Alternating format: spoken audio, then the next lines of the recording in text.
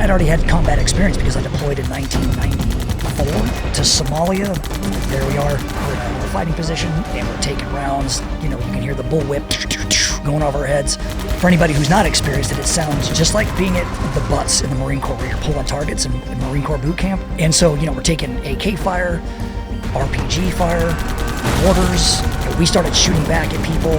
Our sergeant, like I'm a corporal, so my sergeant's in there, and he's leaned up against the wall. And he's just, I've never seen a black man look white before, but that's as close as I've seen it. And he just had he was someplace else. And I was yelling at him like, Sergeant, I'm like, get your weapon, man. And he just, I'm not dying for no man's cause. And I slapped him. And I grabbed my flag and wake the f*** up. And he's like, I'm not doing it. I can't do it. And he literally sat in that hole we were there for 3 days, so never poked his head above that berm for 3 days while the entire unit was shooting dudes and getting shot at. I mean, what happened after that? Like when you guys came home or once? I've never mentioned it publicly until now. Really?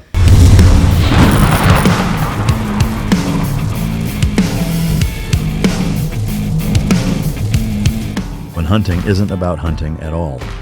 Team Dog features comprehensive and customizable meal plans with dry and raw food options to meet your dog's unique nutritional needs, including digestive sensitivities, allergies, or selective eating.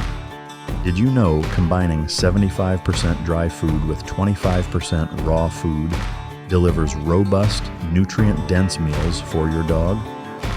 Be your dog's hero with Team Dog.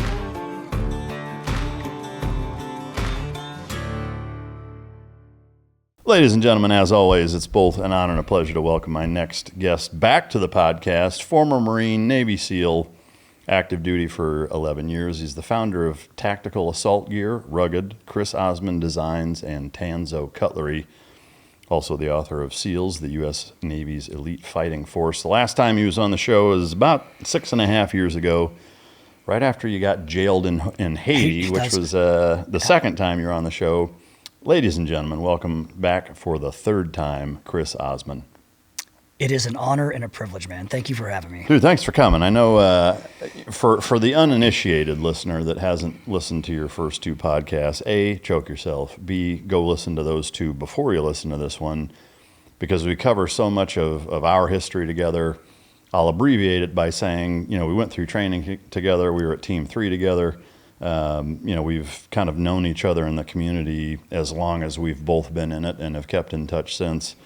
So obviously we go way back. We know each other really well. I consider you a good friend of mine, and I encourage everybody to listen to those episodes because they are fan favorites. They were instant classics and timeless in that there's still a ton of good and relevant stories in there that are just amazing. So thank you for coming. What have you been up to since then? I'm the one that killed bin Laden. You're the 19th guy? Actually, well, I figured with everything going on, I would just throw my name into the hat. Yeah. He's become more like like bin Laden at this point. It's probably like a character from like one of those horror films, like Jason or, you know what I mean? Like no matter how many times you've killed this guy, no matter how many people have killed this dude, he just keeps coming back. We can't get rid of him. So, hopefully. In between. Hopefully we can settle all that here. But no shit. Actually, I guess before we get into the recap, because so much has taken place. Yes. One thing that I wasn't doing on the show back then that I've now been doing for a number of years is kind of a quick lightning round, which I haven't asked you yet, so I would like to hit that first. What's the last full book that you've read? Currently, I'm reading The Last of the Yakuza by Jake Adelstein, who was he's a white man, but he was in Japan, and he speaks, writes, and reads Japanese so well that he was hired as a reporter for the largest newspaper in like downtown Tokyo, and so he started writing all kinds of books. The first one he wrote was Tokyo Vice, which is a bestseller, and I just knew him from that book. And of course, I'm a huge fan. I say fan, I know it sounds bad, but a follower of like organized crime groups and things like that. I've always just been fascinated by it. Just the whole lifestyle of, hey man, I'm just going to do what I want. We're going to follow our own rules and kind of do our thing and take what comes. So that's the one I'm currently reading, and I'm also in the middle of reading Elon Musk by Isaac Walter. Is it Isaac Walterson or Walter Isaacson, I think is his name. He also wrote the book Steve Jobs.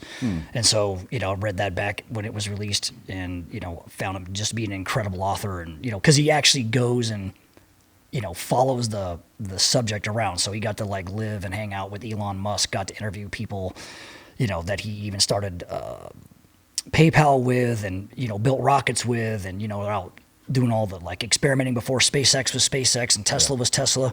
Yeah. And so you really get a really in-depth behind the scenes look at the struggles of even someone like that. And they just like the Steve Jobs book that he did, goes back into the childhood and it talks about like how his dad raised him and, mentally tortured him, so to speak, and kind of made Elon Elon and all that. So it's just been fascinating to read books like that, Before we get into Elon, because there's a couple of questions I wanted to ask. Do you have a favorite organized crime unit or group?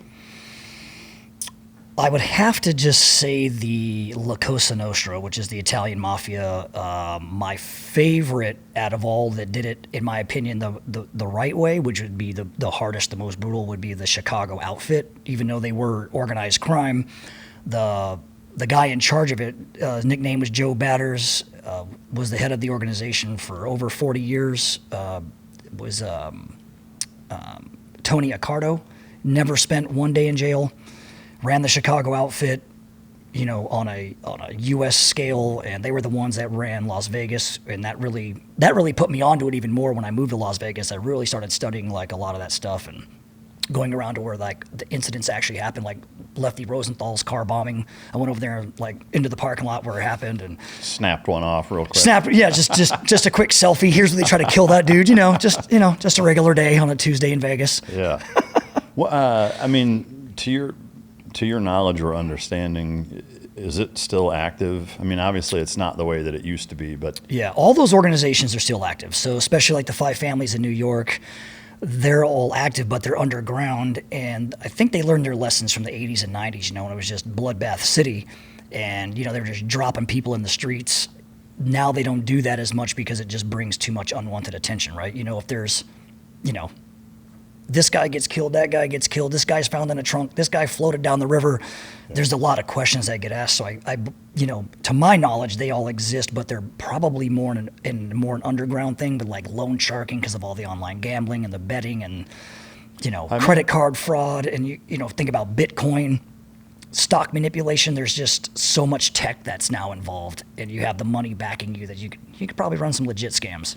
Well, that, and I think, imagine if traffic cams and ring cameras and cell phone cameras, I mean, just the amount of technology camera-wise that exists in the public society-wise nowadays, like they could not do today what they did it'd be 40, impossible. 50 years ago. Absolutely impossible. Yeah. So that by itself, I think, makes a big difference. On to the Elon Musk stuff. I find myself interested and fascinated by his story and kind of his path. Is there anything that sticks out to you that's the most remarkable or fascinating about it, that draws you to him? That he, at the end of the day, is probably like most overachievers, and he's beyond an overachiever because he's a genius, right? People think, oh, I know Elon Musk, Joe Rogan's friends with him, but there's a wide distinction between his level of intelligence and understanding of the world and our place as humanity in it, I think, versus what like I would believe. I think that his brain is developed to a point that is beyond normal understanding. I mean, this kid grew up reading the encyclopedia, right? So his parents were divorced. He's from South Africa. Now he's, so he is African American. more so than a lot. So, he's living in South Africa, but his mom did not have books at her house, so he decided to go live with his father. And he read the encyclopedia. That was his like entertainment. And, was bullied in school because he's a nerd and picked on. So I think a lot of people who even come from our world in the special operations community can relate to that on a sense of like, your mind is developed into where you probably don't believe you're ever good enough, no matter what you achieve, no matter what you do. And you're always like fighting against that demon. And so, his big thing since he was a very young man was his fascination with putting somebody on Mars and colonizing Mars. He just thinks that's the path to humanity's survival, is colonizing other planets. Yeah, which is fascinating because I'm just like, I'm trying to get here using directions, and I'm like, it's 3 miles from the hotel, and I looked at it probably 40 times, so I understand instinctively that like we're not on the same intelligence level. So for sure. he's thinking about things that I'm not thinking about. Yeah, no doubt. It's interesting you brought up the parallel to a lot of special operations guys with similar character traits and I think childhood experiences that drive that. I am curious, what do you think separates, because there's a lot of people that have that story that never go anywhere near the military, let alone special operations. What do you think the distinction is between those who wind up in a soft community versus everybody else that just turns into an overachiever? What do you think the thing is that does that? I think there's a violence component to it. I think that, for me, I wanted to know how to protect myself. I wanted to be able to walk down the street and not advertising what I'm doing, who I am. I'm just going about my day-to-day business. But if somebody wanted to interrupt that day, then I had the tools to be able to deal with that interruption and to deal with it quick, violently, leave that dude bleeding and be like, hey, man, sorry, hey man, it wasn't your day today. Yeah. And there's no way to really prove that unless you're in an MMA world. If you go into special operations, especially pre-1993, before the UFC was public, on VHS tape. Back then, I got to remind people, I come from the mid 1900s. Yeah. I'm an older dude now, so. I apologize if I'm not up to speed on all the latest and greatest. Services. Yeah.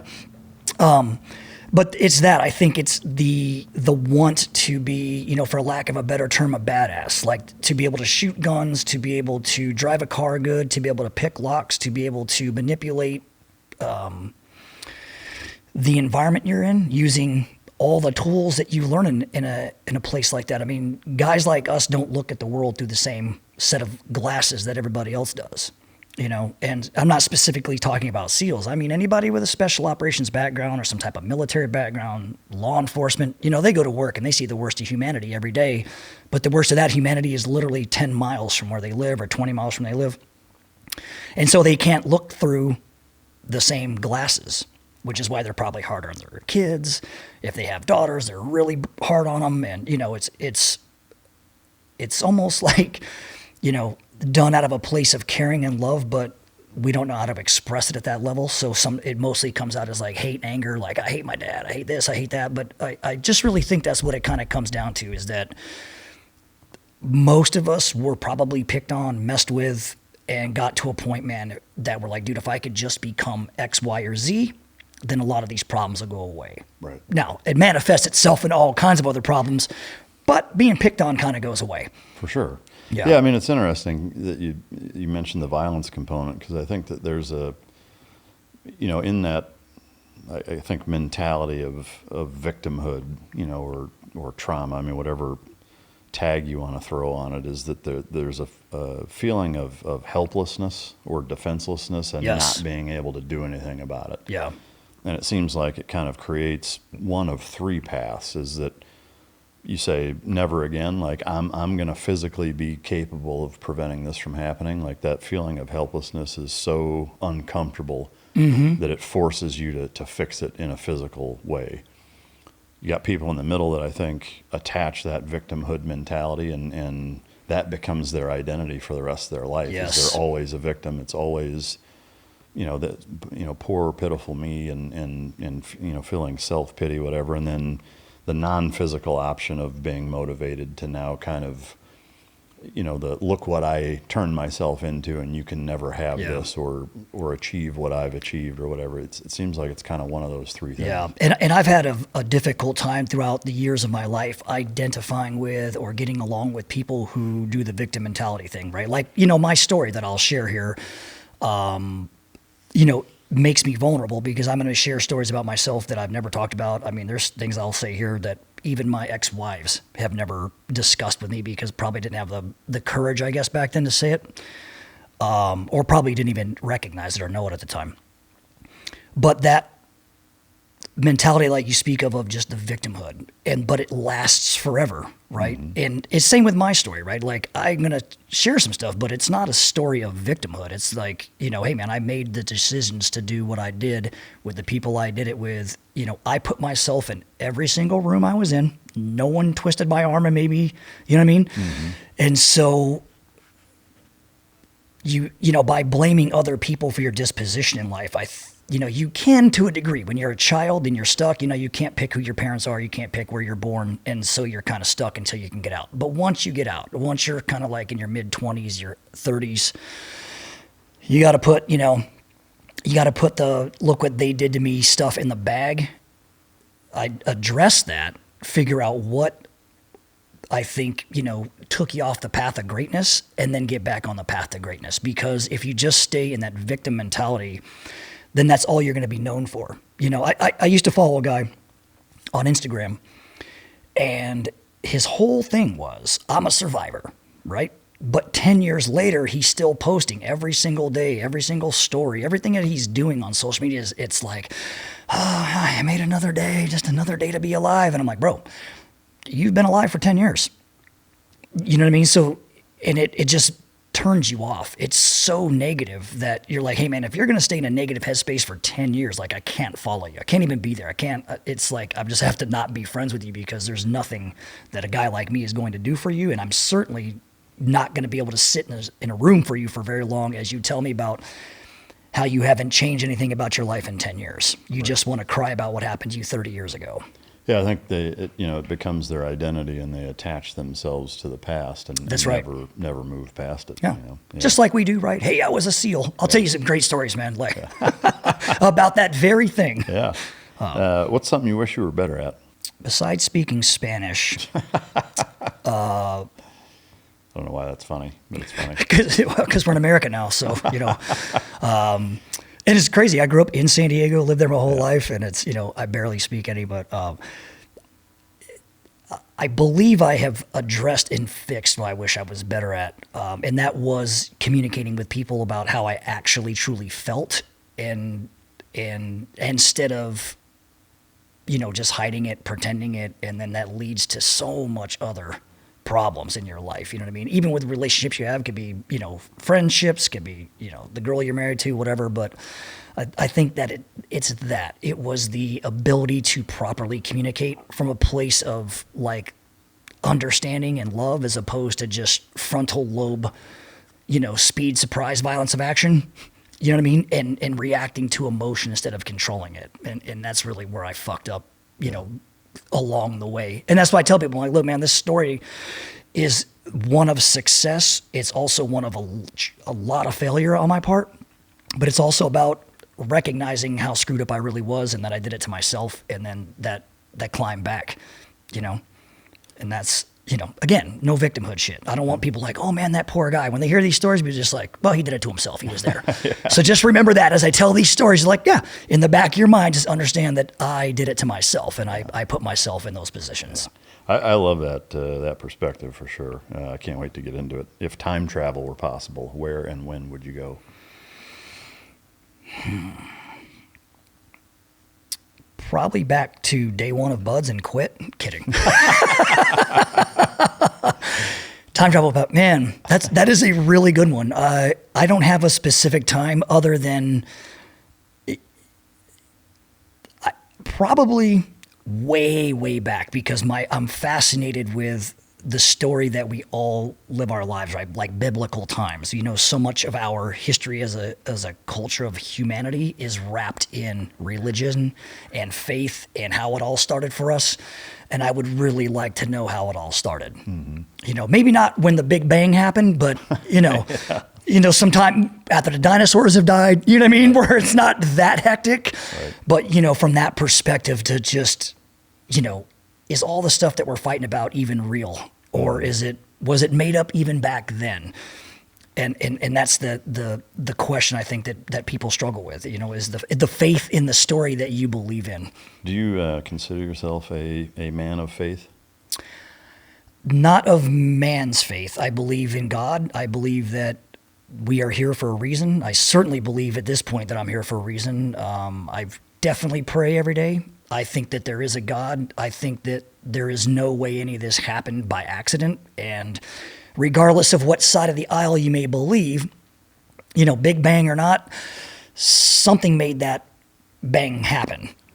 You know what I mean? There has to be a reason why we are on the planet. While, we only know this planet because we can only see so far, but we believe that we're the only planet in the universe that has humanity on it and humans, and we exist with crazy ass animals, and it's just a strange existence. And, that's my thing. I just want to find out, because no one has ever been dead and come back to like, hey, so I met Jesus. Well, I mean, there's some people that have have seen, a number of like the near-death experience type things. I mean, I even had a history teacher in high school he was on his bike and got hit by a car and was not particularly a man of faith prior to that. And this is very consistent with so many other near-death experiences where like he felt his soul rise above his body and was looking down, seeing his crumpled body half underneath this car. Spent some time, not hours or anything, but a few minutes, and started to elevate towards light. And then it was essentially like no, you're not done, you have to go back, you can come back later kind of thing. Yeah. And down into his body, and it completely changed his life, as you can imagine. The one thing with that though is that there's been enough scientific study that shows for 7 minutes after a person dies, the amount of brain activity. And I don't pretend to understand the intricacies of how they can determine what that brain activity is actually doing or not. From what I've understood in seeing a lot of these documentaries and articles written about it, is that there's a 7-minute period of reliving your entire life and or at least that there is like a hyper concentrated amount of brain activity for 7 minutes after you're actually dead. And for the naysayers or the people that say this is how you explain these near-death experiences, is that's the explanation. On the other hand, there are also instances where people are dead for way longer than 7 minutes that end up coming back to life and have some pretty remarkable stories about meeting Jesus or about seeing family members or things that to me are pretty both interesting and I don't think you can just wave off with dismiss skepticism. It, right? Yeah. And it's fascinating because there's also stories of those consistencies, irrespective of culture or region, place on the planet, and even age. I mean, there's kids that don't even know who Jesus is that have said, I saw this guy with, and physically describe what most people kind of understand or assume he looked like. And so, it's for sure fascinating. But yeah, in that Steve Jobs, when he was on his deathbed, his last 3 words were, "Oh, wow, oh, wow. Oh wow," and then boop, he flatlines. Yeah. So it's that, right? It's there has to be something there. There's no way 6 words, but I did the math. I guess you're right. My bad. That's why I don't work for SpaceX. My wife is dying laughing. I just I guess it is 6 words. My bad. So there you go. So I'm not good at math, good at shooting, and that's why I was a SEAL. So yeah, but it's that, right? It's what really is beyond that, and people, in my opinion, just get too hung up on the how you get there, and I'm just not that dedicated to my point to spend my life arguing with somebody who doesn't care to begin with, because I really started to look at the world just as an opinion place, right? Like, hey, vanilla ice cream is the most popular flavor in the world globally, but my favorite flavor is chocolate. I'm not going to stand there in the line at the ice cream shop as some lady orders vanilla ice cream and then explain to her the 29 reasons why I think chocolate is better and how she's making a mistake. Mm-hmm. Now I'm just like arguing with a random stranger. And I think a lot of these things are like that. I think a lot of the, religion, unfortunately, is like that because we don't know, right? So, and, as much traffic as I saw here in Dallas, if that's anything like the line to get to heaven, why do I want to convince more people to get there? Like, the line's long enough. I just want to merge up in there and hang out with everybody else and do it. But I don't think it's my job. I don't believe I was put on this earth to try to convince somebody from another faith that what I believe is right and what they believe is wrong. And if we broke it all the way down anyway, we're probably all trying to get to the same version of the same place.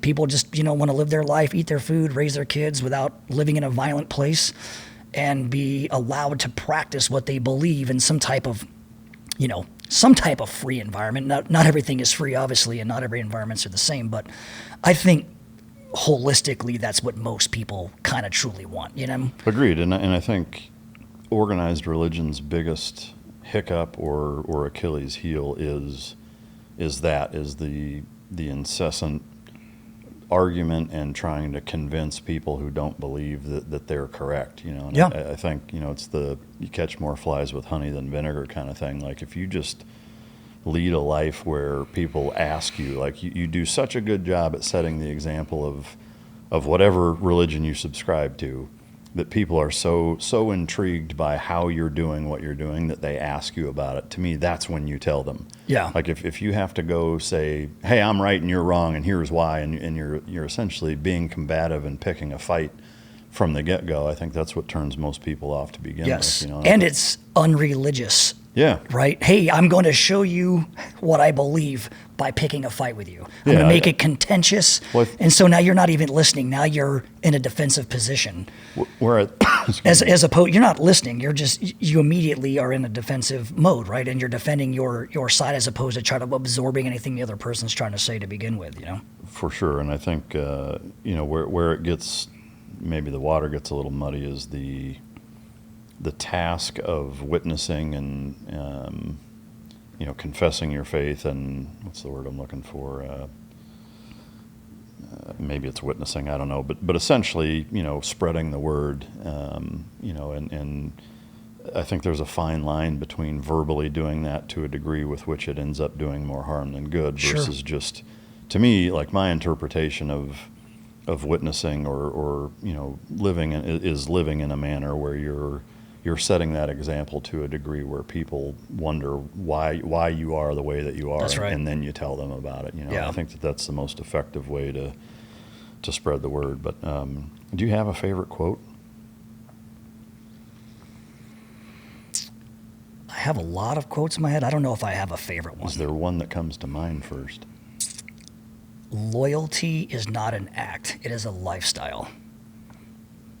That was the biggest problem I had, was not only being loyal to myself, but by not being loyal to myself and making abhorrent decisions later on in my life, that set me down a bad path and then inevitably led me to not being loyal to other people that I promised my loyalty to. And that quote just sticks with me. Like, dude, you either are going to do it or you're not going to do it, but don't pretend to do it. I like it. Yeah, that's great. You live in Vegas. Do you rock an EDC? Do you carry all the time? I don't carry all the time, not a pistol anyway, but I'm always armed. So I'll always have like a fixed blade knife or, a pistol. I'm not overly concerned about the environment. I'm not the guy that's like got the tourniquet, rubber banded to my belt. I don't do the like med kit on the ankle, all that kind of crazy shit because, I want to go to the concert in case a mass shooting happens. I'm like, I'll tell you what I'm doing during a mass shooting. I'm hitting the ground, waiting for the gunfire to stop and looking for the exit. I don't care if anybody gets shot as long as I don't get shot. I'm not, you know what I mean? Like people would assume with my background and that I'm really a lot different than most people think. In a sense, I'm not trying to be a hero. I tell people all the time, I'm like, if I have a gun and pull a gun out, it's because there's an immediate threat that I need to deal with. But once that threat is dealt with, I'm not trying to. I don't give a shit, man. If it's 100 yards from me, I'm not involved. Right. I live by a code that if it's not happening to me, it's not happening at all.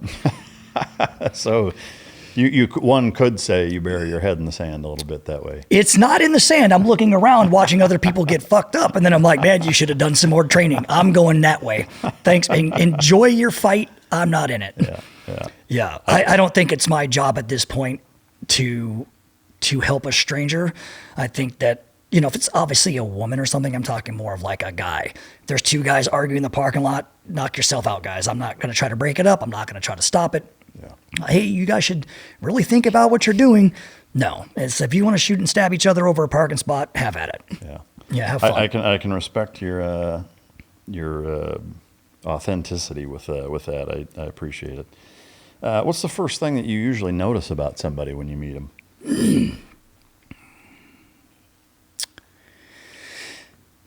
Probably I do the general scan. I don't judge people based off of, financial dispositions in life, what they wear, anything. It's typically how they treat other people, how they talk, what their mannerisms are towards total strangers like the waiter and, the guy driving the Uber. Would it be safe to say how someone carries themselves? Absolutely. Yeah. How they, their actual like mannerisms and how they, carry themselves, how they are with other people, if they're articulate or not, or if they're just, loudmouth clown. And, it's one of those deals of like, you sum up people really quick, yeah. And you decide, hey, I kind of want to hang out here a little bit, or want nothing to do with you. So Yeah, I'm right there with you. I tend to, I think, prescribe to presence, I guess, like just the overall feeling that you get. Right, like the energy in the room. Yeah. If you step in a certain room and the energy and the vibe is cool, then I'm cool. If it's throwing me off a little bit, I'll try to figure out what is throwing me off. And maybe it's just, some guy's girlfriend who's absolute, white girl wasted and she's just killing the vibe, then that's one thing. But if it's the actual environment, then I'll just leave. Right. The hat on the coffee table sitting right in front of me belonged to Glenn Doherty. It was a John Deere hat that I gave him. He had it when he tragically passed in Benghazi. Bubs Naturals is a tribute to Glenn. They have collagen peptides, which I put into my morning routine every single morning, as well as the functional creamer / MCT oil that goes into it as well. They have hydrate or dielectric electrolyte drink mixes, which are great for pre-workout, during workout, and post-workout to get all the added sodium, potassium, magnesium, et cetera, that's required when you deplete it. Bubs is a family company. The way that they started is, again, super close to my heart, with him being one of my closest friends for a long time. And I encourage you to go to bubs.com, and now there's a landing page specifically for Mic Drop listeners. Just enter the code Mike, M-I-K-E, all caps, and you get 20% off your first purchase at bubsnaturals.com. So that's www.bubsnaturals.com/Mike. And you can check out the Mic Drop landing page and go support an amazing cause. All right, so in terms of catching us up from the last time you were on here until now, for those that are so stubborn that they're not going to listen to the first 2 episodes, if you can give us like the Reader's Digest of childhood to joining the military, just a real brief one, so that it lays the foundation for kind of getting us to where you had this huge change in your life post-military. Yeah, so, I grew up in San Diego. My father was in the Navy, and I lived that life. I didn't explain it before in detail, just how much I lived the military life, what it was like growing up in that environment. Anybody who's grown up with a parent in the military will understand. And so even though I lived in San Diego, we moved like every 2 years. And so I always changed schools every 2 years. I don't know why my parents wanted to move that much. And, again, you have no control. You're just a kid. But unfortunately, what it did was I developed a mentality of just like being at a command. Every 2 years, whoever's in charge of me is going to change. And so at one point around maybe the 7th grade, 8th grade, when all the I'm not listening to anybody, the rebellious side started, was probably because of that. I grew up moving, like I say, moving every couple of years. So, you're cool at this school, and then you go to the next one, and hey man, why do you dress like that? Why do you, it's all, and the kids are brutal, right? And fortunate for me, I had a cousin that was a scuba diver. His name is James. And so I got my PADI certification when I was like 13 years old, and we used to go scuba diving all the time off like Point Loma and the kelp beds and things like that. I was really big into martial arts. That's when all that started. And we lived in Southeast San Diego because we moved to a really, really bad neighborhood compared to what I was used to. Kung Fu magazine.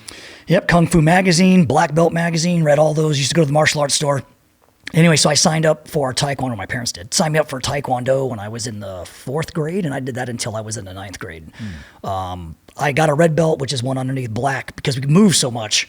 It was hard to get to the lessons and things like that. And then right as I was hit red belt and was into that, we moved to Washington State because my dad's submarine was going through an overhaul, and he was the cop. He was the chief of the boat. So that's the senior enlisted man on the submarine. And essentially he just, crushes dudes all day and makes sure they do what they got to do. So I grew up with an angry Master Chief as a father, you know what I mean? And he wasn't angry like in general. He was, I'm saying it goes with the territory. He's a Master Chief in charge of a multi-billion-dollar asset that is the most potent offensive weapon the U.S. military actually has. In terms of its capabilities, it's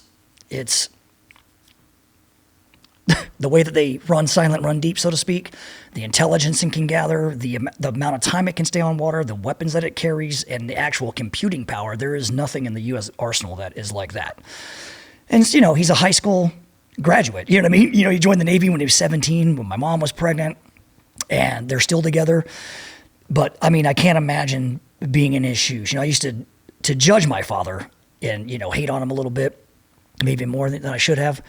But looking back on it, he was just doing his job, and I don't think he actually had the time to put into being a father that he wanted to. I know that I was in the same boat when I became a dad, and I'm an active duty SEAL, and I was gone just as much as he was. And I was like, oh my God, it's not that he didn't want to, he couldn't. He was never here, So all that happened. So he kind of like, I tell people sometimes, raised by a single mom, even though they weren't single, because he just wasn't around because of what he was doing for a living. And my mom was cool, man. She supported it. I wanted to be a SEAL since I was a very young kid, like 5th, 6th grade. And so that's all I thought about. That's all I did. I wore all the T-shirts, the hats, the VHS tapes.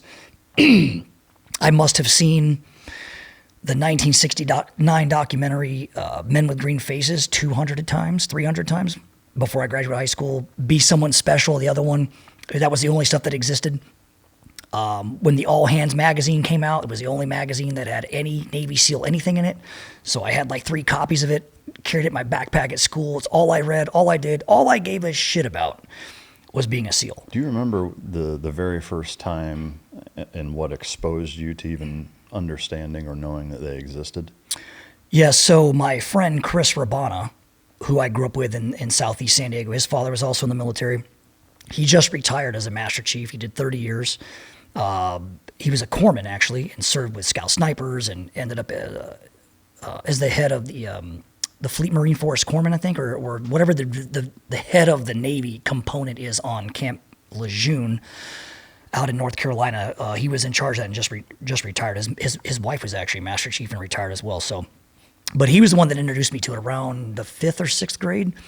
We're out skating, and I was like, yeah, man, I'm joining the military. I'm going to be a Recon Marine. And he's like, a Recon Marine? I was like, yeah, man, paint your face, like Gunning Highway, because Heartbreak Ridge had just come out. That came out in 1985, so this is around the same time. And so I must have been, 10 years old. And he was like, dude, why don't you be a Navy SEAL? And I was like, what's a Navy SEAL? He goes, hey, man, your dad never told you about the SEAL teams? I'm like, no. My dad never talked about his time in the service, never talked. There was never a poster. There was no plaques. There was nothing in our house. He never even mentioned it. He was like in the Navy. He just kept it very, very hush-hush because it's so top secret, right? And you're talking about the 80s and 90s during the Cold War with the Russians. We were told as kids that, hey, you can say your dad's in the Navy, but just say he's stationed at 32nd Street. Don't mention submarine. Don't mention deployment. Don't mention. So I kind of grew up with that in my mind, that it was an environment. If you're going to be in an environment in the military, you did not discuss it outside. We didn't even, like I said, man, we didn't even discuss it at the dinner table. There was no, how was deployment, Dad? It was none of that shit. So it was just a very humble lifestyle, but very lonely because, again, I'm moving schools every 2 years. So I was a very, very lonely child. And on top of that, I'm a Navy SEAL nerd, right? So I'm going to school covered in SEAL hats. My mom bought me all the shirts out of Ranger Joe's catalog. I'm a nerd, and I'm skinny, and like, I'm going to be a Navy SEAL, but I weigh 139 pounds. You know what I mean? I look more Bruce Lee than Rambo. You know what I mean?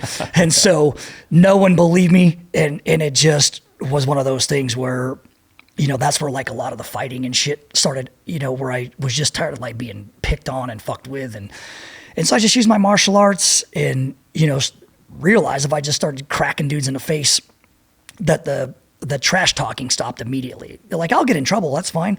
But tomorrow morning when I come back, you're not going to say anything. Yeah. And so that led me into just having a very negative attitude towards people that had a more fighting than listening. Again, man, frontal lobe, you say something that I don't like, I'm just going to respond with hate, violence, discontent. And I never really thought differently than that. I never thought, man, this is a bad way to live. I just thought I was over being picked on and messed with in a sense, right? But interestingly enough, of course, every time I got into a fight, I'd get in trouble when I got home. So that just led to more and more drama. And, that was the childhood. It was just me holistically focused on wanting to be a SEAL or joining the military. At one stage, I got into so much trouble. I was like, man, hopefully I can just join the military.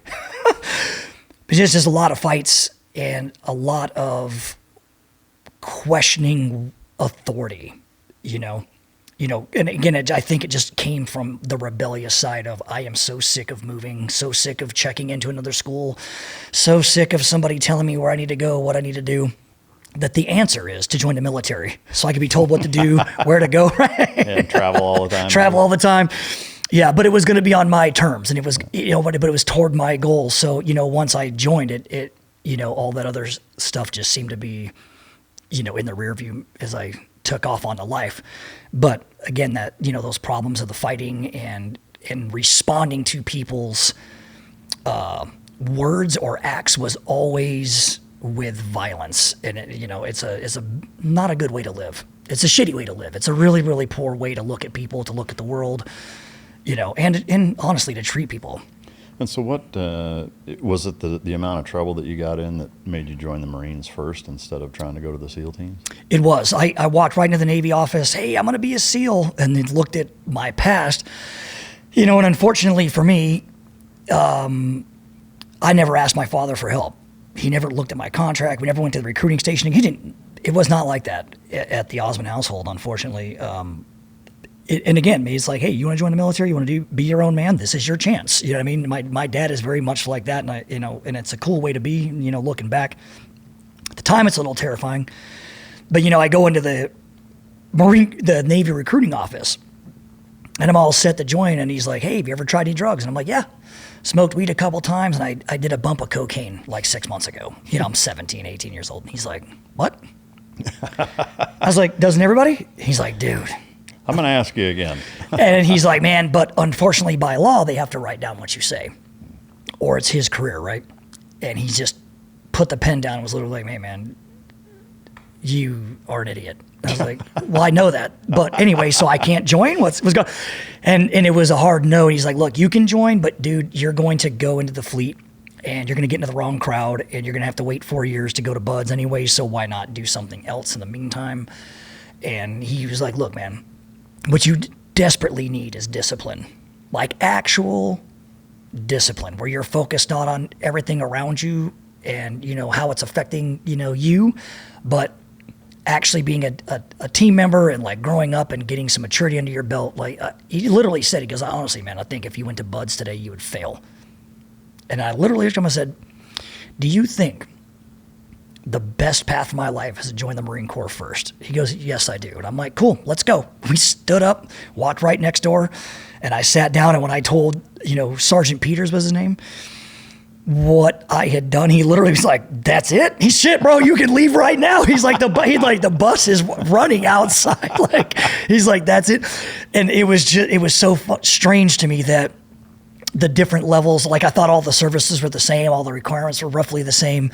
Even growing up in a military family, it's odd looking back on how much I didn't know about the actual process of joining and what the requirements were for the other branches, because I was so focused on just the SEAL thing. I'm like, I don't care what anybody else's ASVAB score is, what push-ups, pull-ups. I just want to do this thing, and I'm not stopping until I get that thing. But anyway, so I joined the Marine Corps, and I signed up with an infantry contract. I want to go to Recon. Here we are, full circle. And I had to be on the delayed entry program for 6 months to get a contract. This is obviously way before 9/11 when they were keeping the numbers as low as humanly possible. And, back then you had to wait 6 months, 7 months. Some guys waited a year. They would join in high school with a waiver from their parents and wait that year so they could get a guaranteed contract to be a grunt in the Marine Corps. So I get a job at Taco Bell. And 2 days later, I called that recruiter and I go, hey, man, this isn't for me. What can I do right now that's kind of cool, that's not like a cook or motor T or something like that? He goes, hey, man, you ever heard of artillery? I'm like, what's that? He's like, dude, you got to come in and check this video. So there was a video of, of course, the Mount Suribachi reenactment. And part of that video is there's guys, shooting howitzers, right? And smaller ones, the little 105s. He's like, that's it, bro. That's artillery. I was like, no shit, I can fast rope. And he's like, yep. I was like, ah! So I was like, that. And literally that day I signed a contract and I was on a plane. I mean, that must have been a Thursday or something. It was in the middle of the week. And maybe within 48 hours, I was on a plane from Washington State flying back to San Diego and stepping on the yellow footprints there at MCRD. Yeah. Yeah. Dude, that's wild. And much to your dismay, there wasn't a whole lot of fast roping in artillery. No, not a lot of fast roping there. And the Marine Corps boot camp experience literally shook me about my foundation. Because you think you're hard, you're like, oh man. And I grew up I had no social life. So all I did was work out. And there's, like I said, I brought a bunch of photos and stuff like that. But, it's a picture of me standing in front of my apartment complex. I'm a senior in high school. And I'm probably 155, 160. And I look like I'm fresh out of first phase. And all I did was run, swim, PT, lift weights. When I never went to a high school party, never went to a beach party. Guys like, hey, we're going to the beach on Saturday. What are you doing? I'm like, I'm riding my bike 50 miles, bro. I'm going to Bud's. And I'm in 10th grade. Yeah. And so I was just an absolute nerd.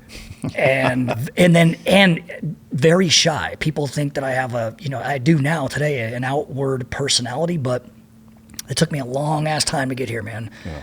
I was very, very painfully shy. I would never do a public speaking engagement ever. I would do this with you on a stage with 100,000 people in an arena, but it seems more like a conversation other people are hearing. But as far as me standing up there doing the Tony Robbins boom mic shit, I just don't think that, one, I would have anything to offer anybody that would be of relevance, that would be worth a $250 ticket. But then how do I captivate, an audience of that magnitude? And, I just feel like a regular person that just had a odd life.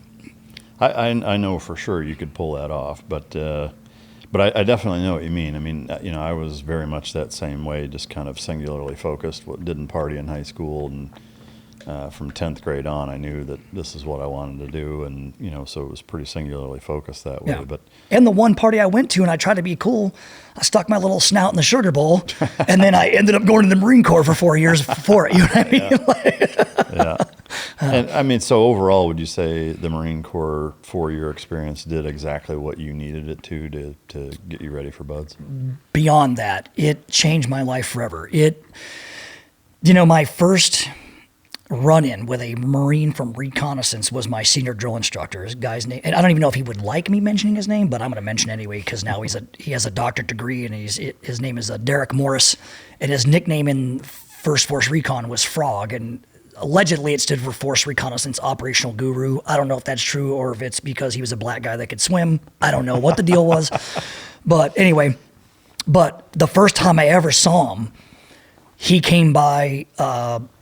I think they're called the receiving barracks, and of course I'll probably get this wrong, but it's where you step on the yellow footprints, you get the head shaved, and you think you're in boot camp because there's drill instructors yelling at you, right? They're all but you don't know that you're not actually in boot camp. You haven't been dropped into your platoon, which is known as Black Friday in the Marine Corps, when your drill instructors are introduced to you for the first time by the series commander. Then the senior drill instructor comes out and gives you a speech, and then the last thing you remember hearing for the next 48 hours is take charge, make them Marines, and then the senior drill instructor kind of walks out.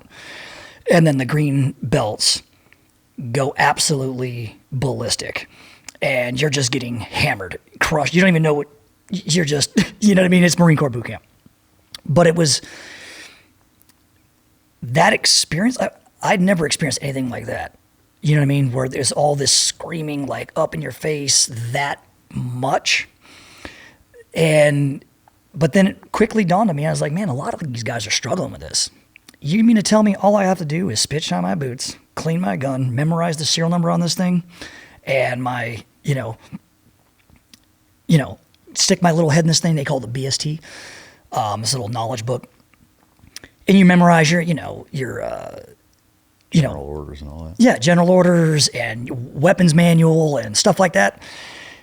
March where they tell you to march how they tell you to march, and you can be really, really good at this. And I just leaned into it, man, and fell in love with it. But back to, Derek, he comes around the corner, and I'm standing there at attention wearing these receiving barracks, dude. And he just was this black dude, and his back was just white as shit. And he's just down to his tiny ass waist in his Charlies, which was the khaki top, the OD green slacks, the core frames, right? And it's the first time I've ever seen a man in uniform with what's known as dual cool, with the scuba bubble and gold jump wings. I'd never even seen it before. The only thing I'd known from special operations was the SEAL Trident and like the Special Forces Green Berets pin, right? I don't know what they officially call it, but so I was like, what the fuck is this? But he just looked shredded. He was calm. He was collected. He just walked with confidence in a way that I'd never seen before.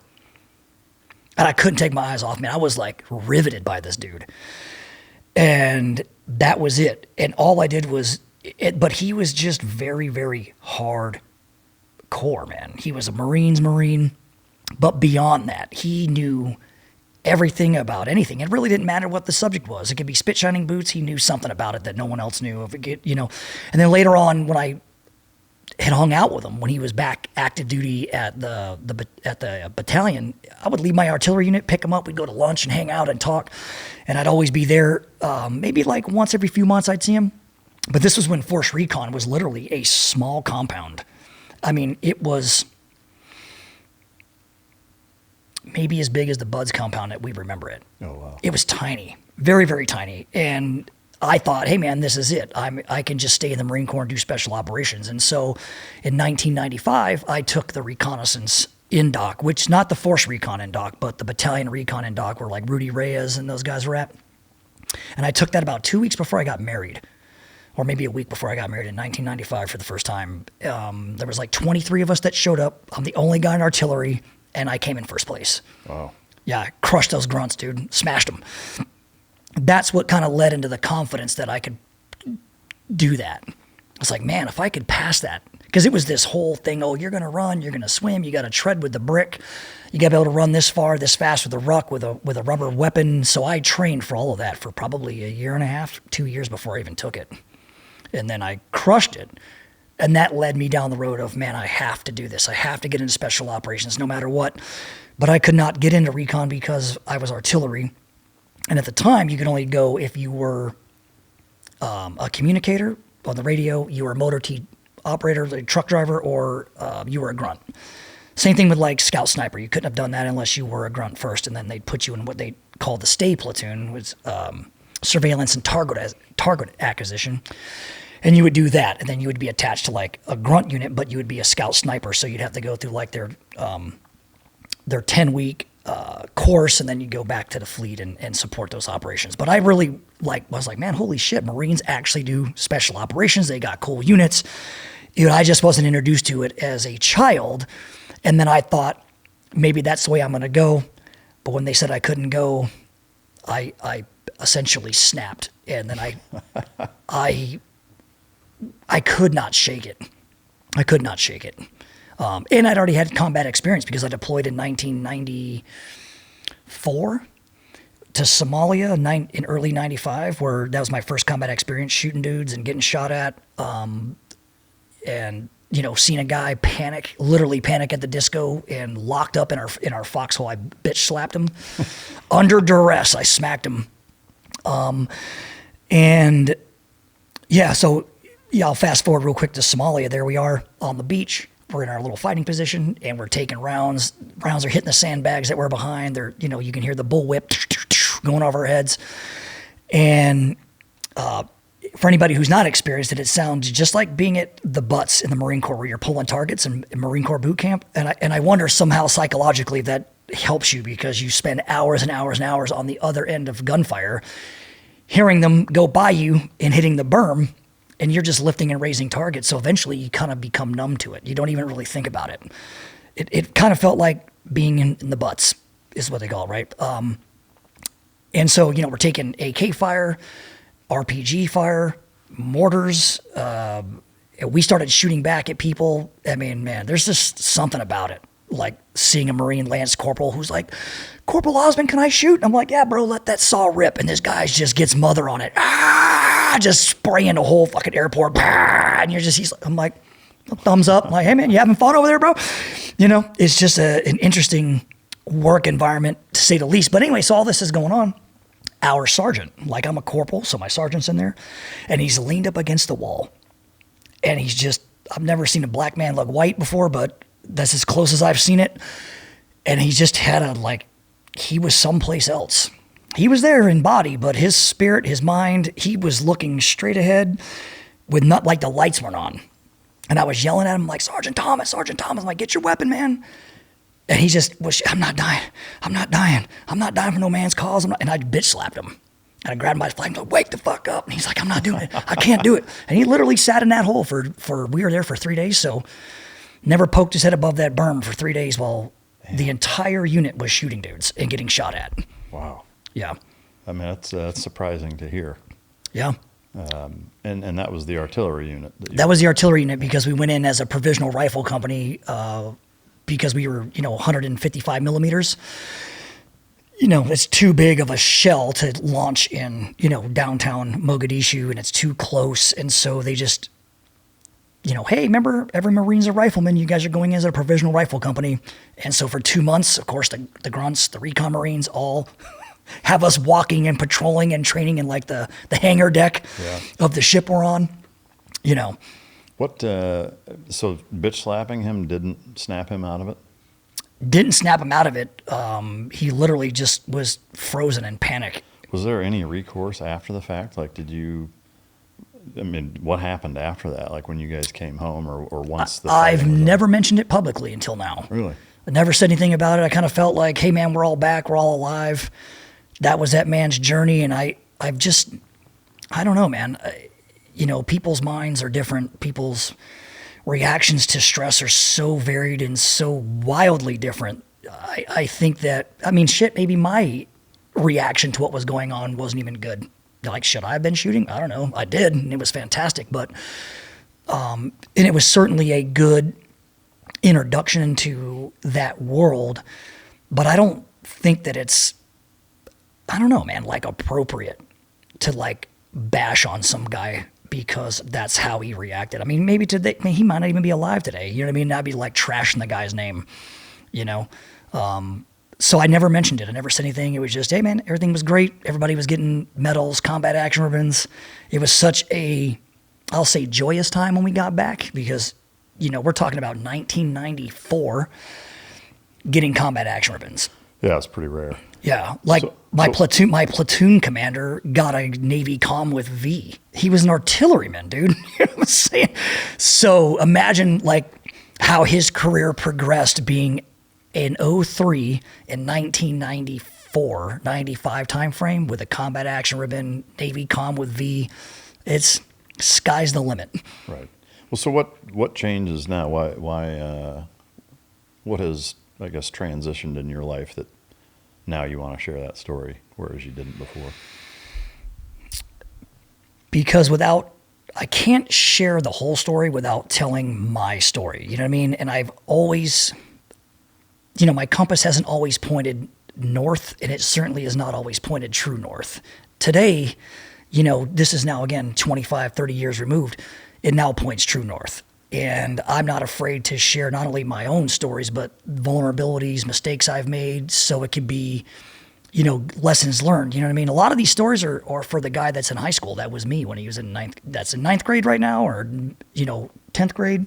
The young guy that's in ROTC, or some dude that's in the academy on his second year. He just, finished plebe year, and he's like, I can't wait to be a SEAL. Well, Understand that with these lifestyles and these choices, you're going to be in a lot of negative places, and you got to know how to deal with it. And if you can't, you're going to end up on the wrong side of it. I mean, I was really, really close to it, man. Like, I like to tell people that this is not just a success story, but it's also a cautionary tale. I mean, for a point in my life, while I was driving the bus of life, there was a tire flat.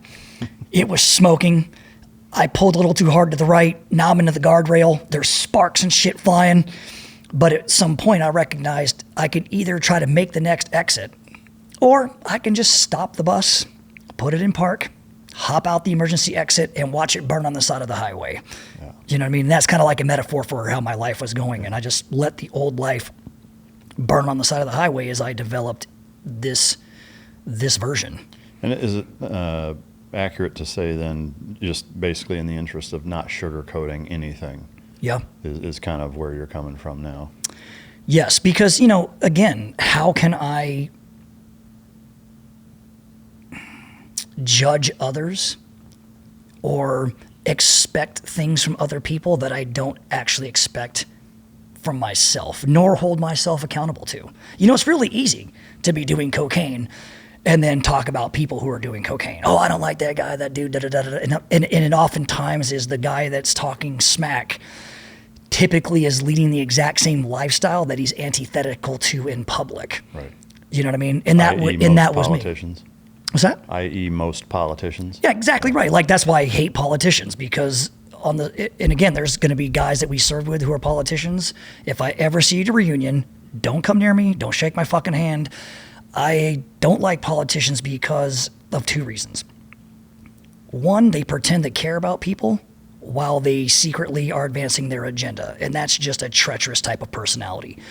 The other thing is that all politicians, the only job they have is being a politician. So they inherently believe that they know how to spend my money and your money and the American taxpayers' money more than we do. And so it will never stop. It'll never end. No matter what guy, what girl sits in the seats, I'm going to be the change that Washington. No, you get there and I'm sure they get pulled aside and you're like, hey man, when you started running, I don't know if you know this, but our intelligence agency started pulling all your, dick pics and your weird porn that you watch. And here's how you know what I mean? If people don't think that actually exists, they'd be fools, because everybody goes there with the same attitude, but they all inevitably become a politician, Yeah. I don't disagree with that. All right. So I guess, moving forward, you do the Somalia gig. Yeah. You come back, you find out can't go to Recon school. Right. You say you snapped. I mean, is that more figuratively, and that or did you actually start raising hell and break shit? And no, in the sense that I was determined from that point. Once I had passed that Recon indoc, and I knew, I'm like, man, if you pass that, you have what it takes. Same thing with going to Buds. If you can pass the initial screening test, you are in physical shape enough, whether you believe that or not, whether it manifests itself when your head's under that boat, I don't know. But if you can pass that test, historically, you are in enough shape to graduate Buds. Now, are you enough shape between the ears?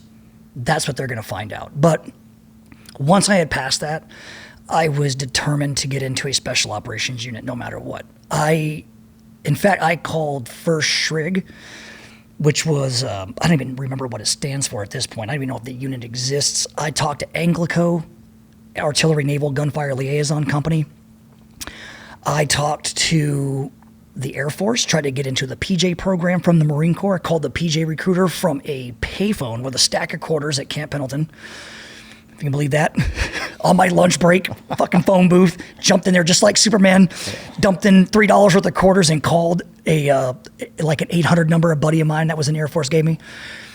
I thought about leaving, joining the Army to be a Ranger. And then somebody was like, no, man, they're just grunts that parachute. Obviously, they're not just grunts that parachute. It's the best light infantry unit in the world. Had I known that, I probably would have done that, which would have probably led to CAG, maybe, if they would have let me graduate or pass the selection program. I say that in jest, of course. I don't know that I could actually have done it. But I'm glad that I stuck to it. I'm glad that I was like, no, man, the only thing I'm going to do is this. I kind of felt like even if I tried and failed, it was better than not going in there at all. I would have looked back on my life and been like, man, for 20 plus years, all I did was talk about wanting to be one of these men, to be in that program, to really get a look behind the trident. You know, what's behind the blue and gold curtain, so to speak. And I was determined, man, to do anything it took to get there. You know, it's funny, as we sit here, 30 years or almost 30 years Yeah. after we met, like as an 18-year-old when I first met you, maybe I was 19, either way, young. Like to think that sitting here this many years later, learning that about you, even in the first 2 episodes, we covered some of your background, but not this in depth. Yeah. And it's interesting because at that point in my life, I didn't know shit about anything. You could argue I still don't. I at least have 30 years of understanding I don't know shit about anything. Sure. But it's just fascinating to me, like to think if I had known what you just spent the last however many minutes telling me when we met, I think that our first interactions with each other would have gone wildly different. Sure. All I knew is like, here's this hard-nosed prick that was a Marine and he's a pain in my ass. That's right. And like you're not the only one that shares that memory. I look back on that. Like I say, man, I came from the Marine Corps wrapped. I mean, tighter than a guitar string, just cranked up. And funny enough, that you mentioned like when we first met, the buds, right? And I see you, and you're like, who is this guy? What people don't know about the buds experience is truly how miserable it is. But like at every inspection, you're getting crushed, hit the surf, all these things. The entire time I was in buds, which nobody, I don't even know if you know this. My roommate knows this for sure. One retired as a warrant officer just recently. One retired as a command master chief. There was 4 of us in the as roommates. One guy didn't make it through Hell Week. All 3 of us came team guys, obviously, right? And then Eric Davis, you remember Eric?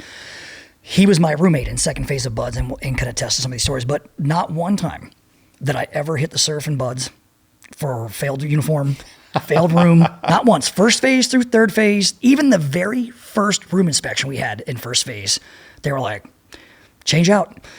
I've never in second phase, I got out of a beating. The whole class was getting crushed in the back grinder, and I had my boots from the Marine Corps. So that's, again, the buds cheat. I've been spit shotting these things for like 4 years straight.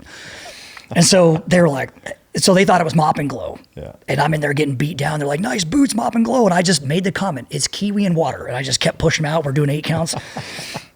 And one of the instructors logged, he's like, those are spit shots? I'm like, who ya? And he, rubs the finger across and sees that it's leaving a mark because the mop and glow, you wouldn't be able to leave a mark. And he's just like, hey man, just stop and stand there in the back. I've never seen boots that shiny. So I literally got out of a beating in second phase because of those boots. Dude, I've never heard that claim ever before. Like that is a legit. Yeah, I mean, I don't know that anybody else probably could say that. Dude, Eric Davis used to be like, hey man, and yeah, I would tell the roommate, in the second phase and third phase, there was the shared bathroom, the shared head. Mm-hmm. I told my roommates, I will clean it on Sundays. Do not touch this thing. But I was a psychopath, bro. I'm like, he'll tell you, man, I was Q-tipping light switches, all kinds of shit. Just because, again, I was a sergeant when I left the Marine Corps. I had to go back down to E4 to join the Navy. But, which is, again, why, after 12 years in, 11 years in, I have to leave an E5, not an E6. But, and probably because I, got a Commodore's mast along the way too. They probably would have taken that away now that I think about it. But yeah, I was like obsessed with buds as hard enough. Why do I need to invite more pain into my life? I could just get my Sergeant Osman on in here and those, the same on the ground, no sand, all of that. Yeah, that's crazy. Yeah. Man. Well, yeah, I mean, and to that point, my first recollection of when we met was you giving me a hard time about the blousing of my boots being in between the wrong 2 eyelets. Like, 'cause it was third phase, we came into the same class. I rolled into 215 and yeah, that was had never met you. The first thing, like, you're yelling at me from 30 feet away, like, hey, what's up with those fucking boots? Like, right. Again, that's that Marine Corps brainwashing where like, hey man, you are a rank or 2 above this guy. Yeah. You're in charge of him. You're in charge of how this thing goes. And it's that, but not recognizing that this isn't the Marine Corps, this is buds, and it's a complete complete different animal, which I absolutely loved about buds, man. Same God, here, and I think that's why, because I didn't have any of those other experiences. My only, there's boot camp and A school, but it's Navy boot camp and A school, which is nowhere near on the same level. And so, I was like, who the fuck is this guy harping on me about blousing of my, and so like the first interaction was negative, but then when, we're in the same boat crew and very, very quickly, like my opinion of you changed almost overnight, just, like once we're actually working together and doing things, I don't want to say operationally because it's training, but sure. But exercise wise, these full mission profile type things, and just seeing like how hard you worked and how disciplined and dependable you were and whatever. Like my opinion of you changed 180 degrees very quickly. But I always laugh in thinking about how we first met, and I was just like, who is this fucking? Well, that's the. As my experience from buds, there's a lot of guys, oh, my nipples came off, my toenails came off, right? And that happened to me too. Yeah. But there was something about me that transformed as a man on that beach. And if I could, I'd try to explain it a little bit. This is something I had dreamed about my whole life, right? So when we were doing PT in the mornings, getting hosed down, hit the server, I couldn't believe I was there. I would tell people today, if they wanted any advice, it is to get your feet on those white fins. The white fins are the painted fins on the grinder of buds. I feel that's the hardest thing to do, is actually get a spot on that grinder. Because once you're there, it's 100% up to you. That's really what launched me into the entrepreneurial thing, which we'll get into. But buds instructors don't know your name. You know what I mean? They're just there to put you through buds. You're there to meet a standard they all had to meet themselves, or a version of that standard. I don't think it's differed very much. For guys like you, it's harder than you actually realize. I don't know if you know historically or statistically that only 5% of all men who went from high school to buds have ever graduated that program. Really? That's right. Oh, I didn't know that. The average man is 23 or 24 years old, has done 4 years of college. The Naval Academy has a 97% graduation rate of buds. Right? That's a lot of pressure. Yeah. Coming out of you get the Sweet 16 slot. And if anybody doesn't know what that is, every year they only pick 16 candidates from the Naval Academy to go to be bud students. But they have a 97% success rate. High school graduates have a 95% failure rate. Wow. Yeah. Dude, I didn't know that, man. That's wild. You are one of very few men ever since the 40s who have ever graduated high school and navigated that program successfully. Yeah, I'm going to go blow myself on our first break. Dude, what are you talking about, dude? Wine Dine 69. Get one of these Belgian Malamars to join us. It'll just be a party. No, that'll turn ugly real quick. Who, us or that dog? Both. If you want to get sheathed, then invite a Malinois in there. Yeah, just grab a jar of peanut butter, invite a hair missile to your party, and see what happens. Good times for all. Man, that's wild. Yeah, I didn't know that. I mean, I do think that there's an element of almost naivete that exists, at least for me. I mean, not to say that I was too dumb to quit, but I also didn't have anything to compare it to.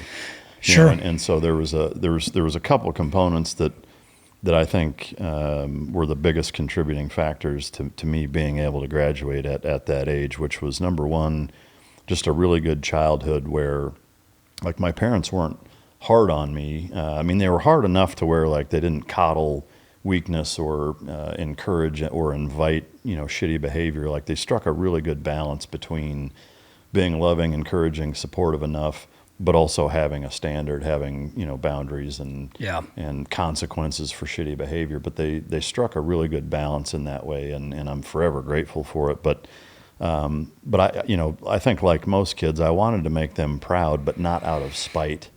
Where I think so many kids, it's like, I'll show them. That was my attitude. Yeah. I'm going to show the world, screw everybody. Whoever said I couldn't do this, like even, kids in high school, like ninth grade, I'm like, I'm going to show that guy that picked on me. Yeah.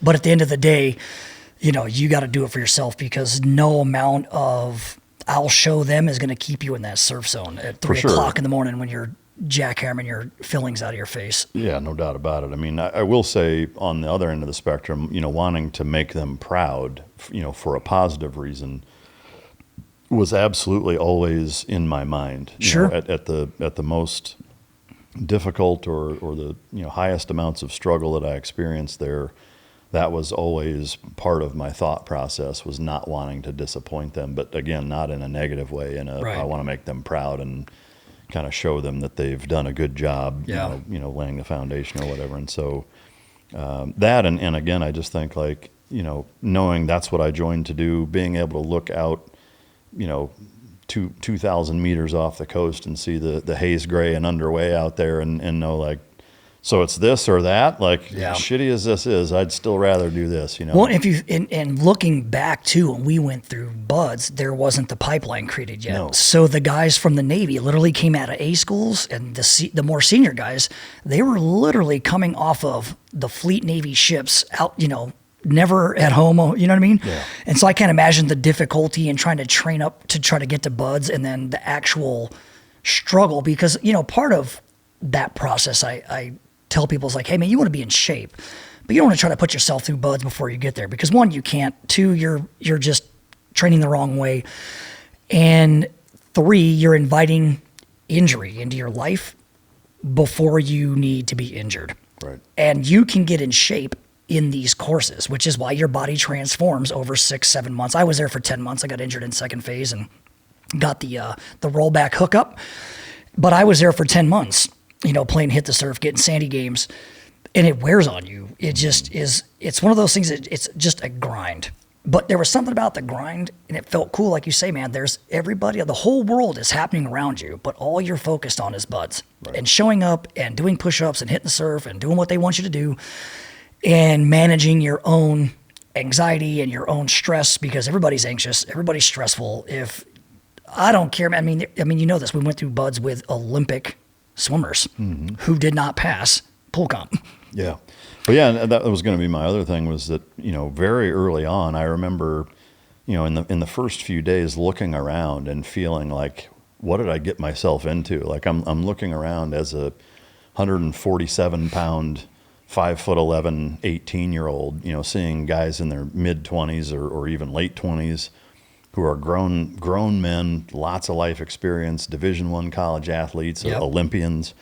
And I'm just looking around. I'm like, dude, I'm in way over my head. And you're hearing the resumes. Yeah. Right. I remember when I don't know if you do remember this or not, and it might have happened prior to us being in class together, because I was like I can't remember if I was a white shirt or brown shirt. What happened. Anyway, there was a gentleman, I don't want to mention his name, but an Olympic type swimmer, and we go to do the 50-meter underwater swim, and he asks if he can swim it feet first. And they're like, what?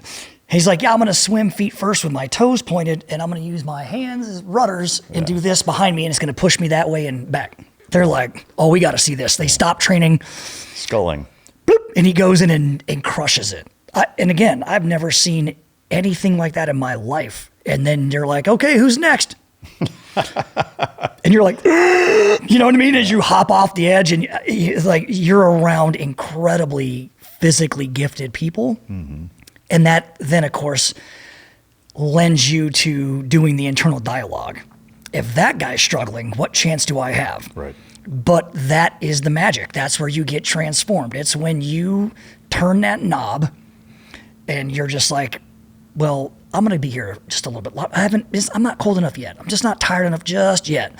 And you could just keep dialing up the amount that you can actually endure. And I think that's the secret of it all, is that day by day by day, you're enduring more and more and more and more. And then Hell Week is upon you. Well, and each of those dial knob turns build confidence. For me, unequivocally, the most kind of validating and motivating factor in that way was that first few days was tough, because same thing. I was just looking around. I'm like, dude, who am I? Like I'm a peasant amongst kings, in this training pipeline. Like I have no business being here. Right. But after a few days, number one, it's like, okay, I'm still here. Where the big shift happened is when I started to see guys who I looked at with just a truckload of reverence quit. Mm-hmm. When I saw that, and I'm like, wait a minute, and my kind of deductive reasoning Plinko game mind of saying like, wait a minute, like I was looking at this guy and thinking like this guy's got a good chance. What chance do I have? And he just quit. I'm still here.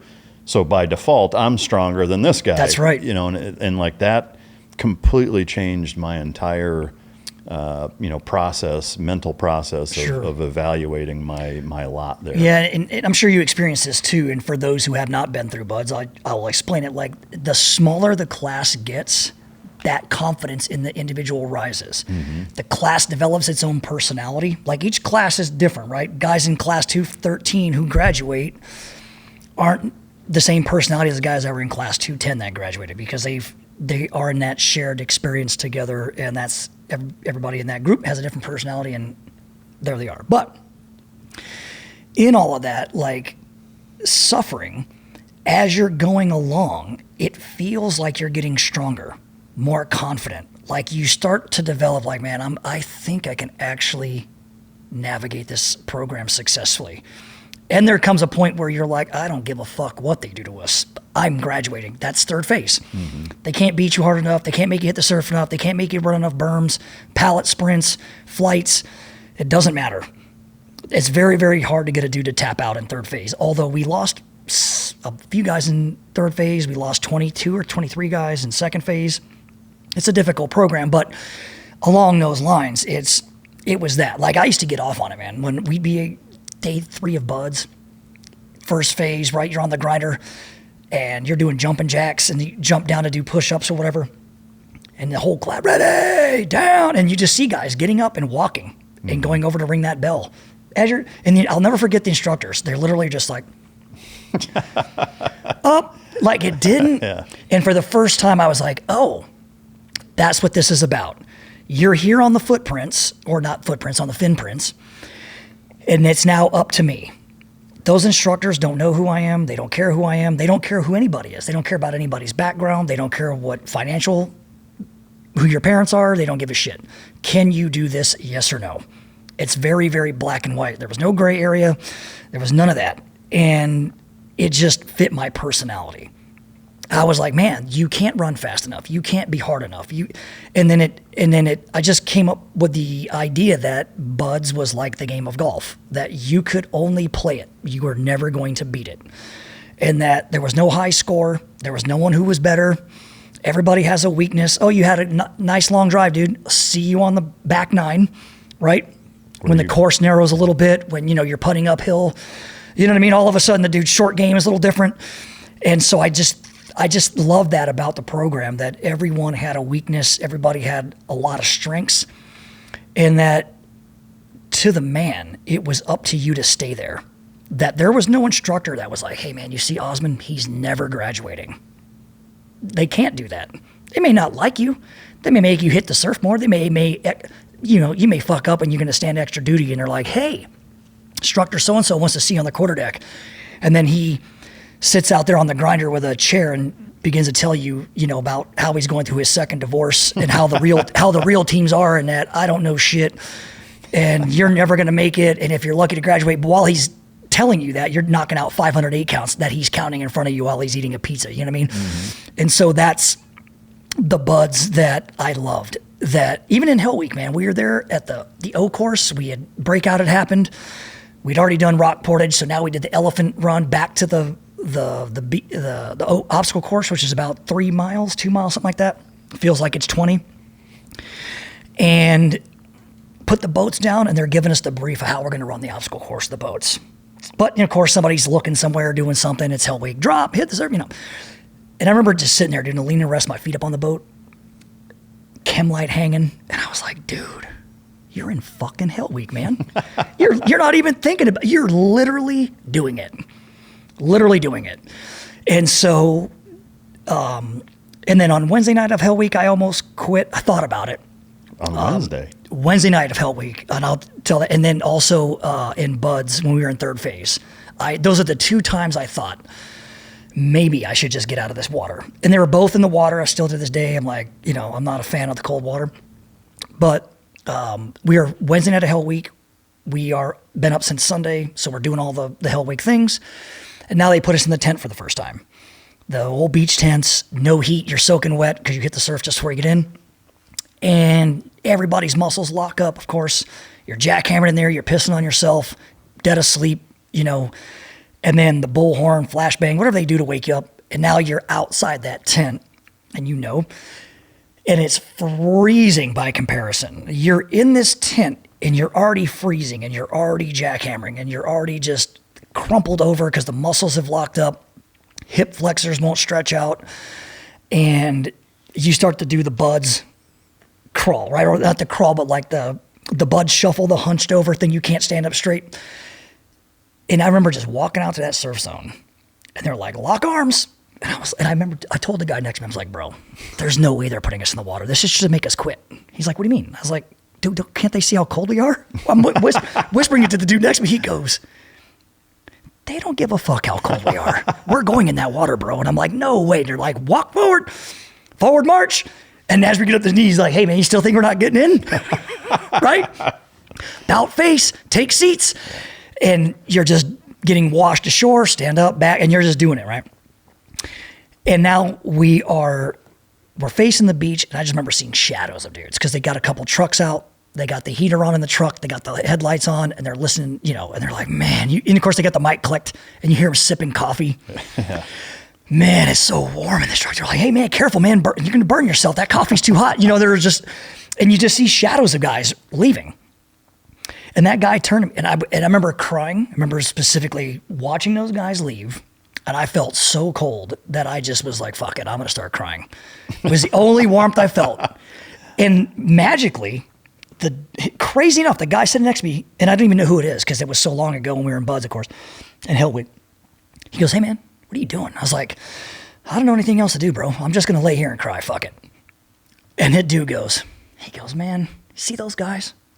I don't even know how he had the presence of mind to do it. We're literally, surf's hitting us, and we have this conversation. He goes, man, hey, look at all those guys leaving. He goes, dude, that's what they want. Fuck them. And that was it. And I never thought about quitting ever since that moment. I stopped crying immediately. I wouldn't say I was bawling. I was like tearing up. I was like, Jesus Christ, do they not know how cold I am? Yeah.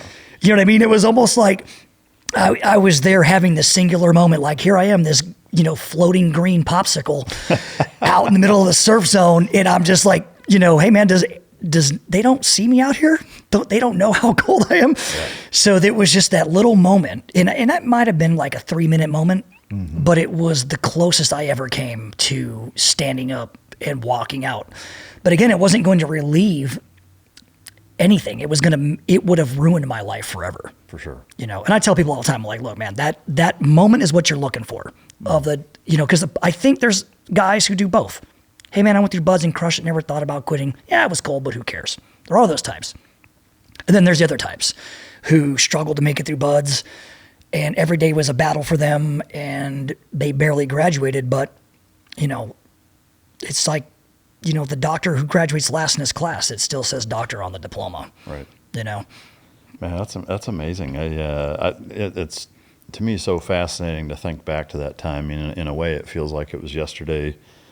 In another way, it feels like it was 5 lifetimes ago. But yeah, it's just such a pivotal and impressionable time in our lives going through that. You did mention a third phase incident. Yeah. So we are out at the island, class 215 now, because I got rolled in 213. I made it into second phase, and we're like halfway through we're halfway through the phase. So I must have, not halfway, because it's 7 weeks, something like that. So maybe like the first 3 weeks, all I know it was the day we're supposed to do pool comp for the first time. So I'd already passed dive physics, dive medicine, all the exams we got to pass, right? The hypercapnia, the getting pressed in the chamber. You do all these things, you know, so you're like dive safe. And here we are. We did all the ditch and dawns, right? Already did the tank tread. We did everything. And we run to chow. And I'm a road guard. We're running back from breakfast, and my knee, like my right leg is on fire, man. I can't. I'm just like, what in the fuck is going on? We make it halfway across the road. My knee buckles. I fell right in the street, right as we're crossing the main Orange Avenue where all the cars are parked. I'm running across, getting my Hoo-Yah Hey Easy Day on, and I fall down. I'm like, oh my God. I get up off the ground, and I limp to the corner right there where the stoplight's at. And one dude yells out, "Osman down, medical. Good luck, bro." And the class just kept on running. And that is what I loved about Buds, because it is a hurdle the weak, trample the dead mentality. That it's different later on when you're a team guy, when you're in the team and you're in a platoon and that's like your guy, or you're the dude you're actually serving your country with, and you have to depend on each other for your life. But in that moment, everybody's in their own mind. It's like climbing Mount Everest, right? Everybody goes up as a team, but on the way back down, you're stepping over dead bodies. You're like, oh, that guy's stupid for stopping. I got to get back down before I end up like him. And I try to explain to people that's what Buds is like. No matter what kind of friendships you develop, no matter how cool you may think you are, if you can't keep up, you're getting stepped over, and that was it. Yeah. Yeah. Yeah, that's wild, man. So that was a two class roll? 2-class roll. I was rolled for 4 months. Wow. All right, folks, Beam's cyber sale is still live for my listeners, and it's their best offer of the entire year, but only until the end of the week. Right now, my listeners get up to 50% off, and with my code MICDROP, all caps, all one word, you can grab Dream for just about $1 per night. Now, if you've listened to this show for a while, you know I take sleep really seriously. I learned the hard way that being behind on your sleep is terrible for you and everyone else that knows you. When I'm running on fumes, I'm foggy, irritable, and generally not pleasant to be around. That's why I'm so happy I found Beam's Dream Powder, and now I'm using it every night. Dream is made with clean, science-backed ingredients like reishi, magnesium, L-theanine, apigenin, and yes, even melatonin. It's formulated to help you fall asleep fast, stay asleep, and wake up refreshed. There's no grogginess, no crash, just deep, restorative sleep. And here's the best part. It actually tastes amazing. My favorite flavor is the chocolate peanut butter. It's smooth, delicious, and it's easy to make part of your nightly wind down. I've been using Dream for months now, and I can honestly say I feel sharper, calmer, and more focused. And I'm not alone. Beam has improved over 28 million nights of sleep for people across the country. So if you've been waiting for the right time to try Dream, this is it. Go to shopbeam.com/micdrop. Use the code MICDROP and get up to 50% off during Beam's cyber sale. But here's the catch. Dream is only available at this price until it sells out. So seriously, think about it. How much would you pay for a truly great night of sleep? With Beam's cyber price, it's just $1.08 per night. So go to shopbeam.com/micdrop now. So then that's when we joined together, because I started 214. Yep. Got 1 class roll into 215, and then that's where we picked up, was in third phase together. Was there an instance in our time together in third phase where you thought about quitting again? Yeah, so we had already done La Posta. We did land nav up in the snow. And of course, it's snowing up there in the mountains, and we are given, if you'll remember, the brown long johns, the brown long john top, leather shell gloves. They didn't have inserts, no liners, and a wool watch cap. We slept in the snow. Remember ever pitching a tent? Mm-mm. We laid in the snow at night And froze our ass. and slept in groups of under poncho liners and ponchos, standing radio watches. I mean, it's a miserable experience, right? So we do all of this shit past land nav. Now we're out the island. But we are and I went through second phase from October, and that's when I started second phase. So October, November, December, January, February is my second and third phase experience.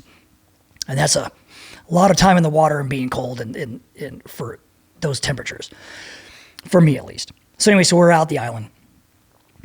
And we were probably there like 3 days. Get all the weapons issued. Remember that? You're feeling all cool. They hand you the Car 15. You're like, oh my God. You sit in the armor. You're like, here it is. This is my own, my own little tool of combat. And we go down to the beach to do the obstacle loading class. And we're practicing putting on haversacks onto the Jap scullies. For those who don't know what a Jap scully is, it's this huge, massive block of concrete with metal I-beams that come out, and that was from World War II tactic of stopping the Higgins boats from coming ashore with the Marines on them, anyway, and the soldiers. So part of the underwater demolition team's responsibility was blowing these obstacles up. So we learned it in buds, and I think they still teach it to this day. But, you know, we're doing this on the beach. It's dry. You know, we had the long johns on. I was completely checked out. I was like, dude, I'm already a SEAL. This shit. I got demo in my hands. We're up there practicing, whipping up TNT, the whole thing, right?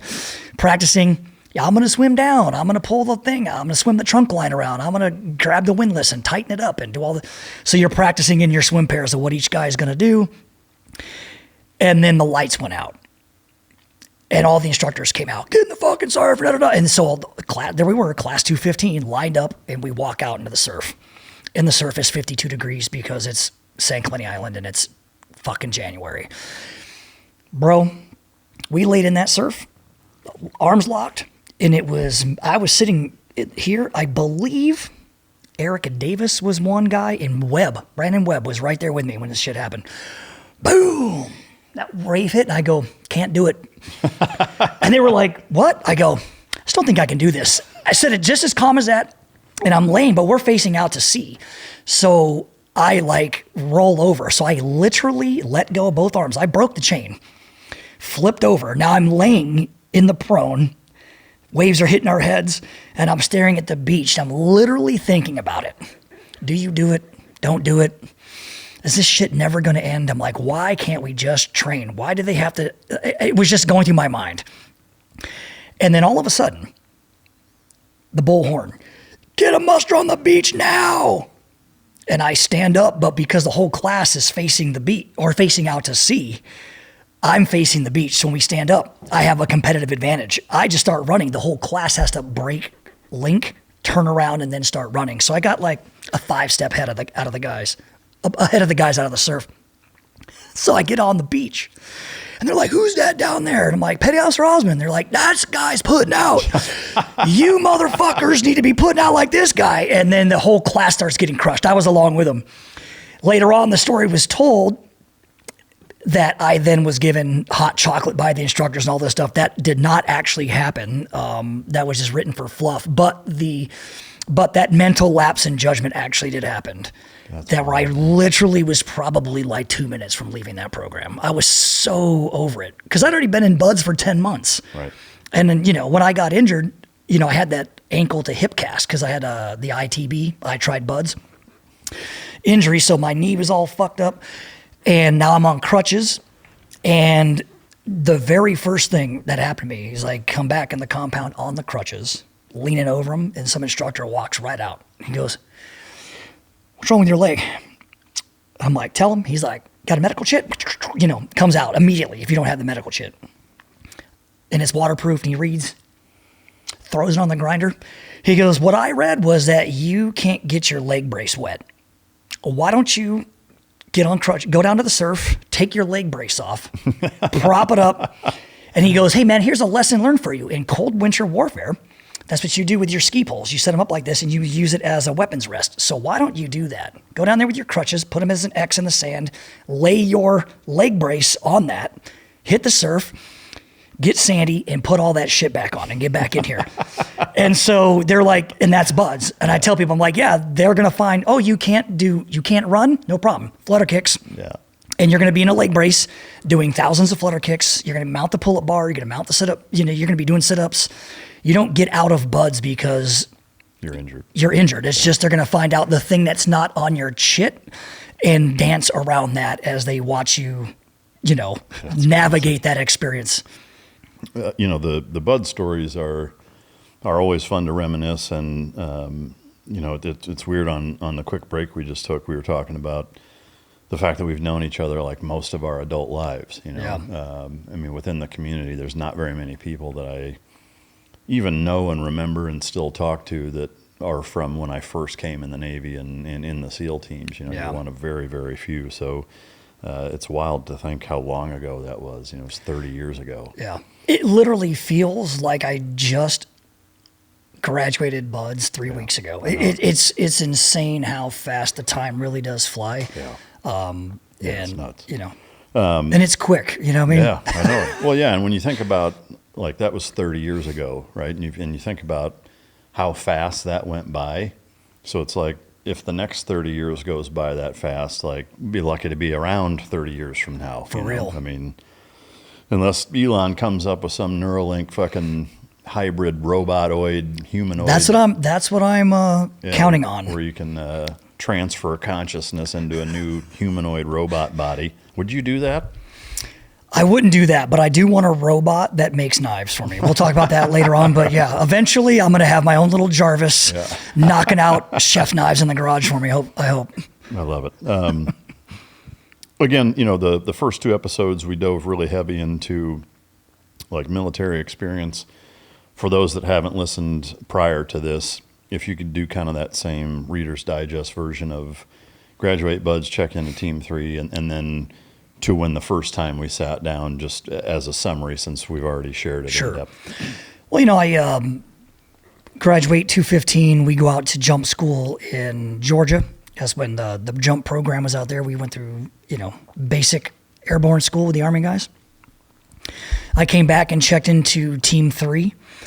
But what didn't go on during buds that no one knows, or what did go on during buds, which no one knows about, which kind of led me to being a known personality within the SEAL community, was the rarity of what had happened. Because I was an artilleryman that just made it through Hell Week. To my knowledge, I am the only guy that left Marine Corps artillery and made it that far through buds. So the Navy and Marine Corps time calls.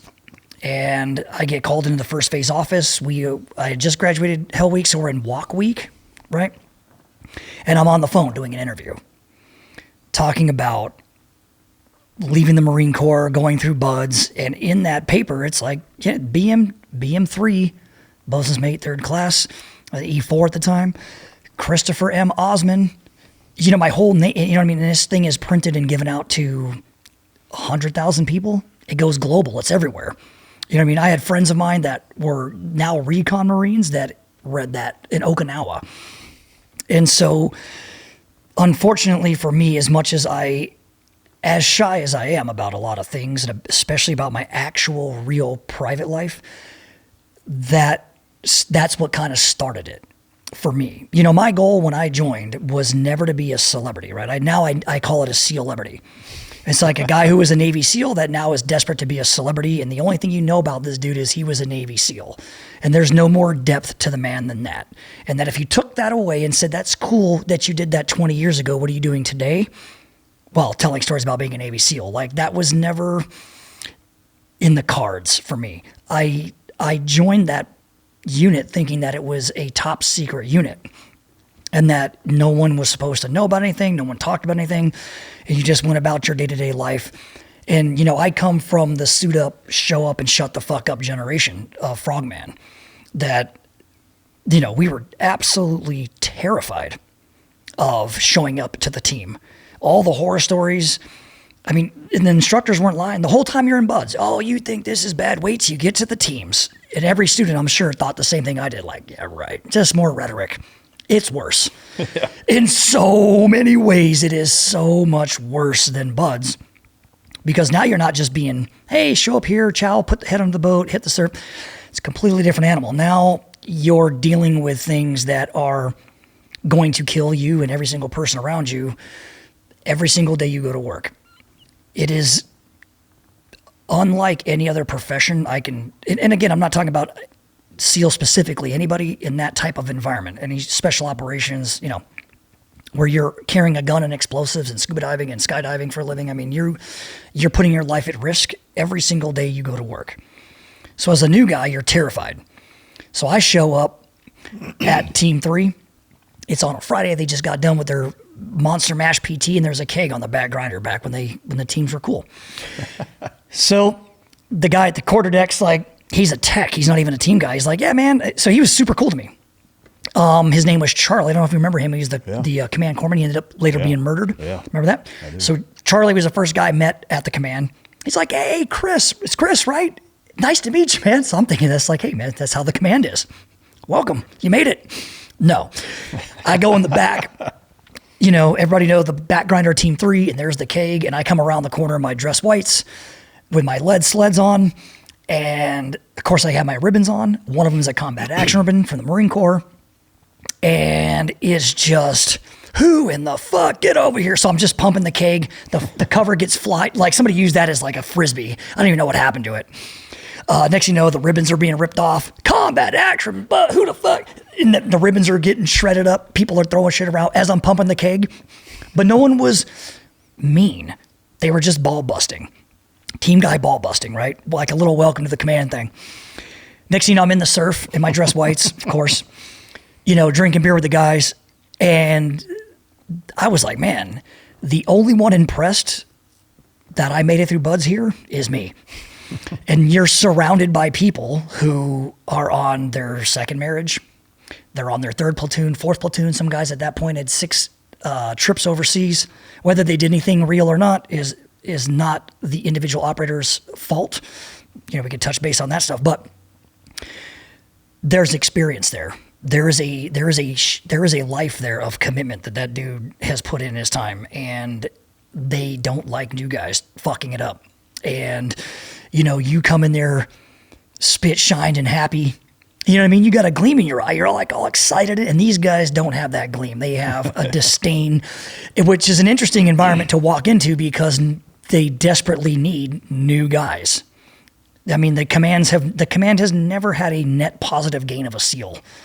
Too many guys leave after experiencing what it's really like behind the scenes to make up for the amount of people that are graduating buds every year or SQT now and showing into the teams. So when you and I checked in, you didn't have a trident. You know what I mean? You were straight up, and everybody knew you were a new guy. You walked around in your brown shirt, you know what I mean? And, some of us still had our name stenciled on from buds. Remember that shit? And I mean, your hoodie's so new that it's brand new. The string is still in it. Yeah. It's not even faded. It doesn't have the cutout. You're not cool, And all eyes are on you. And the amount of pressure that puts people on, I don't think can be accurately described in words. Mm-hmm. The weight of it all. And you still haven't even got a trident yet. Those people are the keepers of the trident. So you have to do exactly what they say, when they say, how fast they say. You will do exactly what they say without hesitation. And then, of course, the guys who aren't doing that, you're getting a little window into the sideshow that goes on when, you know what I mean? Yeah. In the after hours. And you just see dudes getting hazed by the truckload. And you're like, whew, I don't want to be that guy. And everybody's desperate to not end up being hazed, but eventually everybody gets hazed. My first one was in my first platoon out at Nyland. I passed the board. I'm out there, and I did something terrible on the demo range. And I knew it when I did it. And again, that's I think a classic example of you are fucking around with people's lives. You know what I mean? You're out whipping up demo, tying into a main line, but you do it wrong. You won't even remember the mistake because everybody's going to be dead when that thing goes off. So essentially I screwed up badly. I knew it. Dude, that night, the guys from, the new guys / old guys, the new guys go away. And then all of a sudden I'm surrounded by the other half of the platoon, and it's on, man. And they beat the living shit out of me. Stripped me naked, happy hat with the duct tape, ankles, feet. And then they had a handle on it. Of course, I couldn't see the handle. Because I'm covered in duct tape. And there's just enough for you to breathe for anybody who hasn't experienced it. There's just enough for you to breathe. Of course, there's a corpsman on standby with the medical bag. You don't know this, of course, later on when you participate in it on the other end of it. There's some safety measures, but it doesn't feel safe when it's happening to you. And you absolutely feel what it's designed for you to feel. And that is that you screwed up, that this isn't kindergarten, man. This is the big leagues. You are legitimately fucking around with people's lives. Not only your own, but somebody else's. They have wives, they got kids, they got dreams, they have futures. And they're going to remind you of that when you don't toe the line. And so, I get the happy hat. I'm drugged through the desert, like skin on my back, tore up, man. Imagine being naked and somebody's dragging you through the desert and, just how great that feels. So you're getting the thorns, the cactus, everything's in the skin, the ass, the legs. It was everything, man. Duct tape in the ass, on the groin, all that had to get cut out and off, my face, my hair, like I was fucked up. But I never changed my attitude. I changed what I brought to the table. At that moment, I was like, never again. It was like, you know what I mean? It was like the hazing Holocaust. Never again for me. If it happens to somebody else, again, it does not happen to me. It ain't my problem. So I just stepped on the gas and went hardcore me. I reverted back to what I knew from the time in the Marine Corps, which was, okay, if you want to get hardcore, I'll get hardcore. And so it was, then I just changed my entire attitude. I didn't change my attitude to how I felt about other guys in the platoon. Like, I didn't necessarily get along with nor respect my first platoon chief. And, again, I grew up in the military. You know what I mean? I already knew that every 2 years, this is going to be like me moving as a kid. Every 2 years, the leader's going to change. Every 2 years, a new chief, new LPO, new commanding officer, new XO, new ops boss. Every 2 years, it changes. So how much of your personality are you willing to compromise to make 1 to 10 guys happy? How far are you willing to go to get along when in fact you are changing who you actually are as a man? And I was never going to do that. I was never, and still to this day, I'm not going to change who I am as a man to appease another man. You know what I mean? Except at a truck stop at 2 a.m. Then it's different because now we're now role playing. There's feelings involved. There's no feelings involved. Now we're role playing. It's not an ego thing. It's a sexual thing. I know what you mean. It's such a strange environment that, like you said earlier, if you haven't been through something like that, not that it's unique just to the SEAL teams. There are micro fraternities in dangerous lines of work in a lot of industries that are all very similar to that. But if you haven't experienced that, it's hard to convey what that feeling of true life or death circumstances with every little micro decision that you make throughout the day and what kind of level of accountability they hold. But in the enormity of the responsibility, if and again, this is a lot of retrospective thinking. In the moment, you're just like, oh my God, I'm a 24-year-old panicking, hoping I get a trident, right? But that's what it is. The responsibility that you have for the man's life to your left and right, front and back, whatever, it's enormous. And like you say, I don't even know if we even realized it. I for sure didn't. But if you just think about it in context, you're parachuting, right? That's dangerous. That could kill you, obviously. Now you're parachuting at night. Now it's even more dangerous. Now you're parachuting at night into the desert to go do with live weapons, to go do a land warfare patrol, to do a target assault. Now you're patrolling with live ammo, pointing at people, demolition. Now you're doing a target assault. If you're not playing your position, the rest of the band's going to know about it, so to speak.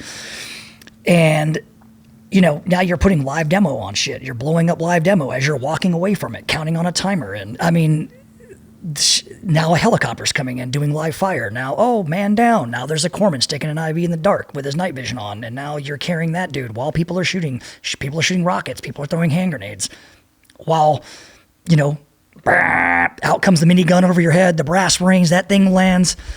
There's just a lot of moving parts in a 20-minute contact drill at an island. That if any one of them goes wrong, people can lose their life. Yes. Yeah.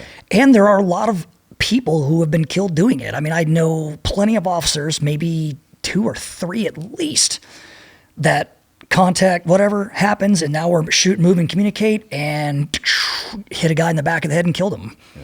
And, it happens. There's, now look, man, I felt bad about just fucking up on the demo range. I honestly think with my personality type, had I taken another man's life by mistake, I probably would have killed myself. Really? Oh, yeah. I don't think I could have brushed that off as a bad day at work. I think I would have felt so bad about what I took from that person that I would have probably took my own life. Wow. Yeah. Did you feel that way then, or only looking back on it now? Is that even something you thought about then?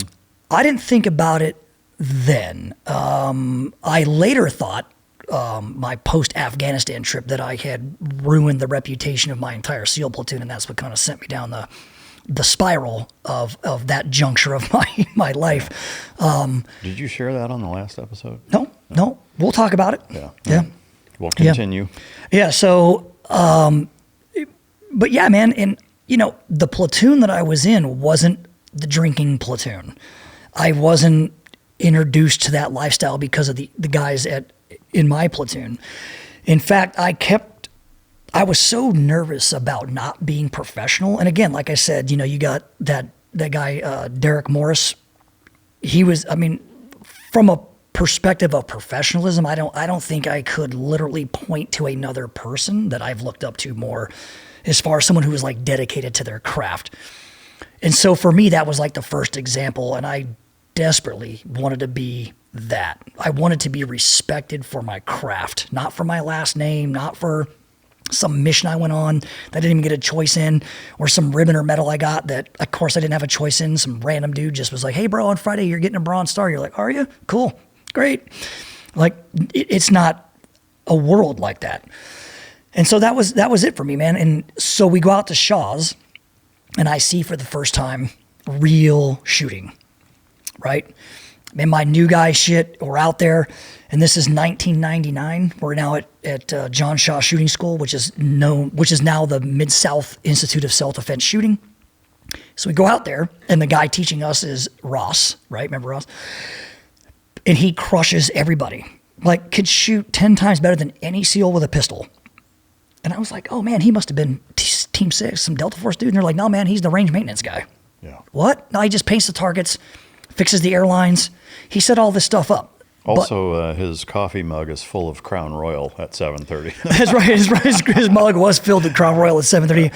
But this guy, what he was doing with a handgun, I was absolutely mesmerized by.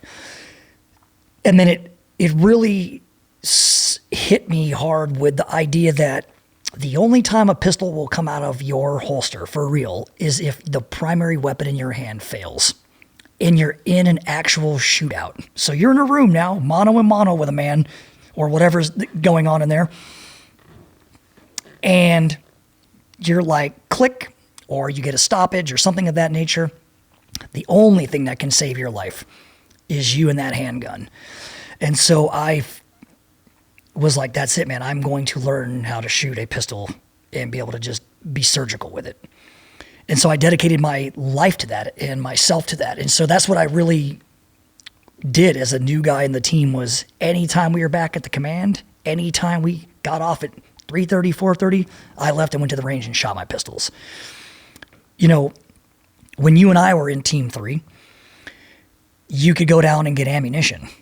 You had to shoot your own gun off base, but you could walk down there at lunch, be like, hey man, can you guys break me out 1,000 rounds, loose 9mm? I'm going to grab it on my way home. They're like, sure, man. And the techs would break the ammo down. And you'd walk in there and you'd see different ammo cans, guys grabbing shit. So I would say after that first Shaw's trip, I probably shot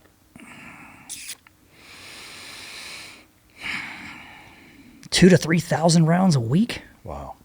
And I never went out. I never drank. I never went out on Sunday and drank and came to the command hungover. You couldn't find a SEAL, dude, alive or dead. You couldn't find one that was like, oh yeah, man, on Saturday we called up Chris and he came out. We got all fucked up. I went home. I lived at home. I was married. You know what I mean? I didn't even have a child at that point. I just I grew up in the military environment. So I'd already seen it all. I've already heard the drunk stories. I already had, bar fight stories growing up. And I did a lot of that in the Marine Corps. But again, the Marine Corps, I went home. I didn't drink with the guys. I didn't hang out. I just was a professional. I just was like, no, man, this is my job. This is my profession. I'm not a professional bar fighter, and I'm not a professional drunk. I want to be known as this thing. And that just all led into... and of course, I was a comm guy. My first platoon sucked so bad. I was like, man, I was so into weapons.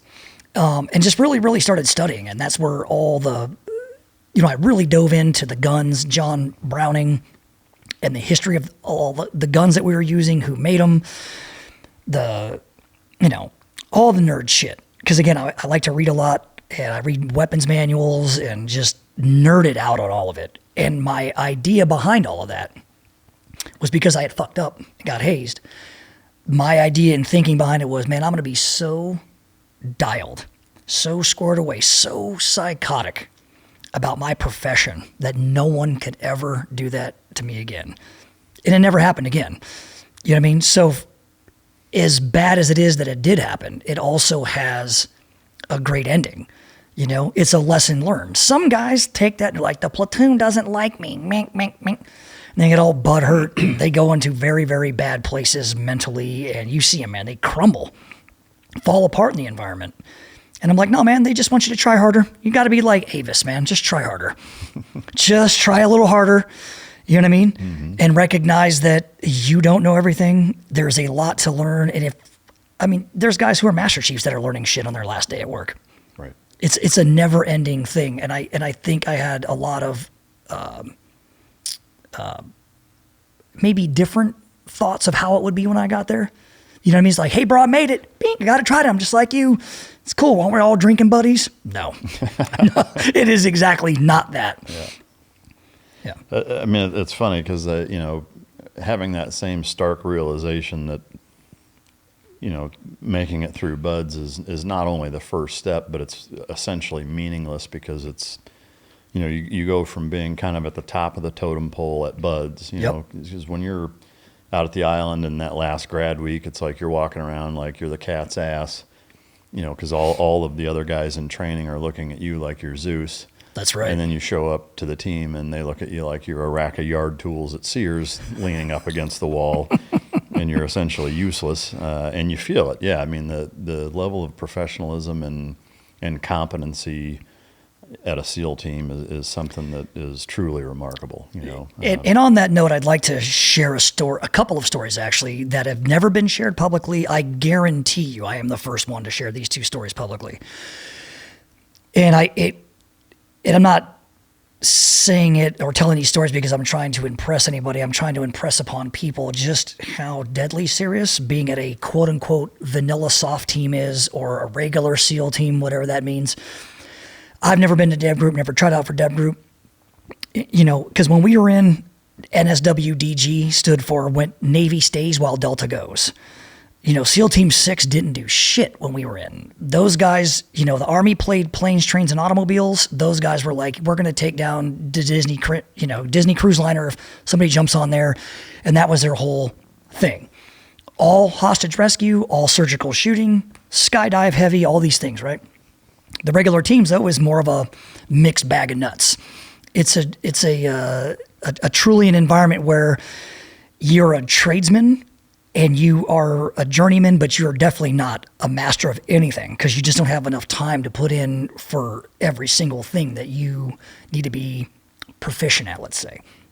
So one of these days, I'm walking down the armory, tell the guy, hey, bro, can you, 1,000 rounds of 9mm? Sure. And I want to say this is like a Wednesday. 3 o'clock in the afternoon, 4 o'clock, the team's kind of a ghost town, right? So I'm rolling down the stairs at 1600 down the ladder well right by the wall where you exit near the armory, where it was before. I walk in there and I'm like, hey, man, let me grab my ammo. He goes, can't, bro. Balloon went up. And this is the tech in there. And I go, the balloon went up. He goes, yeah, man. Delta platoon is in isolation right now. I was like, what? He goes, yeah, man, real world mission's going down right now. And I had my backpack on, was dressed, ready to leave the command. And I chucked my shit off right there. And I was like, what can I do to help? And he's like, hey, you can help me load these mags. And so, this is before the M4 SOP mod kit. So we were still using MP5s. And so right there in the Team 3 armory with 2 other techs, I am jacking these dudes' mags. Guy comes down, he goes, hey man, thanks Oz, help us out. I'm like, is there anything else I can do? He's like, no bro, we're in isolation. So I left the command. What had happened was there was a ship coming through the harbor that was delivering vehicles, just like, it happens every single day, just a massive cargo container, but it drops off a lot of ships, right? Or a lot of cars there in National City. Allegedly, the captain had been changed in port. And that captain was sympathetic to some, enemy of the United States. And they believed, the intelligence was that this guy was going to play iceberg with the submarines at North Island. Because right as you come past, not North Island, at Point Loma. So right as you come into the shipping channel where you see Point Loma on your left and that lighthouse, tucked away back there is the submarine base for the fast attack submarines. That's where my dad was stationed. The only reason I even know about it. So anyway, So the idea was this guy was going to crash this cargo ship into the submarines. And so in the middle of the night on a fucking Wednesday, SEAL Team 3 did a real world mission right there, right off the coast of Point Loma, boarded that ship, bitch slapped that captain, zip cuffed him, and then the harbor patrol people escorted it in, docked it safely. Those dudes were back at Command PT the next day and have never said a word about it publicly. Dude, I had no idea that happened. That happened at our own command. Holy shit. So when I tell people like, oh, you were in regular teams, and I'll tell another story that, man, I don't even know what year it was, so I don't want to misspeak about the year, but a ship leaving North Korea, true story, leaves North Korea. It has Scud missiles on board, somewhere between 10 to 14 Scud missiles. That ship leaves a harbor in North Korea. A team attaches a tracking device to it out at sea. Again, I can't say what type of tracking device, how it was planted, but it was planted. That is now tracked all the way around the Horn of Africa, everything else. Now it's sitting off the coast of Jordan, and the team boards it and takes the ship down, and they spend the next day and a half in 100+ degree weather, rolling seas, undigging a 40-foot shipping container, a couple of them that were in the hole where like cargo would go or oil would go, just like deeper into the bowels of the ship, essentially. Bags of dried concrete that were 50-kilo bags of dried concrete. And they spend like a day and a half digging this shit out. Crack the shipping containers, and inside there are the 10 or 12 Scud missiles. That mission was done by SEAL Team 3. Really? Yep. And that was not your platoon? It was not my platoon. Damn. That was done in the mid-2000s. That is what I try to tell people. I'm like, that is what really goes on. That's what we are actually training for. That's what we're really fucking getting our pipe hitter on for. It's not, to do the Hollywood thing, and it's certainly not what most people think that it is. That guys in regular old SEAL teams or in MARSOC or Ranger battalions, Green Beret units, Special Forces, there are some very, very dedicated recon, right? Very dedicated professionals out there. And I hate the idea that there are, I'll call them citizens, civilians, people who have never experienced what we've experienced, done one push-up on that beach, think they know what they're talking about because some dude from a tier 1 unit, can't get his ego in check. And the first thing he needs to do is go on a microphone. I don't know if you know this, but at the tier 1 level, I'm like, that's cool. Did you ever cheat on your wife? Oh, so that's what's at the tier 1 level? You're an alcoholic? You ever do cocaine on it? Oh, geez, man. You're real fucking badass. So there are some people who didn't act like that and were not that. Like, I never did a drug on active duty. I definitely got my name called every piss test. When it was like, hey, man, who can not melt the cup in their hands? My hand always went up, right? I never did the after-party parties. I wasn't that guy. Sorry, man, I'm not that man. You know what I mean? I just lived what I like to call a quiet life of professionalism that was dedicated to the craft of being a SEAL. Like, I never wanted to be called upon and fucking let the platoon down, which ultimately led to my downward spiral, and I'll... is now an appropriate time to dig into that? Sure. So, fast forward, we're in Afghanistan. We're the first SEAL platoon to leave after 9/11. I am 2 days from graduating the Marine Corps Scout Sniper program up at Camp Pendleton. So I went through their 10-week long course when they had it. And I'm up there with my shooting partner. He ends up ultimately ending up in Gold Squadron. Let me back up. My first platoon workup as a new guy.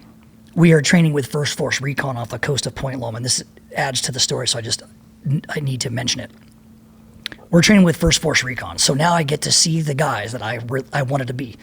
Looked up to them even then. Like, I used to watch them do kill house runs, the whole thing. I was like, man, these dudes are operators. And 1999, we're off the coast of Point Loma. I think we're out at sea, maybe 10, 11 miles, something like that. And we're doing ship takedown practice. And now we're mixed with our Force Recon platoon that we're going to deploy with on the ARG. I am also the last SEAL platoon that deployed as an ARG in 1999, which is an amphibious readiness group, for those who don't know. Essentially, you're attached to a Navy ship, just like the Marine Corps is. In case something goes on, you can respond when and where they need you if you're in the area of operation. But at any rate, so practicing this, broad daylight, our platoon hooks and climbs, and we're going to secure the flight deck, and we're holding on the superstructure as this CH-46 Sea Knight comes in. And as it comes in, it's a little too low, a little too fast. Its rear wheels, its rear end essentially hits the back deck of the... Now they're coming in for a fast rope, and they hit the back deck of the ship. And then it lands, and again, this happens in seconds, and I brought a link to a video, so hopefully you guys will cut it in, but it hits... lays down. The pilot, I believe, in the after action report was told to power up by the person running the flight deck. This is the flight deck safety officer. So he pulls power, the bird starts to lift off, but the rear wheel is caught in the netting, right? In the netting. The safety netting around the deck. Yep. Yeah. And the safety netting is not fabric, it is steel. And so it hooks on the wheel, and the aircraft doesn't have enough strength to break it. And so inevitably it just falls over. And you literally see the guy's feet hanging out of the hellhole because he's getting ready to fast rope. He rode that down. And so this helicopter crashes. They sound the alarm. You see the boat unit guys right behind, boat team now, but boat unit guys from boat unit 12 behind, they just dropped us off. They race up there, put their fins on, dive into the water. We run out to the end. We strip our shit off. You'll see in the video. We're throwing our life jackets into. We didn't know what to do. We're throwing our Stearns life jackets into the water in case anybody pops up. The guys from the boat unit saved 3 or 4 of them from drowning to death, but 7 men went down with that helicopter. Yeah, I remember when that happened. Yeah. I remember seeing that flight deck video. Yeah, and what's scary about it, strange about it, it bothered me I had nightmares about drowning to death. I can't even tell you how many nightmares have shooken me awake, cold sweats, just thinking about being trapped in that helicopter and that situation. And then, of course, you're up there watching it. You're helpless. And 2 days later, you're back in a helicopter, fast roping onto a ship. And every time it shook, I was like, oh my God, we're going to crash. Just the mental mind fuck. I don't know if people truly understand what it's like to work in an environment like that. Not only do you know that shit could kill you, but you just witnessed it kill 7 people. Highly respected operators, people that you were literally hanging out with at the kill house up at Camp Pendleton 3 nights before. You're doing a run, they're doing a run, And so that was a difficult thing, but it also brought home the reality of the job that we do, and that it doesn't matter what patch you have on, how shiny the thing is that you're wearing, what unit you're with, what squadron you're with. It's an inherently dangerous job, and at any moment, it's going to kill you or kill somebody you know. It's not a matter of if; it's only a matter of when. And I like that we share these stories now today, because guys in our age group can kind of caution those coming behind us. And not that it stopped anybody. There's still a long line of people who want to be a Navy SEAL, but it's inevitable. Right. You're going to bury somebody and it's going to suck. Yeah, for sure. Yeah. And is that related to the platoon that went to Afghanistan? Yep. So now I'm in the 2nd platoon, all the shooting, all the sniping. I'm like, dude, this is it. No more hazings for me. I believe that my reputation was solid, at least, that I was respected, maybe not for my personality, but definitely for my, my professionalism and my operational capabilities at the time. And so that's what I just like to bring to the table. I never shared a lot of personal information about my life. I never brought my wife or my kid to the command. Like, I really was like, no, this is my world, because I grew up in it, right? But now we're in Afghanistan. We have an incredible deployment, man. We're the first platoon that does a full deployment as SEALs post 9/11. We're, doing missions in like December of 2001. Now we're in the Zawar-Kili Cave Complex, 9.5 days of patrolling. We cleared like 65 to 75 caves, millions upon millions of rounds of ammo, recovered, destroyed, mortar rounds, Stinger missiles, artillery pieces, BMPs, anti-aircraft guns. There was so much shit there. And all of it was destroyed through airstrikes. So we do all this historical stuff, right? Everything's going great. Now we're integrated with the KSK commandos. Everything's going great. And now we're like, hey man, Operation Anaconda, you guys are going to be the quick reaction force, right? Operation Anaconda happens. Neil Roberts, unfortunately, fell out of the back of the helicopter and is now dead. The phone rings. I'm the one that answers the emergency phone in the tent. I wake the platoon up, wake the Danish Special Forces that were with us, and now we're in 2 helicopters. I and my whole platoon was in Razor 01, which later gets shot down. The Danes are in Razor 02. We're on the bird, passing around notes, right? Chris Cassidy, our platoon commander, the astronaut, is passing around a notepad. It just has scribbled notes. One SEAL, E&E, troops in contact, be ready. This literally was like, it was, you know what I mean? So we got all of our shit, and then the Rangers pull up next to us. And we were probably a minute from liftoff. And the top 4 get out of the back of our helicopter, which is our OIC, our 2IC, platoon chief, and LPO. They confer with their head shed. LPO comes on, tells us to get all of our stuff and get off the helicopter. Great picture of us literally sitting there with all of our stuff. The whole platoon's gear is there. And now the sun is up. They had just lifted off. And that was the Rangers helicopter that got shot down on top of Tucker Gar. Wow. So we were like a minute and a half, 2 minutes away from being those dudes. All of that happens. We land at a forward arming refueling point of a FARP. And I believe it was FARP Texaco. Hilarious enough, we're filming this in Texas. We got the squawk box, Red Squadron lands, we all get off, and now we're sitting there waiting for this general who won't give anybody permission to go in, sit there all day. And we hear nonstop radio calls for 6 hours of these Rangers being shot. Hey, I got another guy wounded. This guy's going to die. Where's the helicopter? And you can literally look and see the mountaintop right there. You can literally see it. And so we're a 15-minute helicopter ride away, and they won't send us. And now you got to imagine there's 50 of us sitting there listening to that all day. And it's moments like that you realize that the country really doesn't give a shit about you. They, you know what I mean? Certainly the people not making the calls. It becomes more of a battlefield planning. What did I learn at West Point? What did I learn at the academy? It becomes like an exercise almost. The humanity is gone out of it. But I understand why, because if you thought from a human perspective, you would make different calls, right? Mm-hmm. You wouldn't be just moving chess pieces. You'd be moving your friends around. And I think at that level of command and control, you need to kind of like win the battle and not worry about the individual. But that's what you sign up for, right? That's why you, for anybody listening, stay in school. You want to be the guy calling the shots. You want to be the guy getting shot, right? Go to college. But that incident happens. 2 days later, we're like in the compound. They're doing the ceremony, and you see Neil Roberts, his fins, his UDT life jacket. Right next to his is Chapman's medical kit, his third corpsman. Like all their stuff was there. Behind him, there's the empty tent where all their cots were, and there's just filled cardboard boxes with their names on them. And you can look in there immediately, and that's your fate. That is what you're going to get. And for me, I think about a lot of things. I'm a deeper thinker.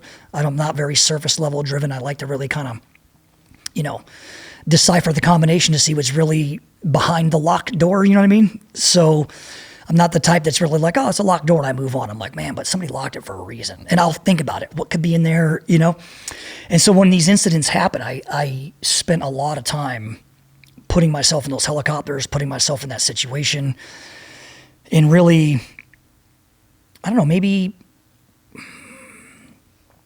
I won't say driving myself insane with it, but it was omnipresent. It was never in the back of my mind. It was always in the forefront of my thinking, was just how dangerous what we were doing was doing. Now, again, I have not buried my own teammate yet. You know what I mean? I was like just watching other guys from other units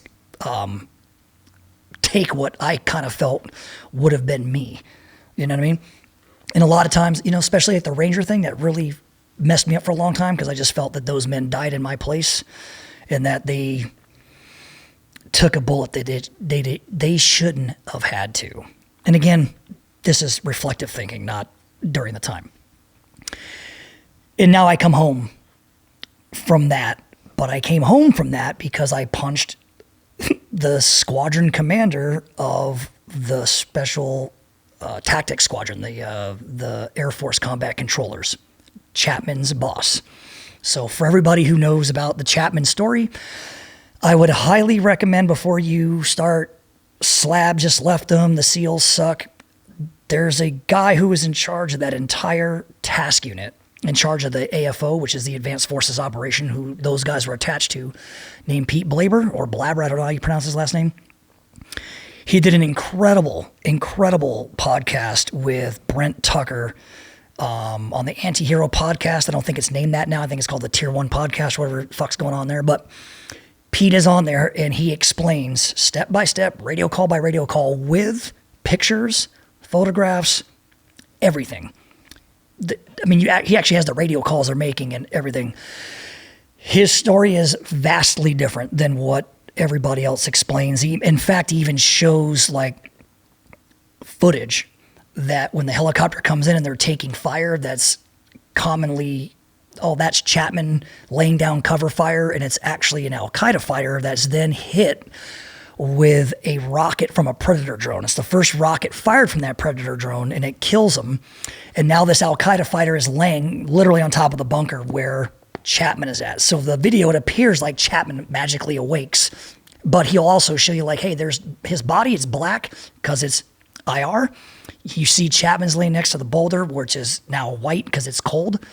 And then you see Chapman as he's explaining this story. You see as the black becoming whiter and whiter, like he was dead in that bunker. So I don't know if I wasn't on top of the mountain, I don't know. But again, that's the fog of war. You have a bunch of people who weren't there now looking through Predator drone feeds, video feeds, cutting them, changing them, making it the narrative they want. So it sells the story they're trying to sell for whatever narrative, for whatever reason they have, right? And I'm not saying the man wasn't a hero, because I think any man who puts a rifle in their hands and points a loaded weapon at another man and has it done to him is nothing short of a hero in my eyes.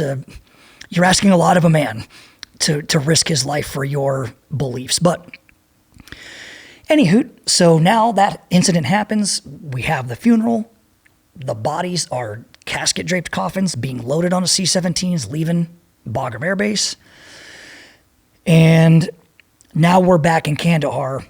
And this is probably 2 weeks later, something like that, 3 weeks later. We have a platoon party because we're leaving. And we're drinking, getting all fucked up. It's the first time I won't say drink in Afghanistan. It was definitely the first time I tied it on. And I was hammered. Proper team guy hammered. And that's when this like little incident happens, fight breaks out. I end up punching a man who I did not know. He's, so in the dark. No rank, no insignias, no names, no nothing. I end up punching this dude in his face. Well, I ended up shattering his nose. He has to have surgery. And now I'm on blast, right? Alcohol-related incident, of course. Navy SEAL, of course. It just goes to the story, right? And I got sent home 2 weeks prior to our platoon's return by Bob Harward, because he was the Commodore at the time. Bob walks into the compound. Never forget, man. He was furious, as he should have been. He just flew in overnight from Bog. Like this is the incident, man. It's not about how great, how historical. Like Anaconda now is just a footnote in this, because now there's Navy SEALs beating up an Air Force colonel. Not a good look. And it's me. Like, I can't tell you, man, how hard I worked, how I towed the line. Like, try to tell you, man, I didn't go out, I didn't drink. I never once came to the command late. I never showed up to the command with alcohol in my breath. Never once. I just wasn't that dude. I went home and shot guns and then went home, cleaned my pistols, and then played with my daughter. I'm very much a stay-at-home family man because now when I was on the road, you know, I was fucking and drinking like a proper sailor should. But I never brought that home. I never went out and did it. It was nothing like that. It's kind of like, hey, while we're away, the boys will play. When I'm back, others didn't live that lifestyle. Others were just like, hey, man, I am this 24/7. Damn the torpedoes. We forge ahead. I just wasn't in that crowd. Doesn't mean that they were bad or I was good or vice versa.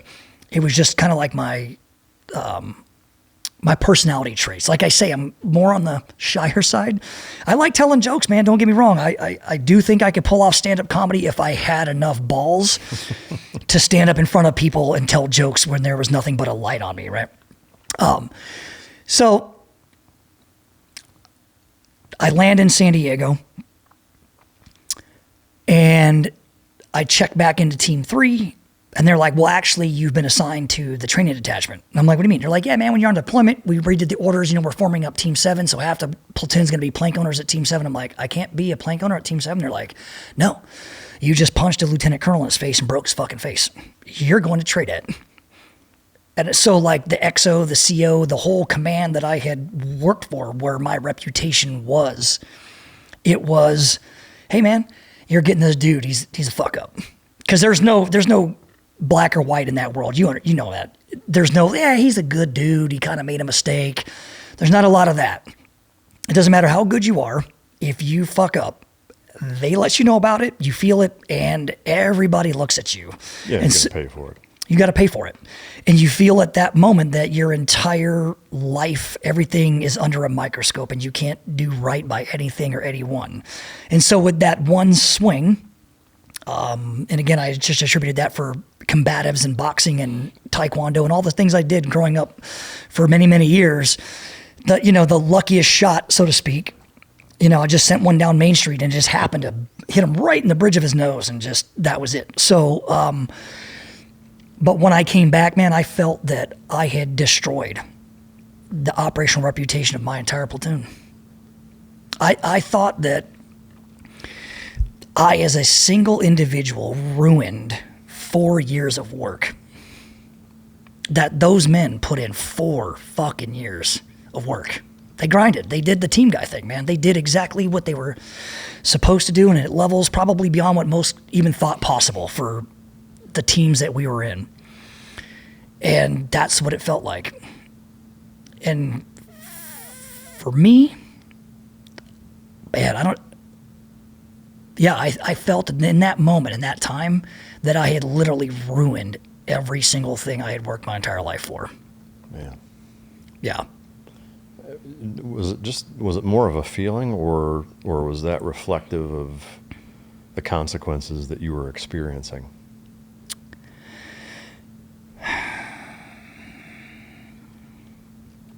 Probably a little bit of both, because when I went to the training detachment, I was the only dude there from Team 3 in the cell that I was in. Everybody else had come from Team 5, Team 1, and they were still used to playing the new guy game. Sup, fucking new guy? And I'm like, bro, I got 2 combat action remnants. The fuck you calling new? But I'm a shitbag. You know what I mean? So there wasn't a lot of dialogue there. I just took it. And then, of course, just like childhood, internalized. And was like, well, they don't like me, I'll just be quiet. And so I just started reading a lot of business books. And but I was reading a lot of business books on deployment because I'd opened up TAG in 2001 before 9/11, right? This is, again, April of 2001, when I was into the whole nylon thing, I'm like, yeah, man, I want to be like Mike Martin, bro. He has a tattoo shop down there. Everybody loves him. He's the command master chief, right? That dude was cool as shit. And so I'm like, yeah, I'll have a little store. I'll kick it in the teams for 20 years. I'll retire, hang out, run my store. I really was, that was kind of like the limit of my lifestyle. That was, at that time of my life, that was the limit of my thinking. That was the apex. But it turned out to be completely different because as I'm reading all these business books and I'm looking around the command, I'm looking at my career at that point, my contribution to all of this, I had a very, I'll say, real moment that like shook me to my core, which ultimately led me to getting out. It wasn't pressure from the command. It wasn't pressure from anything like that. I was in the assault cell. I'm there for, and for anybody who doesn't know, the assault cell's what teaches like CQB shooting, pistol, rifle. It's where you go out to like the shooting schools, you do VBSS, kill house runs, you're up on the catwalk, up, whatever. And so I was like a shot Nazi, right? I was one of the guys that was like making sure that people's shot groups went from out here to in here. And shockingly, you will see some insane things in a kill house. I've seen guys from me to you, broad daylight, not even doing night runs, broad daylight come in, pop, pop, pop, pop. Go high port like it's clear, or yell out clear right, clear left, whatever tactic they were doing back then. And dudes will just run up, stack on a door, and then as they go to move the target, they'll lay it on the ground, and you're like, hey man, there's no bullet holes in that target. What? You got to, you know what I mean? So there's literally, and people are so excited, so thinking that they're, SEAL Team 99 or whatever's in their head, that they forget the fundamentals. And being an operator and being good at that is about blocking and tackling. It's all the basics. And I don't care how fast you come into a room or how fast you acquire a target, if you can't level that sight and execute precision shots under duress, then you're worthless. It all comes down to that. And that's, I think, where the rubber meets the road in that environment, because everything else that we do is all about getting to a target and leaving a target. But once you're on that, like land warfare, patrolling, contact drills, that's if you get compromised going to a target or coming home from a target. It has nothing to do with your actions on the objective at that target, doing a target assault or entering a room or anything of that nature. And so the rubber truly meets the road when you go through the threshold and you're now in a room. Some people just can't handle it. Some people are really, really good at it, man. I mean, think about the guys at like Damnek, right? Or a CAG or something like that. The ability to enter into a confined space where you don't know what's on the other side of it, take a snapshot like this, and make a life and death decision even faster than that is incredible.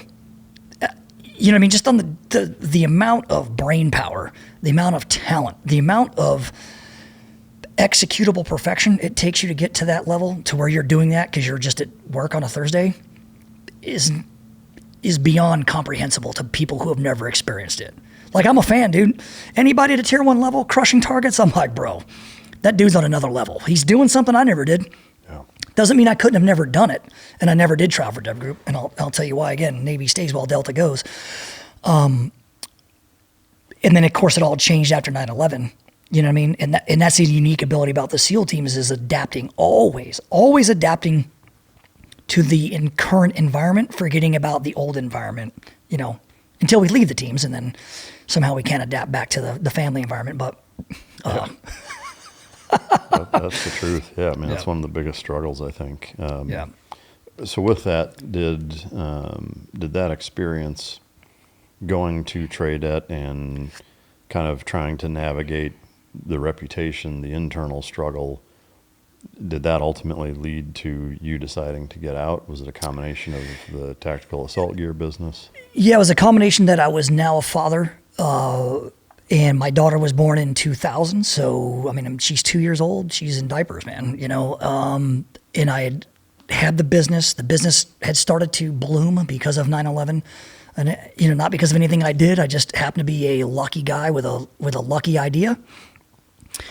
And at first, when I opened the store, I sold nothing but Blackhawk, and then started doing my own shit. But anyway, so one day I came home. We just did a training trip. Thought my wife and daughter were going to be home, and came to the door, and standing there, man, I had my backpack on, little travel bag, whatever. And as soon as I walked in, I was like, hey, guys. There was nothing. So I stopped. No one was home. I was, the garage is closed. I thought they were there. But I remember standing there, and it was just eerily, eerily quiet. And I stared in the corner, and we had a fireplace with a mantle on it. Our family photos are up there.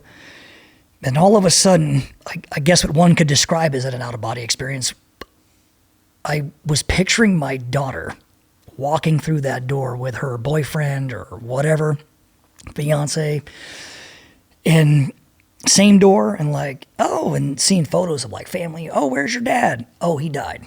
Don't even know him. Don't remember him. And there would just be pictures now of her and I on the mantle of me holding her when she was in diapers. And it absolutely terrified me in a way that it just made me realize that, man, she didn't sign up for this. Not that my wife did, but as any dude in that environment will tell you, it's a lot easier to get another wife than it is to pass buds twice. You know what I'm saying? You've gone through so much and you're never home anyway, right? When somebody's like, I'm going to leave, you're like, thank God, fuck. I get more time to tweak my kit. It's not like it's a real threat, so no one ever really cares, you know what I mean? And I would tell any woman, if you are considering marrying a SEAL, think twice. You're not the priority. He is, his job is, his platoon is, his team is, his squadron is. You're not. So just understand you are not even third on the list. You're fucking 10th. But I wanted my family to be first. And you cannot serve two masters. You can't do it. You can't be gone 300 days a year and be a great stay-at-home dad. It just doesn't work, man. Yeah, that doesn't add up. And yeah, so essentially I thought that I was going to burn in, right? As a really close friend of mine said to me one time, man, how many times are you going to get in bed with the devil before you get fucked? It's only a matter of time. And for some reason,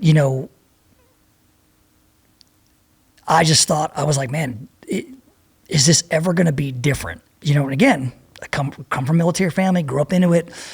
And I also know that, our country goes and fights wars where we can get the cheapest drugs from so we can make them into pharmaceuticals and, poison the population with. We did it in Vietnam when it was the Golden Triangle, right? The border between Laos, Vietnam, and Cambodia. That's known as the Golden Triangle. That's where all the opium came from and the heroin back then.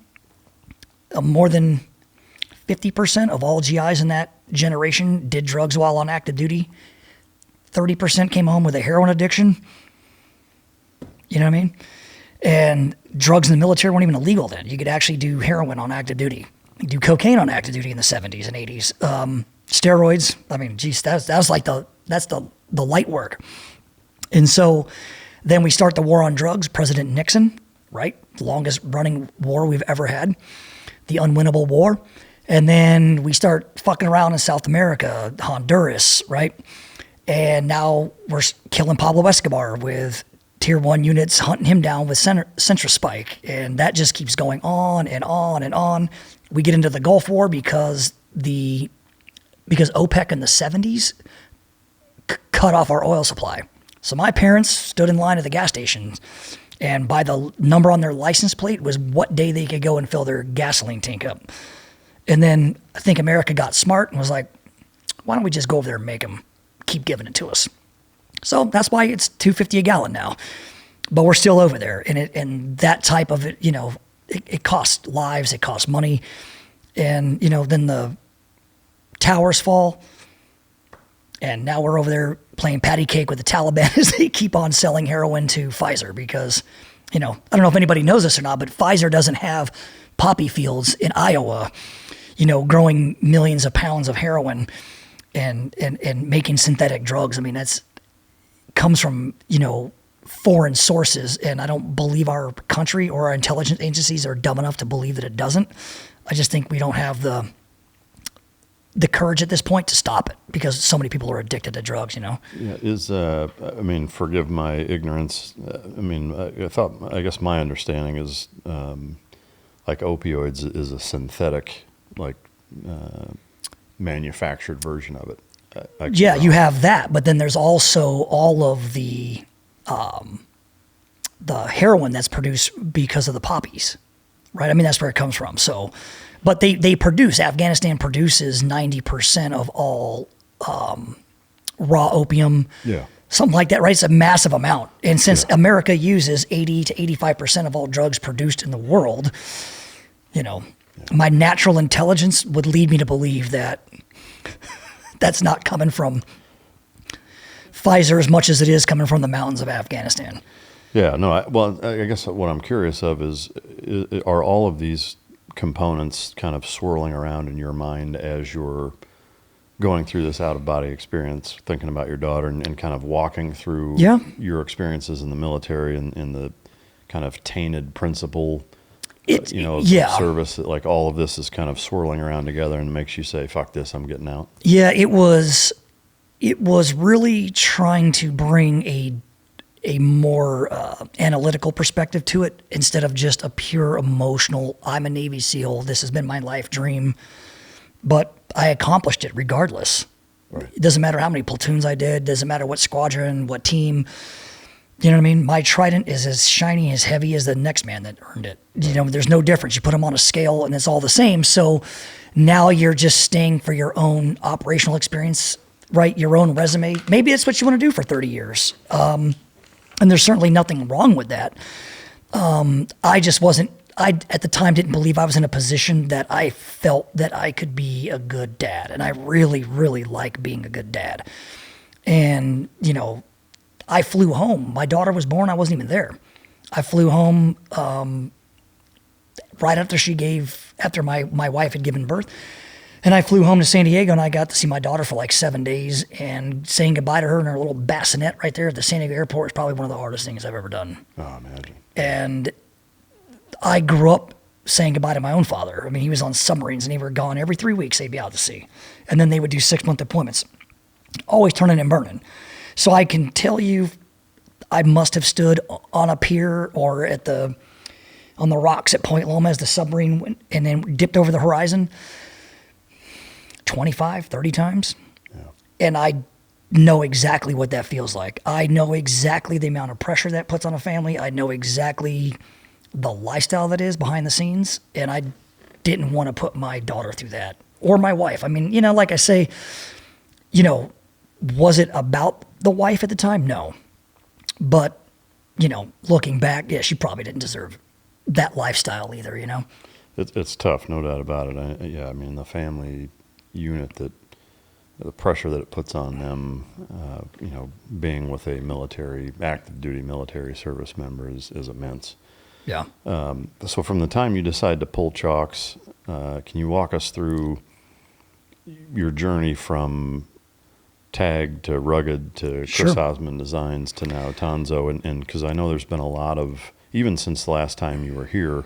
A lot of stuff. Yeah, I mean, I don't know, was the road rage incident after you were here or was it before? It was. So But I guess before you get to that. My Haitian vacation and then later on arrest for the fist fight was after we recorded that last episode 7 years ago, something like that. Okay. So, again, if you can just kind of walk us through the path to get to where up until the last episode. Yeah. So, I'm now out and I'm running tactical assault gear. And the store was 5-6 miles from the base. So it was right down the street.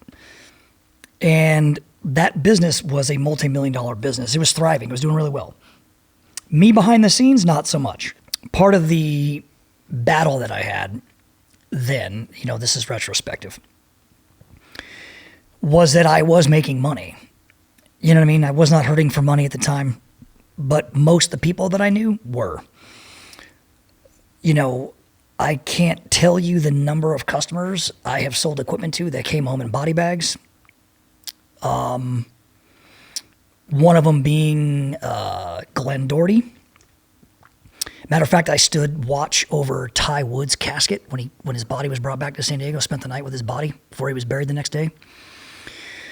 But there's a picture of Glenn Doherty smiling, man. He just had that Glenn Doherty smile, man. And you want to talk about it like a universally liked, respected, and beloved man. Glenn Doherty's that guy. Sure. And there's a picture of him standing against an up-armored BMW in Libya, wearing kit that everything on his body except for the baseball hat, I think. The plate carrier, the pouches, the sling. You see that plastic case down there? I do. With the hat in it? That John Deere hat is Glenn's hat that I gave him. So you understand. Yeah. And that's why, this is why I want to do a podcast here, because I don't think in a different environment it would have the same impact, nor would the person I'm talking to understand. But you put it in perspective, so he goes on this trip and they don't come back alive.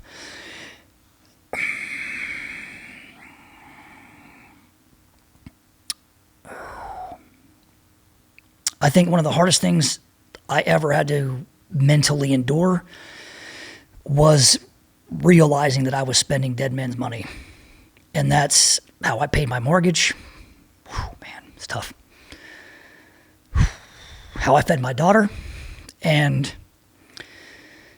that's the thing that impacted me the hardest, was despite all that success, along with it came the realization that my customers were coming home in body bags.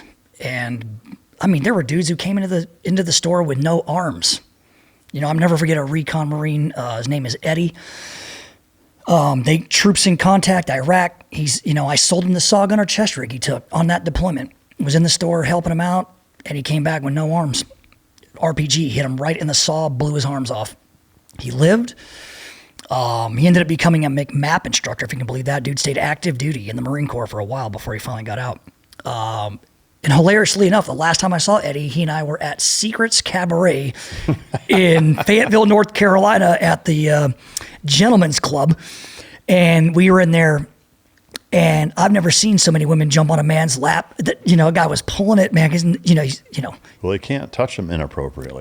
Yeah, but he had hooks, which I thought was the coolest shit. But yeah, man, drove his car to Hazing.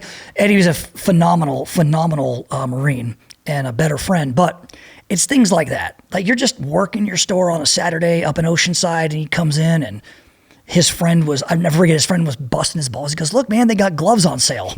And he has no arms, and he's like, "Fuck, you piece of shit. I'd flip you off, but I have no fingers, And it's that banter, that brotherhood, that thing I was certainly missing. But it's tough when you can't add. You can't be a value add to these men anymore. All you're doing is running a retail store. Now, obviously, the other side of it is the amount of kit we made, designed, pouches that we made, body armor stuff. I got a lot of letters from people that were like, "Hey, man, thank God you made that plate carrier the way you did. It saved my life." People's stories of being blown up and things like that.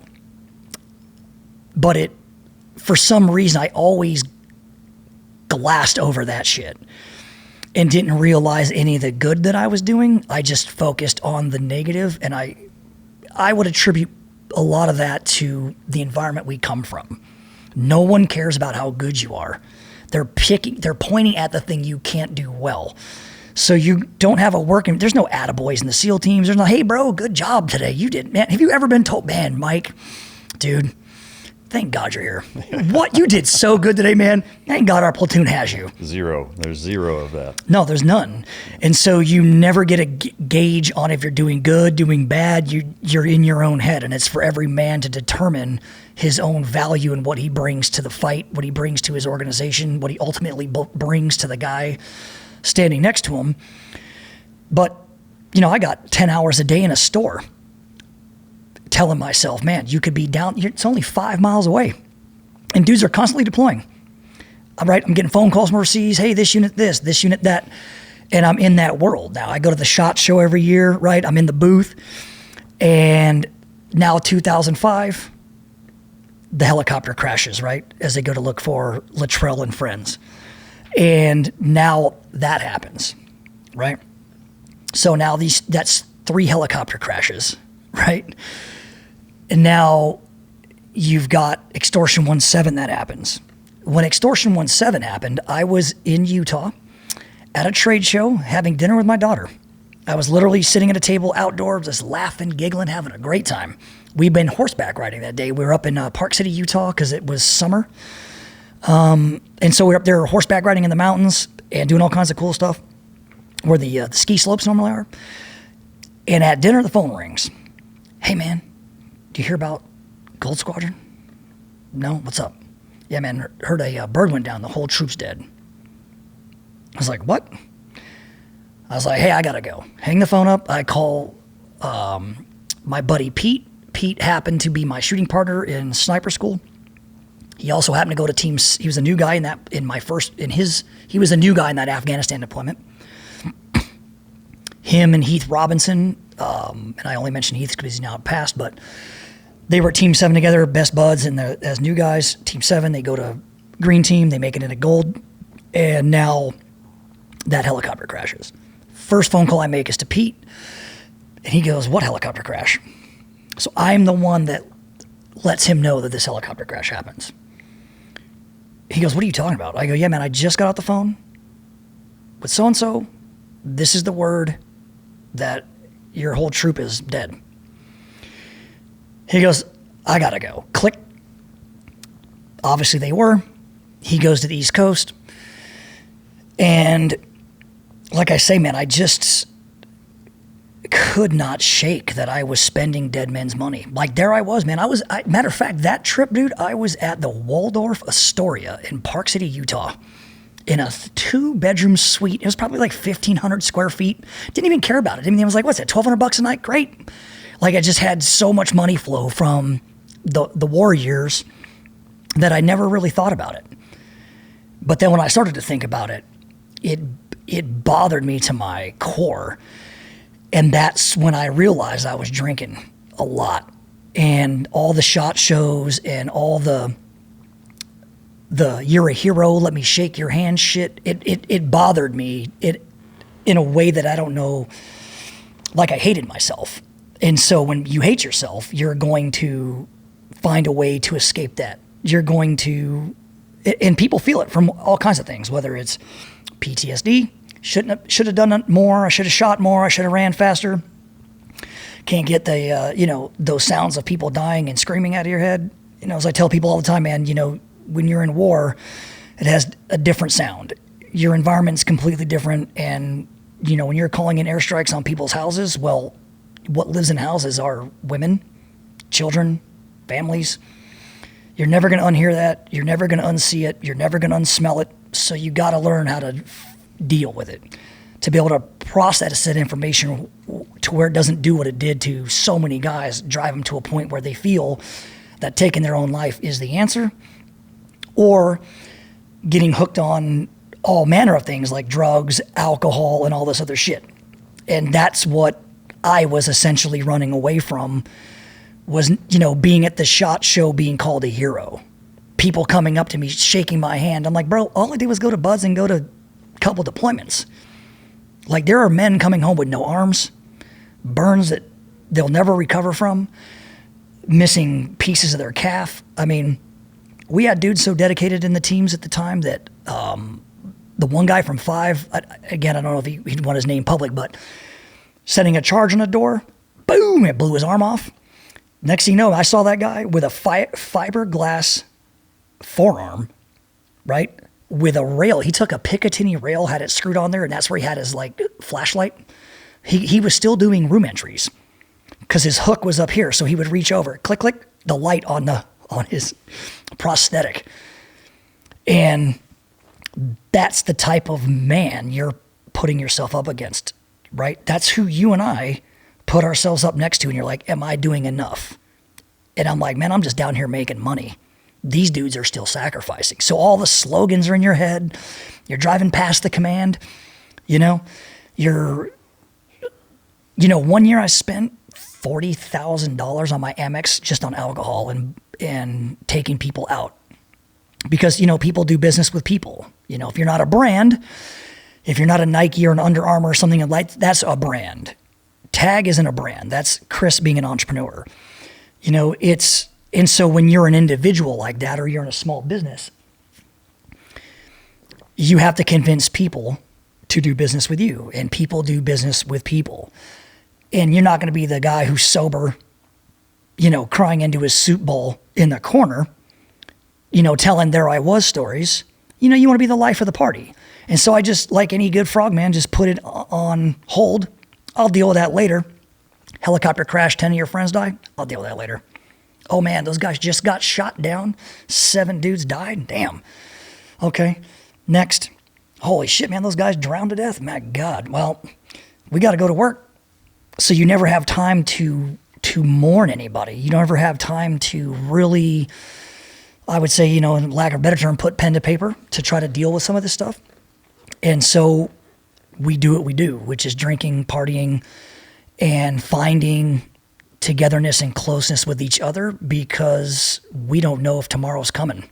We live a lifestyle, or lived a lifestyle, that we did not know if the sun was going to set on our next horizon. Maybe it was going to come up, right? But every single day, it seems some guy was getting his arm blown off, some dude was being killed, some guy was being injured, a helicopter crash was happening, guy was committing suicide. It just seemed like every other day. And I felt like I was part of the negative piece of that, I don't know, man, like they took my place. And it took me, I mean, shit, I must have chewed on that one for 15 years, 16. I mean, it just bothered me to a place that I didn't care about money. I didn't care about myself. I didn't care if I went to prison. I didn't give a shit about anything. So fast forward, drinking one night, and I don't particularly like to stay up too late at night. Like now I go to bed at like 8:30. I'm brushing my teeth at 8:30. I'm an old man now. But even then I didn't like staying out, and then I was introduced to Adderall. So there I am taking Adderall. And for anybody who's never taken it before, I mean, it's, hello, you're awake. And I just liked the feeling of being awake. It made me feel like alive. It didn't make me feel depressed. I was like, dude, I'm here, I'm in it. It was the limitless shit, right? It just felt like that. And it just allowed me to drink longer. You know what I mean? It's really what it boiled down to, was like, man, I can stay awake and I could drink longer. And, and it just became a lifestyle. An unintended consequence of the lifestyle that I was living, because I didn't consciously do it. I wasn't like, man, I got to go out and drink tonight. I never had alcohol at my house. It was just when I was out. And that made me realize, again, I'm looking back through sobriety after being sober now for 5+ years, or 5 years, whatever it is. That was the mask I was wearing, that so people wouldn't see what was truly bothering me about all these dead dudes, about the money I was spending. And so I gave the majority of my money away, whether it was through divorce. And I'm glad that I did. I mean, we earned so much money that my first wife will never have to work another day in her life. My daughter lives an incredible life. That money wasn't wasted. I'm just glad it wasn't wasted on me, because I would have wasted it. Had I stayed in that marriage, I would have burned through that capital and just blown it being an asshole and living a treacherous lifestyle behind the scenes. But so Adderall leads to, hey man, have you ever tried Molly? I'm like, no. What's that? Of course, at this point, I'd never tried it. And I'm in a club one night, and in Club Omnia, downtown San Diego, I pay for bottle service, as a matter of fact. So there's like 6-7 team guys in there, and we're all just, it's mini skirts and high heel. You know the shit, man. It's on. There's 22-year-old girls in there. Ooh, ooh, ooh. And, I'm in my 30s at this point. Like, I already sold Tag. I was over it. I sold that in 2010. Extortion 1-7 crash happens in 2011. I'm divorced by 2012. Like, it hit me really, really hard. I didn't want anything to do with the life I'd made. It felt like I had built this on, it felt like I made my future on the back and death of dudes that I served in the teams with. And it's not like being in the Marine Corps. It's not like there's 100,000 of us. There's 120 dudes at a command. Everybody. Everybody knows you. And it's tough to, or at least it was for me, to go from, holy shit, I'm a turd because I beat this dude up. I ruined my platoon's operational reputation. You know what I mean? Now I'm spending dead men's money. So no matter how successful I got, no matter how many millions I was selling, it never filled that that gap. It never filled that hole. It always felt like there was something missing. And in fact, I felt so bad about it that Echo Platoon from Team 3 was the first platoon since maybe the first. Matter of fact, I know it. There was no Presidential Unit Citations awarded in Operation Urgent Fury, which is Grenada in 1983, none during Operation Just Cause in Panama in 89. So the first one was Tom Dietz platoon, SEAL Team 5, for Operation Deception in the first Gulf War. That was the first platoon that had been given a Presidential Unit Citation since Vietnam. For those that don't know what a Presidential Unit Citation is and what it represents, it is given, signed by the President, of course, but it is the highest unit award that is given out. And after that, it goes personal awards. But it's given to units that have, as a unit, done enough that as each individual, had you just taken one guy out and said, here's what he did, here's what he did, if you lined them all up, that is a minimum of a Silver Star and upwards of a Navy Cross. And so instead of giving the whole platoon Navy Crosses and Silver Stars and Bronze Stars, they just give the unit a Presidential Unit Citation. Our platoon was the first one given a Presidential Unit Citation since 1991. President Bush flew in to California on Air Force One, Miramar. I get the phone call. I'm at work to go up there in my business suit to have that award pinned on me, and I didn't go because I felt my presence was a distraction because I'm the dude that punched that fucking clown in his face. Like, I felt so bad about how I thought others felt about me that I shunned any event, any award ceremony, anything like that. Like, the whole platoon, dude, has pictures of them. Some were still active duties. There's guys kicking it with Bush, getting the award. I'm the only dude not there. That's, if that puts into perspective kind of like how I felt about myself, the mental space that I was in. It wasn't about if I could shoot, if I could run, if I could swim, if I was a good operator. It had nothing to do with that. I already knew all of that, right? That's in writing and by operational reputation. And you'd be hard pressed to find a man that would tell you, oh yeah, when we were in the teams, that dude was a total shitbag. It probably doesn't exist. And if it does, it's probably some guy called out. Or, some dude that now fucking hates me for, because I breathe oxygen and I'm a SEAL. So, I mean, the adage, no one hates SEALs more than other Navy SEAls. Yeah, that's the truth. Well, nowadays, it seems like we take quite the beating online with the amount of, podcasts that are out there with people telling stories and what have you. But did you get into a place where, as you were introduced to Molly, I'm assuming you tried it? Like, I've tried all kinds of stuff. I can't wait to talk about it because I've tried lots. Lots of different things. Not lots as in volume, but I've definitely, checked out the drug buffet. Was Adderall the gateway drug to that? For me, it was. And I would say just real quick, going back to Bud's, that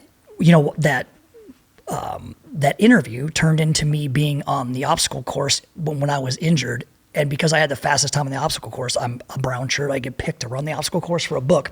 I brought the book just to give people a perspective here. But this is the Navy SEAL workout book.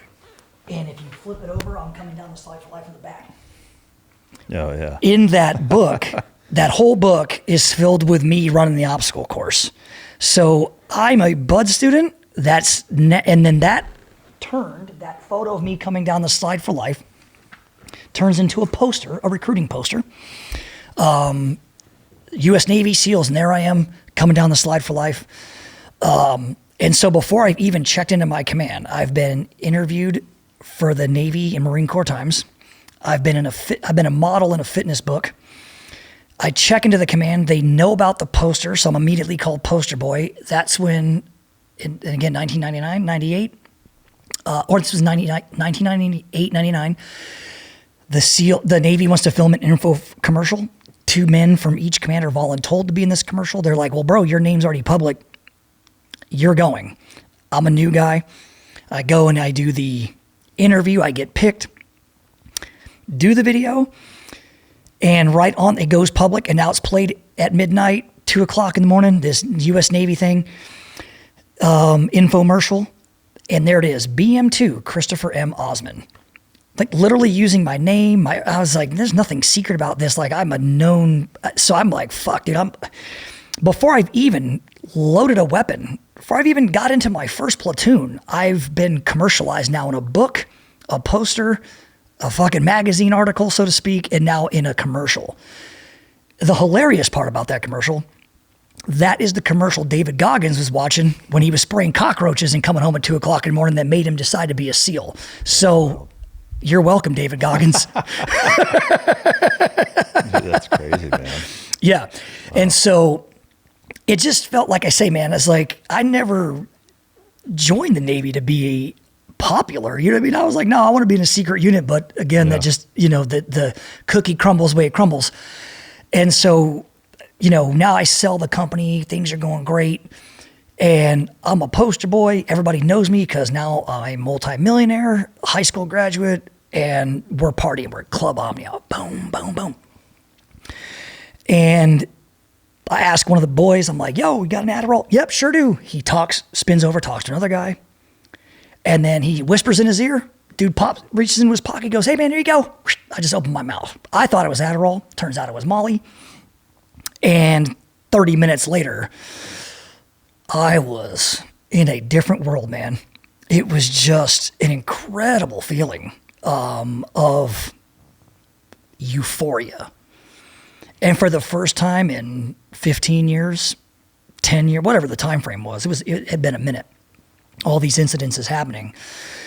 Now I'm not thinking about that. I'm just high and I'm dancing and I'm drinking, and it's an amazing night. Thousands of dollars. I didn't even remember putting my Amex down. I know I paid for everything, but it was just an incredible night. And after that point, I was determined to feel like that more often than not. It just seemed like a better feeling than feeling bad about yourself or feeling bad about decisions you have made. Not realizing at the time that every SEAL fucks up. We all make mistakes. Doesn't matter, again, who you are, what unit you were in, if you were in for 4 years or 40 years, that eventually you're going to make a bad call. You're going to make mistakes. You're an imperfect man working in an imperfect environment, surrounded by imperfect people, doing incredibly dangerous life and death things. You're going to fuck it up. Everybody out there, I'm assuming, can probably look back on their career, regardless of what that career even is. You could be selling car insurance of a time that you probably know you could have done better and didn't. And so that's what I kind of harped on, and that's what ate at my soul. And so the drug thing just made me feel better. But having said that, I didn't fall into the trap of I won't say I wasn't an addict, because again, you can talk yourself into anything. Even Jeffrey Dahmer at one point thought he was on point. You know what I mean? He's like, yeah, it's just me. Do my thing. So I would just talk myself into it. Well, when I'm out with the boys that I trust, then I'll do it. So I only did drugs around very specific people that I thought I could trust. And I still do trust, which is why I would never break the code and, put their names on blast. But again, they were already there being themselves. I'm the one putting myself in that club. I'm the one saying yes. I'm the one doing it. And then after that going, man, I want to do that again. So no one led me down this path but myself. It's my own, my own decisions, my own life choices, my own experiences where I felt at the time that was the answer. And clearly, that wasn't the answer. Hell, it wasn't even the cheat code to the test. It was just the distraction from doing the hard work and the studying. And so then that leads to cocaine, and cocaine for me wasn't my favorite. In fact, it was the least favorite because the endorphin rush that you get from a narcotic like that, specifically cocaine, lasts somewhere between 7 and 12 minutes. So it becomes the powdered crack. You literally have to keep sticking your head into the sugar bowl in order to keep the high going. So that's why for those who have not participated in a party like that or been in an environment, you typically, it's like a group thing usually where, hey, we're going to throw a party, blah, blah, blah, blah, on this day. Hey, who wants in? And now you're trading messages and who's in for 200, who's in for 500, so you're kind of like, so there's typically one or two people that's like a central point of contact that have the hookup. Like I don't know a drug dealer. I just used to buy drugs at parties. So never got to that point. And in fact, when I was in the SEAL teams, I didn't see but one time cocaine come out of the drawer. And that's when I was in TRADET. You got to imagine now I'm a punch this dude, this, that. We all go to a concert and we're at a hotel after this concert. There must have been 8 of us in this room. One of the drawers opens up and no shit, man. I've never seen that much cocaine before or since. Dude pulls out like a silver serving tray, something that your grandmother would have brought tea into the sunroom. And there was a mound of it. It looked like looking back now that I know what I know, it probably was it looked like a half a key that was already chopped up. Powder was there. It was a fucking mountain of blow. And it's going around the room. And this is before I'd ever done a drug. Not even Adderall at this point. I was just drinking. Straw comes around to me, and I'm like, no, thanks, I'm good. And I passed it. And, dude, I thought, I've never been on a patrol that quiet. It was quiet. And all of a sudden, there's like 6, 7 people looking at me, dudes I know, and one of them goes, hey, man, I thought you said your bro was cool. And I responded with, I am cool, but I'm not that cool. Hey guys, I'll see you at the titty bar. And I walk out. And I lied to him, told him I was going to meet him down the street at one of the gentleman establishments. And I just hopped into a cab. This is before Uber, of course. And I've been drinking all night, so I just hopped into a cab and went home, and that was that. Never really thought about it, but that was the window into like, damn, dude, there's a lot of people that do this, but they're active duty and, but that was the only time I'd ever seen it in an active duty environment. I've never been around it other than that. And probably, again, because of my reputation. I mean, I was never around. I was always at home or at the range or something like that. But man, that Molly shit was good. I mean, it got the really, really just like this just euphoric sensation. And, EDC happens every year in Vegas, right? I mean, there's 200,000 people there feeling that same thing, right? And then, of course, now I'm with Tag. I sell that in 2010. I create Chris Osman designs, and I sell that as well. Prior to that, I was vice president over at T3, Trident Tactical Technical. That was a gear shop started in Coronado by some SEALs. So I worked there as a vice president, helped get them set up with manufacturing and stuff like that. And then I resigned from that job after a year. Just didn't fit in with the head shed, let's say. But again, man, it was just that. I was trying to find like what little peg, take Chris as a peg, where does he fit in? What environment on the board can I land that I'm going to feel comfortable, so to speak? Comfortable with the people I'm around, the environment. But I just was like, well, this is the funnest I've had in a decade, so I might as well stay on the fun side. And so now I'm on my Dyna. I remember, dude, I would leave my house at like midnight because I know there's like no cops and shit. But there's our cops, but who cares at that time? You're on your what? My Dyna, my Harley Davidson. Oh, okay. Bro, I'm taking Molly, letting that shit kick in, firing up my bike, and now I'm ripping up and down through the downtown S-curve, 100 miles an hour, 90 miles an hour. How long does Molly last? Few hours. Okay. Hours. And again, some of these drugs, that's the other part of, like acid. I didn't like doing acid. I tried acid once, but I didn't like it because, it's cool watching the walls bend and, staring over at your buddy and seeing his face melt and all that stuff. But you can't get off the ride. Like once you drop that little actual acid tablet, you're in there for 10 to 12 hours. You ain't coming out. And so I didn't like that. I always liked drugs that I felt like I still had my environmentals, Like I could still recognize people. I could still kind of fight. Like, hey, there's a threat. I could still defend myself. I never wanted to be in a situation where I was so out of it that I woke up and I was like, where the fuck are my shoes and my watch? Right. What happened? So I've never gone that far. I've never been that into it.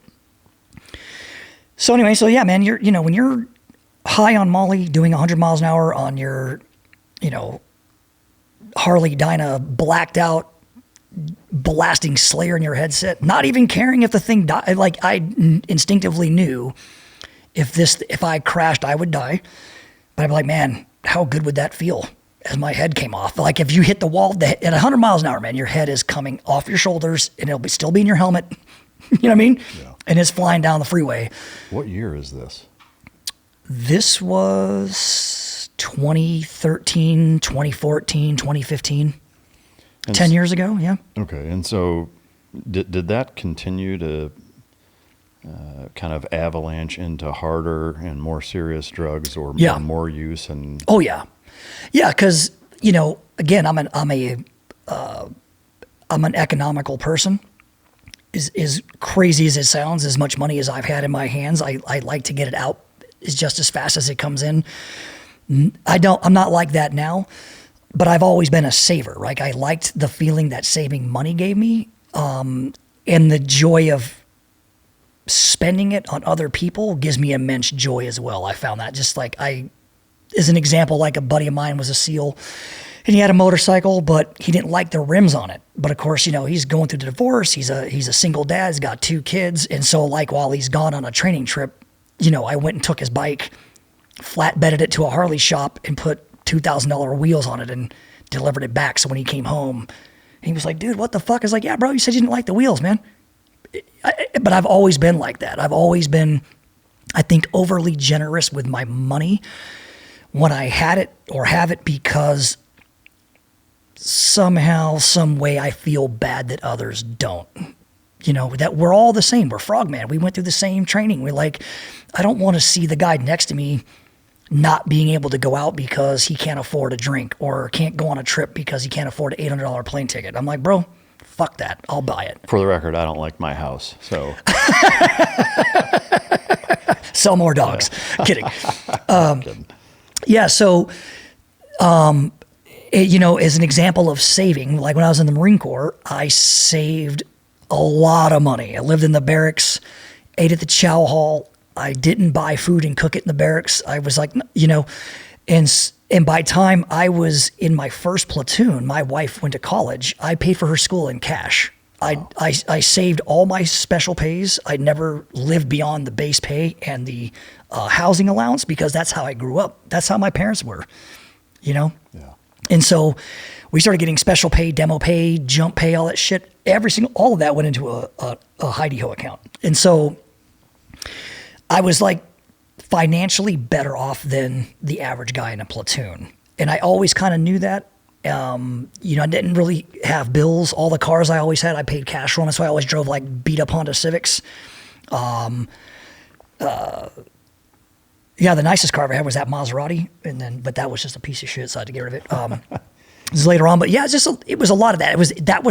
I think that was the internal conflict I always walked was, hey man, you have some money. You're supposed to be in a suit. You're supposed to be you're supposed to talk without cussing, and you're supposed to like be impressed that Bob in accounting has been a CPA for 25 years, and working in that corporate environment, I just couldn't get there. It's like the mafia, right? No matter how hard you try to get away from that team guy environment, there's something about it that pulls us back in. And it's, maybe it's the guys, maybe it's the people who truly understand you because you've seen me at work. You actually know who I am as a professional, right? Who gives a shit if I could sell a rigger's belt? And I've never even thought that I was going to be a business owner, so I don't even discuss it often. I'm just like, oh yeah, that one time I built that multi-million-dollar brand thing. Yeah, anyway. So yeah, this one time I was in Buds. I thought about being a SEAL way, way more than I ever did being an entrepreneur, being a businessman. And it wasn't a destination. It was just part of my journey. It wasn't where I thought I was going to end up. I never once in my wildest dreams ever thought that anybody would call me looking for business advice or that I would be a success story outside of the SEAL teams, you know.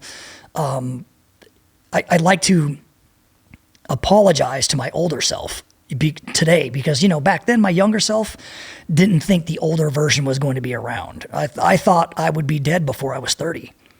And I lived the life, you know, that reflected that. Wow. Yeah. So, I mean, at 13, 14, 15, you know, the drug life, partying kind of escapade, if you will, continues to build. When you were on the show the first time, I think it was 17, maybe 18. But between kind of 15, 17, 18, you know, the Haiti incident, Yep. Were you still kind of embroiled in that party lifestyle at that time? Like I was. I was still partying. You know, guys would call me up. And when I say partying, maybe at my craziest, twice a month. Okay. But it was like I'd show up someplace, there'd be a party going on, I'd participate, and then I would leave. Didn't take drugs home, didn't do that. I wasn't that guy. At one point during this time we're talking about, I was heavily in motorcycle riding, which because I sold Chris Osman Designs, which people don't know. People just think I quit that and changed the name to Rhuged. It's actually not correct. I sold it to Industrial Security Alliance Partners in San Diego. They then owned the rights and still own the rights to Chris Osman Designs, the name.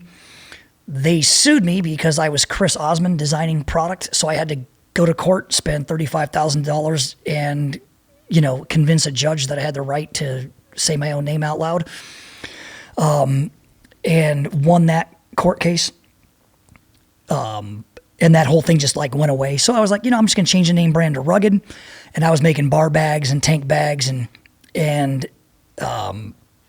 then right around, and again, at that time I rode with I'm going to tread carefully. I don't think the club would mind me saying the name out loud, but I won't mention names or dates because I think that's just a little too compromising.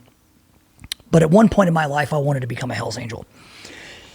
And I was so serious about it, in fact, that I knew what that involved. I don't know what it involves because I've never been in the club. This is from an outsider's perspective of looking at a club life like that, thinking that's what I wanted. And the reason why is because it reminded me of a SEAL platoon. Dangerous lifestyle, a lifestyle nobody understands, and no one needs to understand the biker lifestyle. If you're a biker, great, you understand it. If you don't, you don't. And there's, you know, and again, I get into this world as an ignorant man, not knowing how that thing is set up. Start getting educated, start hanging around a few people. And what I loved about it, the one thing that made me want to do it was one night I was at the clubhouse and I asked for a cup of coffee. And they fire the Keurig up and there's no cups in the kitchen that don't have the Hells Angels logo on it. There's, again, guys there. I obviously knew enough and was known enough to be that close to them. And again, man, whatever rumors are out there, I don't know. I can just tell you from what I experienced, I've never experienced anything but great times. I never saw what is written. I was never around any shit like that. It's just very interesting. And maybe because, again, I'm an outsider and, you know, whatever. But to the man, each guy was super nice, super respectful. But it was the coffee cup incident that really cemented it for me because they wouldn't give me coffee because I wasn't a member. And so they're like, sorry, man. Or they wouldn't let you drink out of them. Wouldn't drink. So it'd be like a SEAL handing somebody a cup with a trident. I mean, you wouldn't even think twice about it. You would just be like, oh, yeah, bet you want the Team 3 logo? Sure, knock it out. Wouldn't even care. But in that world, they take what they do and who they are and what they're committed to that seriously. And I thought I was like, oh, man, they're even more serious than what I was involved in. That's the next level. And so that's what I think I was chasing was being a professional again, being all these things, but but you could be a professional doing anything. You don't have to be a biker. You don't have to be a SEAL. You don't have to be in SEAL team, whatever. You don't have to do hostage rescue. You could be a professional line cook. I'm still shocked that a Hell's Angel clubhouse had a Keurig machine in it. Like I wouldn't have. I bought it for him for Christmas, actually, because they didn't have one. And some of those, so some of those nights that I stayed, I'm just like, man, I need a cup of coffee. And they're like, man, what do you fucking think this is, Starbucks? And so Christmas had rolled up, and I went and bought one and wrapped it up. And look, I should have just put my own coffee mug in there, but yeah, there was something about it that I always respected about the guys who decide to get into a life like that they're truly signing up for a world that is different than the world that we work in every single day, but they know that, and that they toe that line, man. I have nothing but the utmost respect for people. Even again, you may think I'm crazy, but if somebody could see behind the scenes and not just what a reporter may write for clickbait, I think there's a lot of similarities in some of those clubs, regardless of state, regardless of color, regardless of patch, regardless of logo. There is a lot of people like holistically dedicated to that lifestyle at a level that would blow a tier 1 operator out of the water.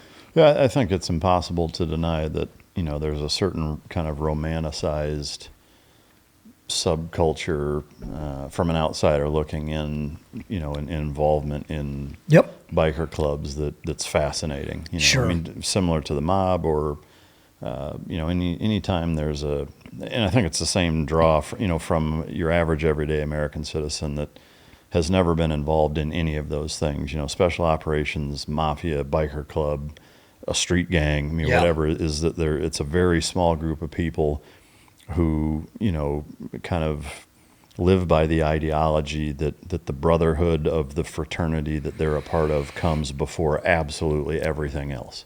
Absolutely before everything else. Yeah, and so I think there's a certain fascination with that. Again, irrespective of kind of industry, if you want to call it that. But so what made you not follow through with?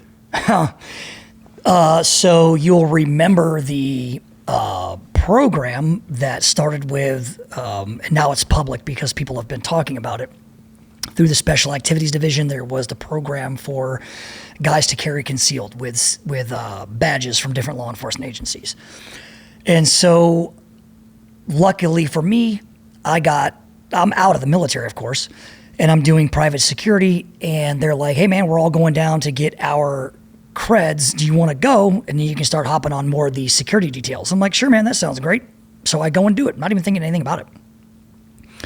Years later, part of the rules, I can't publicly state what those rules are. I think if somebody wants to join one of these clubs, they need to get close and figure those rules out for themselves. But one of them, absolutely, unequivocally, beyond the shadow of a doubt, specifically for the one I wanted to join, was no law enforcement of any kind. And in fact, it was so serious that I don't even know if you could have been an MP, gotten out and tried to join, because they also view that as law enforcement. Somewhere along the lines, you've had the power of arrest to put another man in handcuffs, and that's a no-no in that world.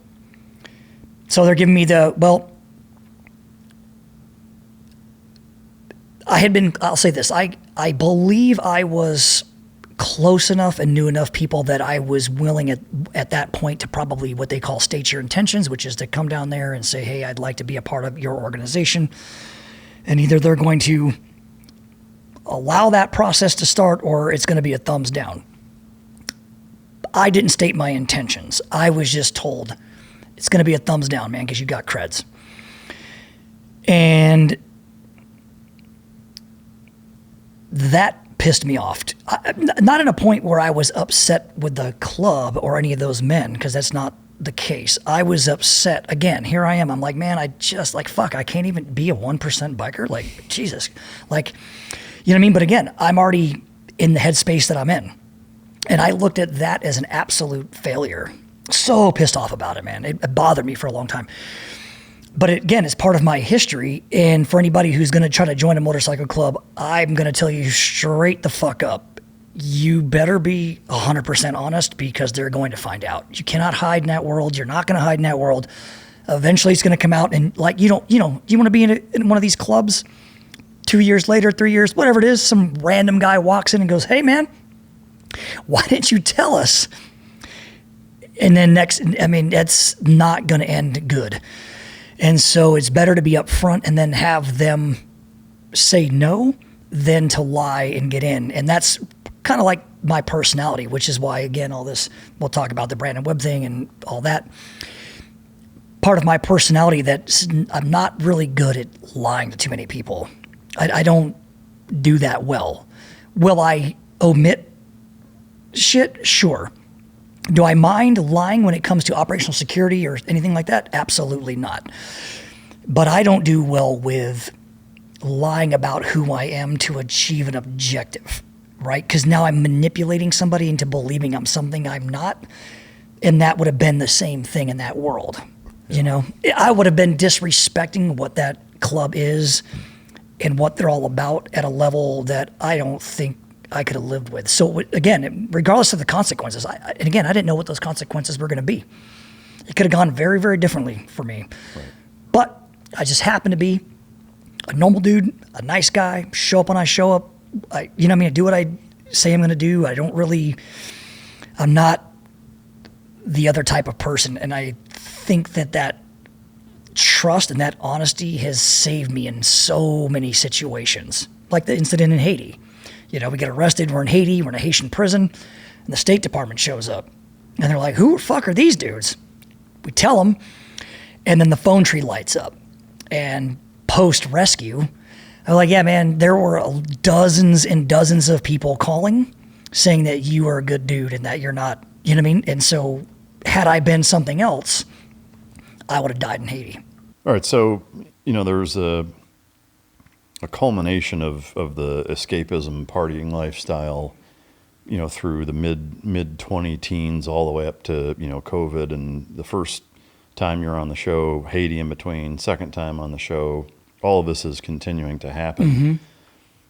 What was the catalyst that kind of made you hit that kind of internal reset button and decide to totally change your life around? To do it the right way, or the catalyst that led me down the escapism route? I guess both. Because obviously, let's talk the escapism route, because it'll fit the timeline of my life, so to speak. And I'm going to be public about probably the most private thing that has happened in my life, and that's the situation between Brandon Webb and I. And I'm not here to bash on Brandon, actually quite the opposite. I want to tell the real story, because I don't even think he's never been given that opportunity. It's just he's kind of been in defense mode because of what I did. But that was also in reaction to what had transpired between he and I. So I'm going to tell my version for the first time. That's what really happened, at least in my perspective. I'm sure he might have another version, and somewhere in there's the truth, I'm sure. But it's not in a hope that people continue this saga for us. It's so I can put it to bed for both of us, for Brandon and I, and he and I can move on with our lives and do all that. When all this was going on, I sold Tag in 2010. So all of a sudden I go from being a thousandaire to a multimillionaire. Chris Kyle's book comes out. When my book was being made in 2007, I interviewed Chris Kyle at his house in Alpine. There's a digital recording of that. That digital recording was transcribed into the book, so what Chris Kyle says is what Chris Kyle says. Anyway, so the book comes out, and I'm not trying to promote the book. I don't think I've even mentioned it publicly until you actually did the introduction here. So mostly what I was trying to do was always promote tactical assault gear. So any interview I did for television, any documentaries I participated in, again, I felt like my name was already out there, so I might as well just lean into it. And, but the problem is again, which Brandon did not know, and I just wish looking back, I wish I just called him and said, hey man, here's what the fuck's going on, please don't. It would have ended that right then, I think. All these helicopters are crashing. Right, you got to talk about, I'm now 4 helicopter crashes deep into it. And that's a lot of dead people, right? And Brandon's book comes out. And he gave me a pre-copy of the book. I sent him an email in 2012, right after Extortion 17 and the crash happened. And I said to him that I didn't want to participate in the book, that it was his story to tell, and that I was a public figure. My name was known. In fact, for those who don't know, Chris Osman is a registered trademark. You want to look it up at the Patent Trademark Office, right? So I've been successful in lawsuits against people who are, I don't like that guy. And they start, doing, if it's a business trying to interfere with my business, then I'll just do that. So I take what I did, my reputation, there's a lot of damage there because I feel like my reputation was destroyed because I got into that fight and got sent home 2 weeks early from the command. And, but now Brandon's book drops. And my name's in that book 35, 40 times, something like that. My image is in there. But I asked him specifically not to do it. Had he used Bill Smith, that drama would have never happened. I never would have come out publicly and said what I said. But now I am again at the SHOT Show. You have to understand, I'm at the SHOT Show. There's all the booths around. You've been there. And it's this massive convention called the Shooting Hunter Outdoor Trade Show. It's an industry show, but it then bleeds into the civilian population. And there's 65, 70,000 people that go to this thing every weekend or on the weekend that it's going. And now I've got a line outside my booth. Dudes wanting to shake my hands, take pictures. I'm like, what the fuck is all this? Oh, you're a hero, bro. I read Brandon's book. Would you sign my book? And instead of being mean to these people, because again, these are just unknowing, unsuspecting civilians who are reading a story about me and think they identify with me in some way, shape, or form, and they don't, because the stories aren't true. The stories in there about me are lies. There's no story in there, in fact, about me that's true, to the point where I told you earlier, yeah, I was in third phase. Yeah, I rolled over. Yeah, I looked at the beach. Yeah, I ran up there and got praised, got my hoo-yah on. But there was no hot chocolate involved. There was none of that stuff. So it's little details like that. I'm like, why do you got to add that I got hot chocolate? You could just say I almost quit. That was fine. But you could have just said James Smith. You didn't have to use my name. And so instead of just doing what I should have done then, which was just sent him a cease and desist letter from my attorney, and again, they could have just done a reprint on the book, change the name, no harm, no foul. I've always believed that most of these stories that a lot of these guys tell, and, an enemy popped up, he was 150 yards, there'll be some guy that was there. No, he wasn't. He was at 225. You're lying. Stolen valor. All these things. Each man, I think, has a right and has earned the right to tell the story from his own perspective. If you lined up 16 dudes in a platoon, had them all take notes, do a full workup deployment, come back, each man would have a different story. You would have 16 different books, right? But you don't want to sit there and pick apart the 16 books. You're trusting that the man who's writing that book is truthful enough that whatever he says is going to be an accurate representation about whatever he's writing about. And so here I am now feeling like, I'm the mayor of Stolen Valorville, and I got people lining up wanting pictures, autographs. I mean, there are people buying equipment from me, buying equipment from the company I just sold. Like, I don't own the company now, right? But I'm there as a vice president, so I represent the brand. And it just made me feel wildly uncomfortable. Because again, the real heroes are the ones that died wearing the trident, not the one that wears it at a trade show. I don't believe there's any such thing as a living hero. That's my personal belief. Because if there's such thing as a living hero, then what are our dead friends? And I don't think we can be the same thing. And at this stage of the game, it seems like any person that's ever joined the military, that's gone on one deployment, is a hero for some reason. And I just think that the bar has been raised so high for hero worship that you don't even need to do anything. You just need to walk under it, right? You know what I'm saying? It's not a low bar. It's a bar that you don't need to jump over it. You don't need to, bend over and shimmy underneath. You could just walk into it just like a room and, I was this. Oh, he's a hero. And I just think that stuff gets thrown around way, way, way too much. And I think it gets thrown around at people who mostly don't deserve it. Not Brandon, But I'm talking about like the Tim Kennedys of the world, you know, Mr. 50 fucking hand grenades in a bag. And it's shit like that, right? Because I'm a weapons nerd, so I hear things like that, and I'm like, man, a M67 fragmentation grenade weighs 14 ounces. So if you have 40 or 50 of them in your backpack, what's that? Somewhere between 47 and 48 and a half pounds.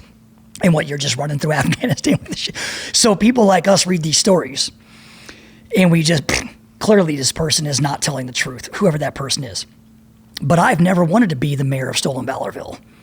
You know what I mean? I don't want a line of people standing there shaking my hand, telling me what a great man I am, and all this other shit. That's not who I am. That's not who I've ever been. I've kind of just wanted to be dedicated to my craft and move quietly out of the teams because of how bad I felt, and just be a dad, go home, sell some kit, but all of a sudden it just doesn't go away.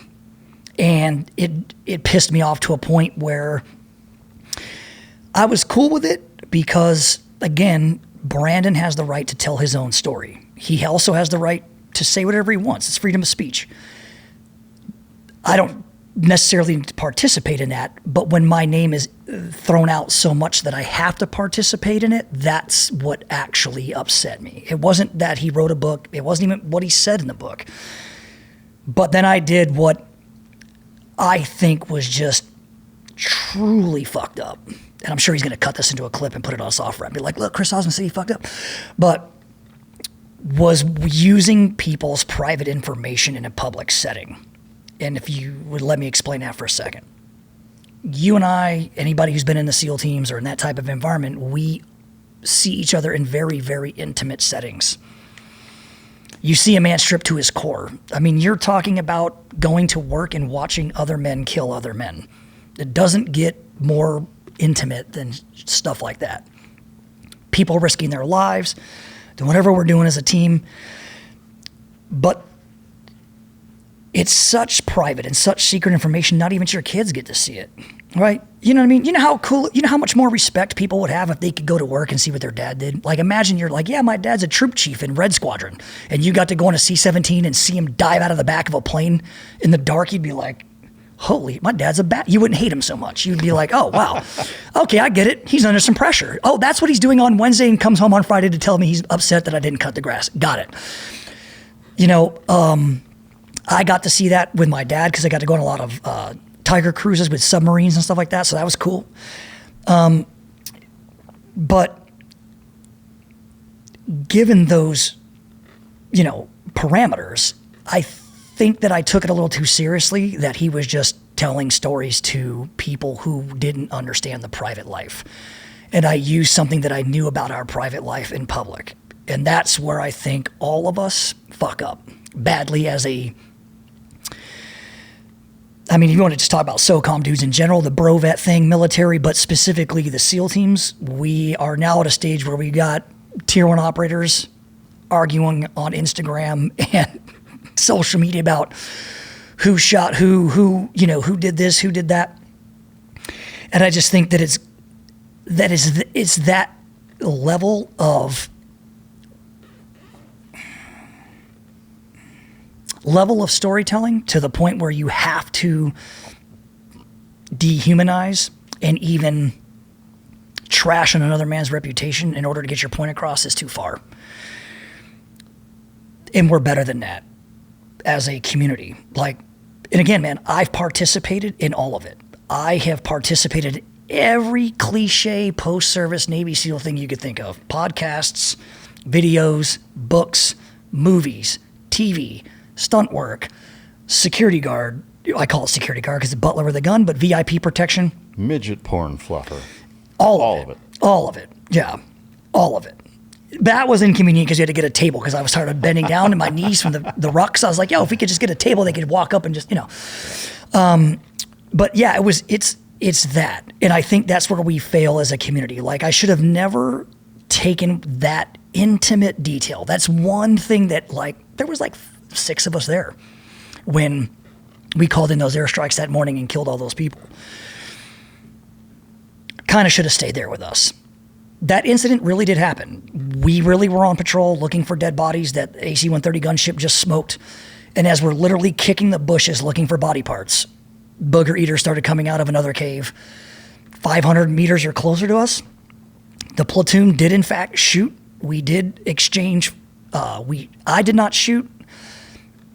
I was too busy just enjoying the show, right? Guys in the platoon were shooting at these dudes while our combat controller went to work and called in airstrikes.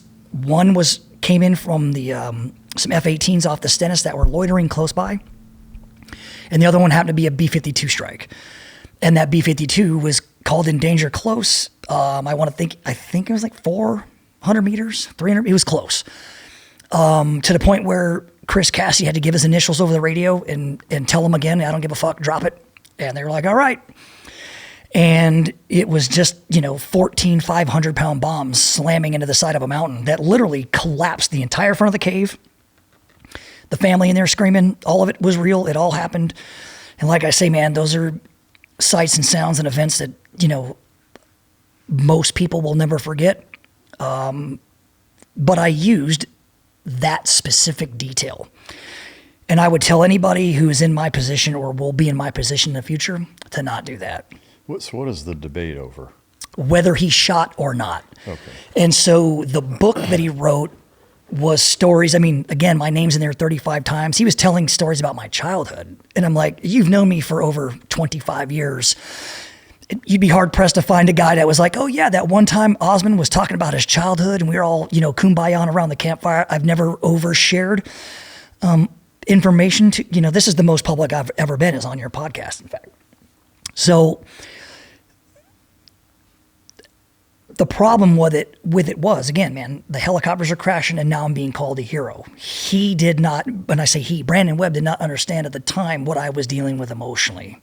As a real man, I should have been like, yo, dude, I need to see you. Let's go grab some beers, dude. Hey, man, I love the books. Great. Cool, you're fooling the fans, not the players. But this makes me feel wildly uncomfortable, man. I don't like it.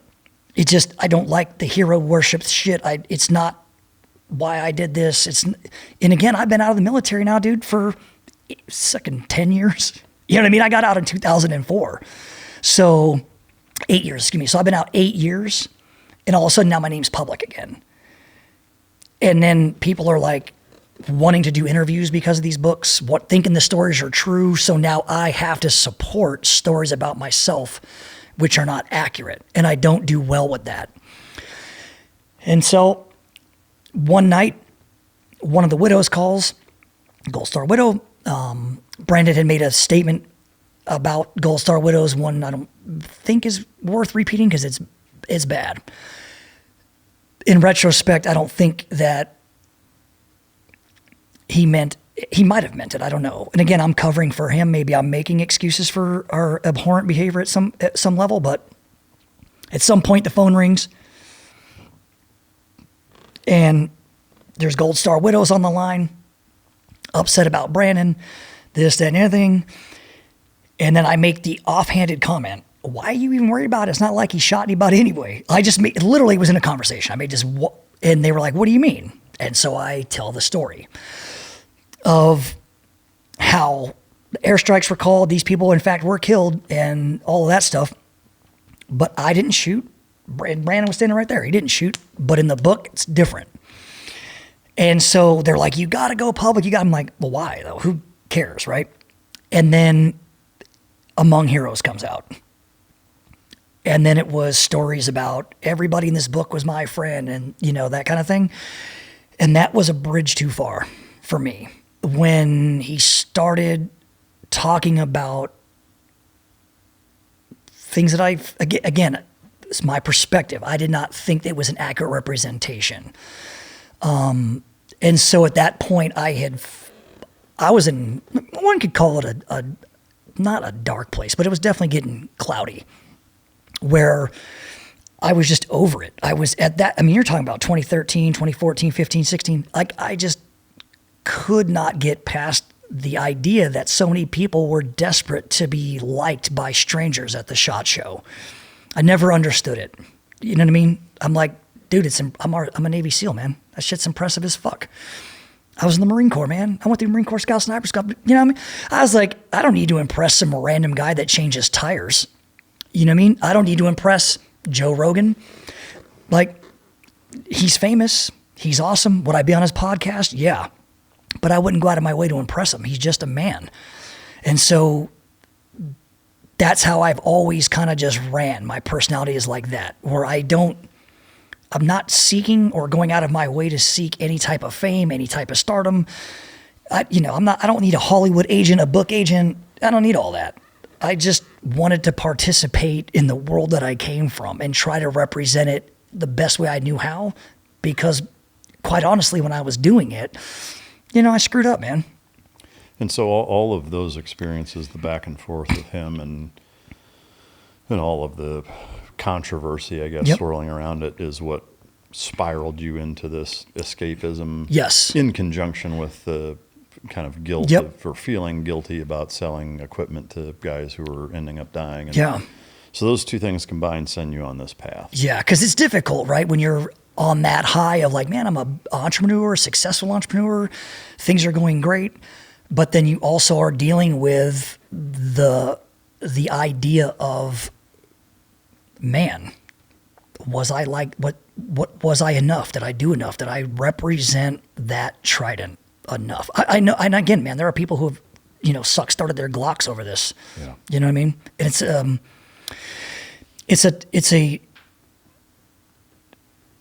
tough road to navigate because you're dealing with multiple personalities, all these guys, right? We're all on the alpha male scale.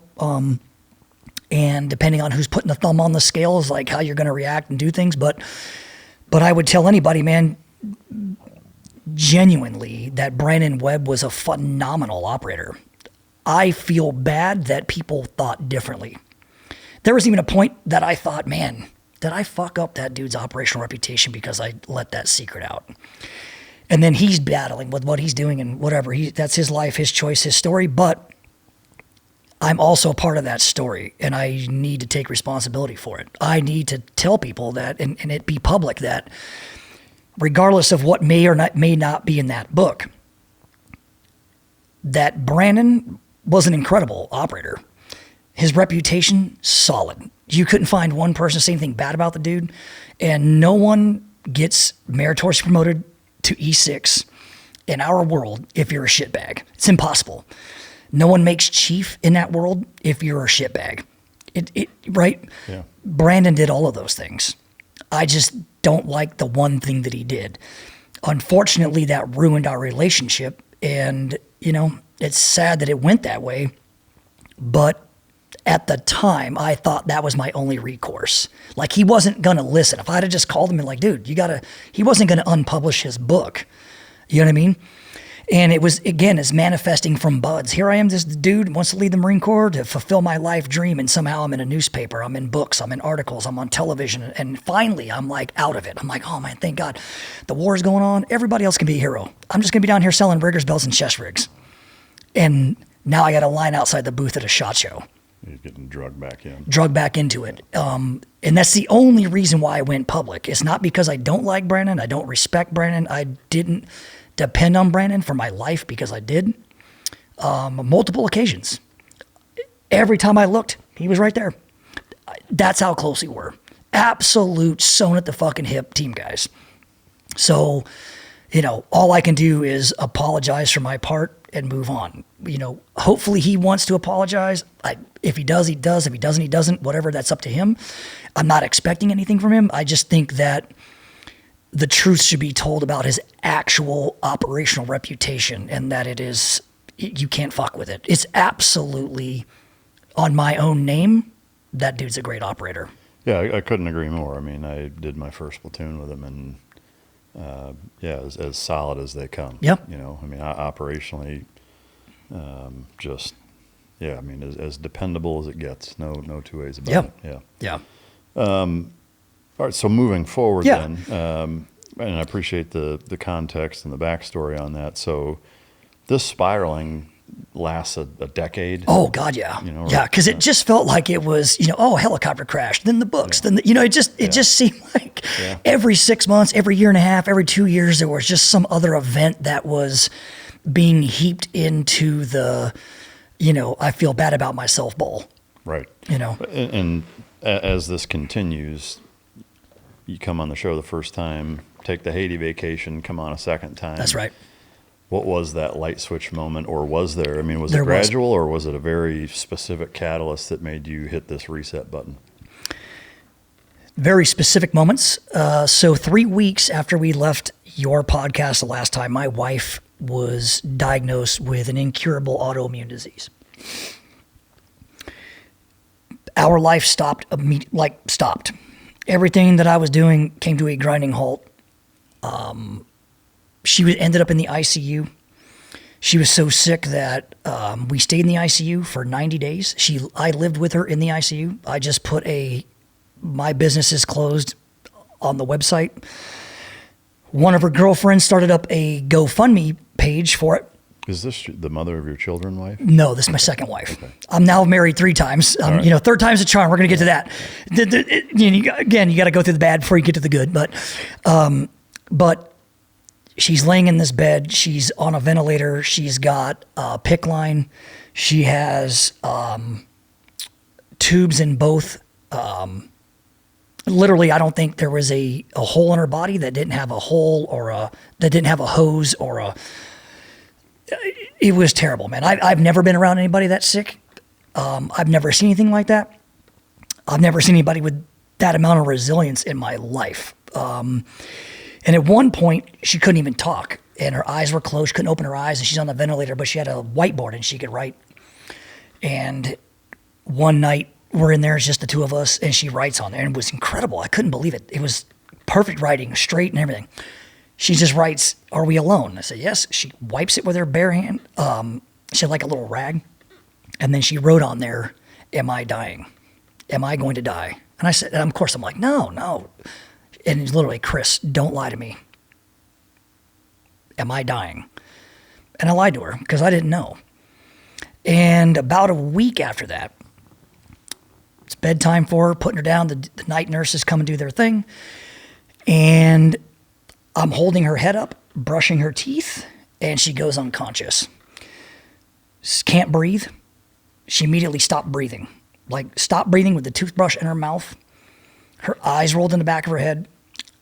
I scream out to the charge nurse, like as loud as I could scream, "Help, help, my wife is dying."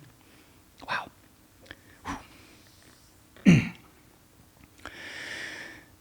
I hit the emergency alarm. The code blue alarm was right there. I punched that thing. It's code blue. It starts going. She is not breathing.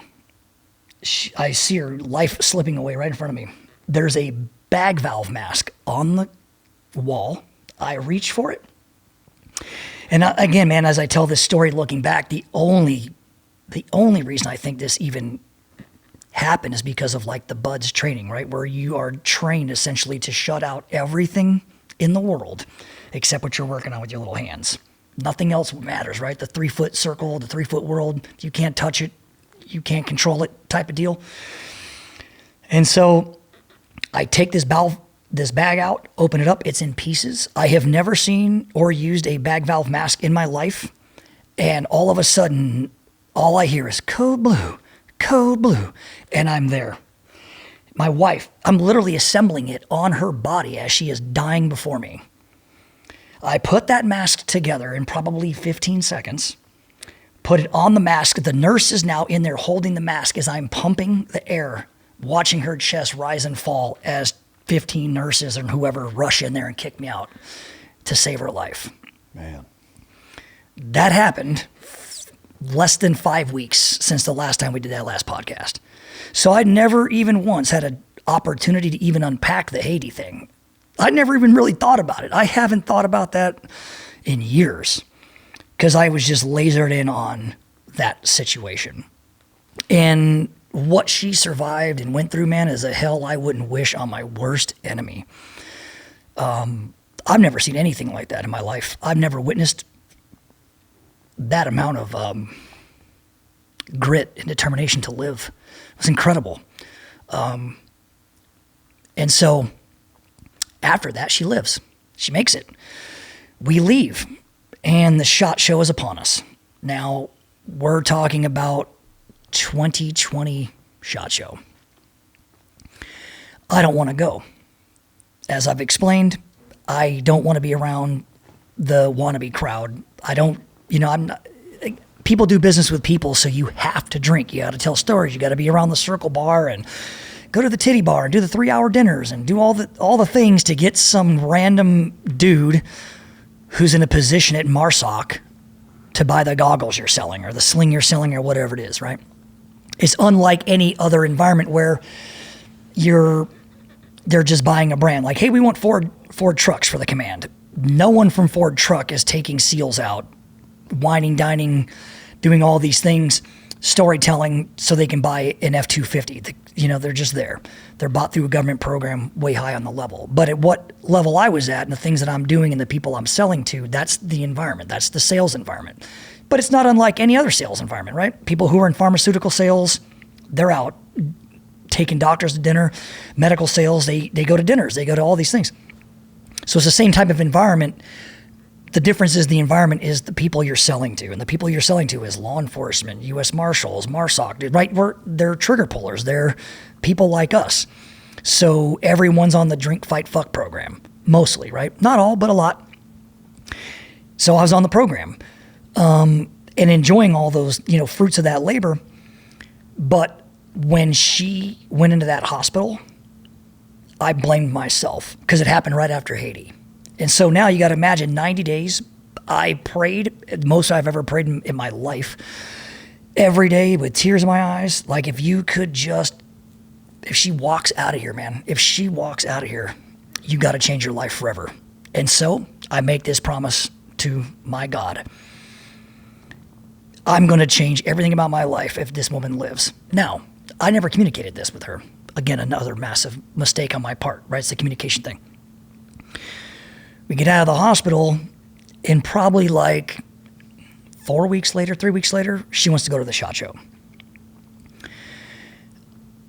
I am antithetical to the SHOT Show at this point.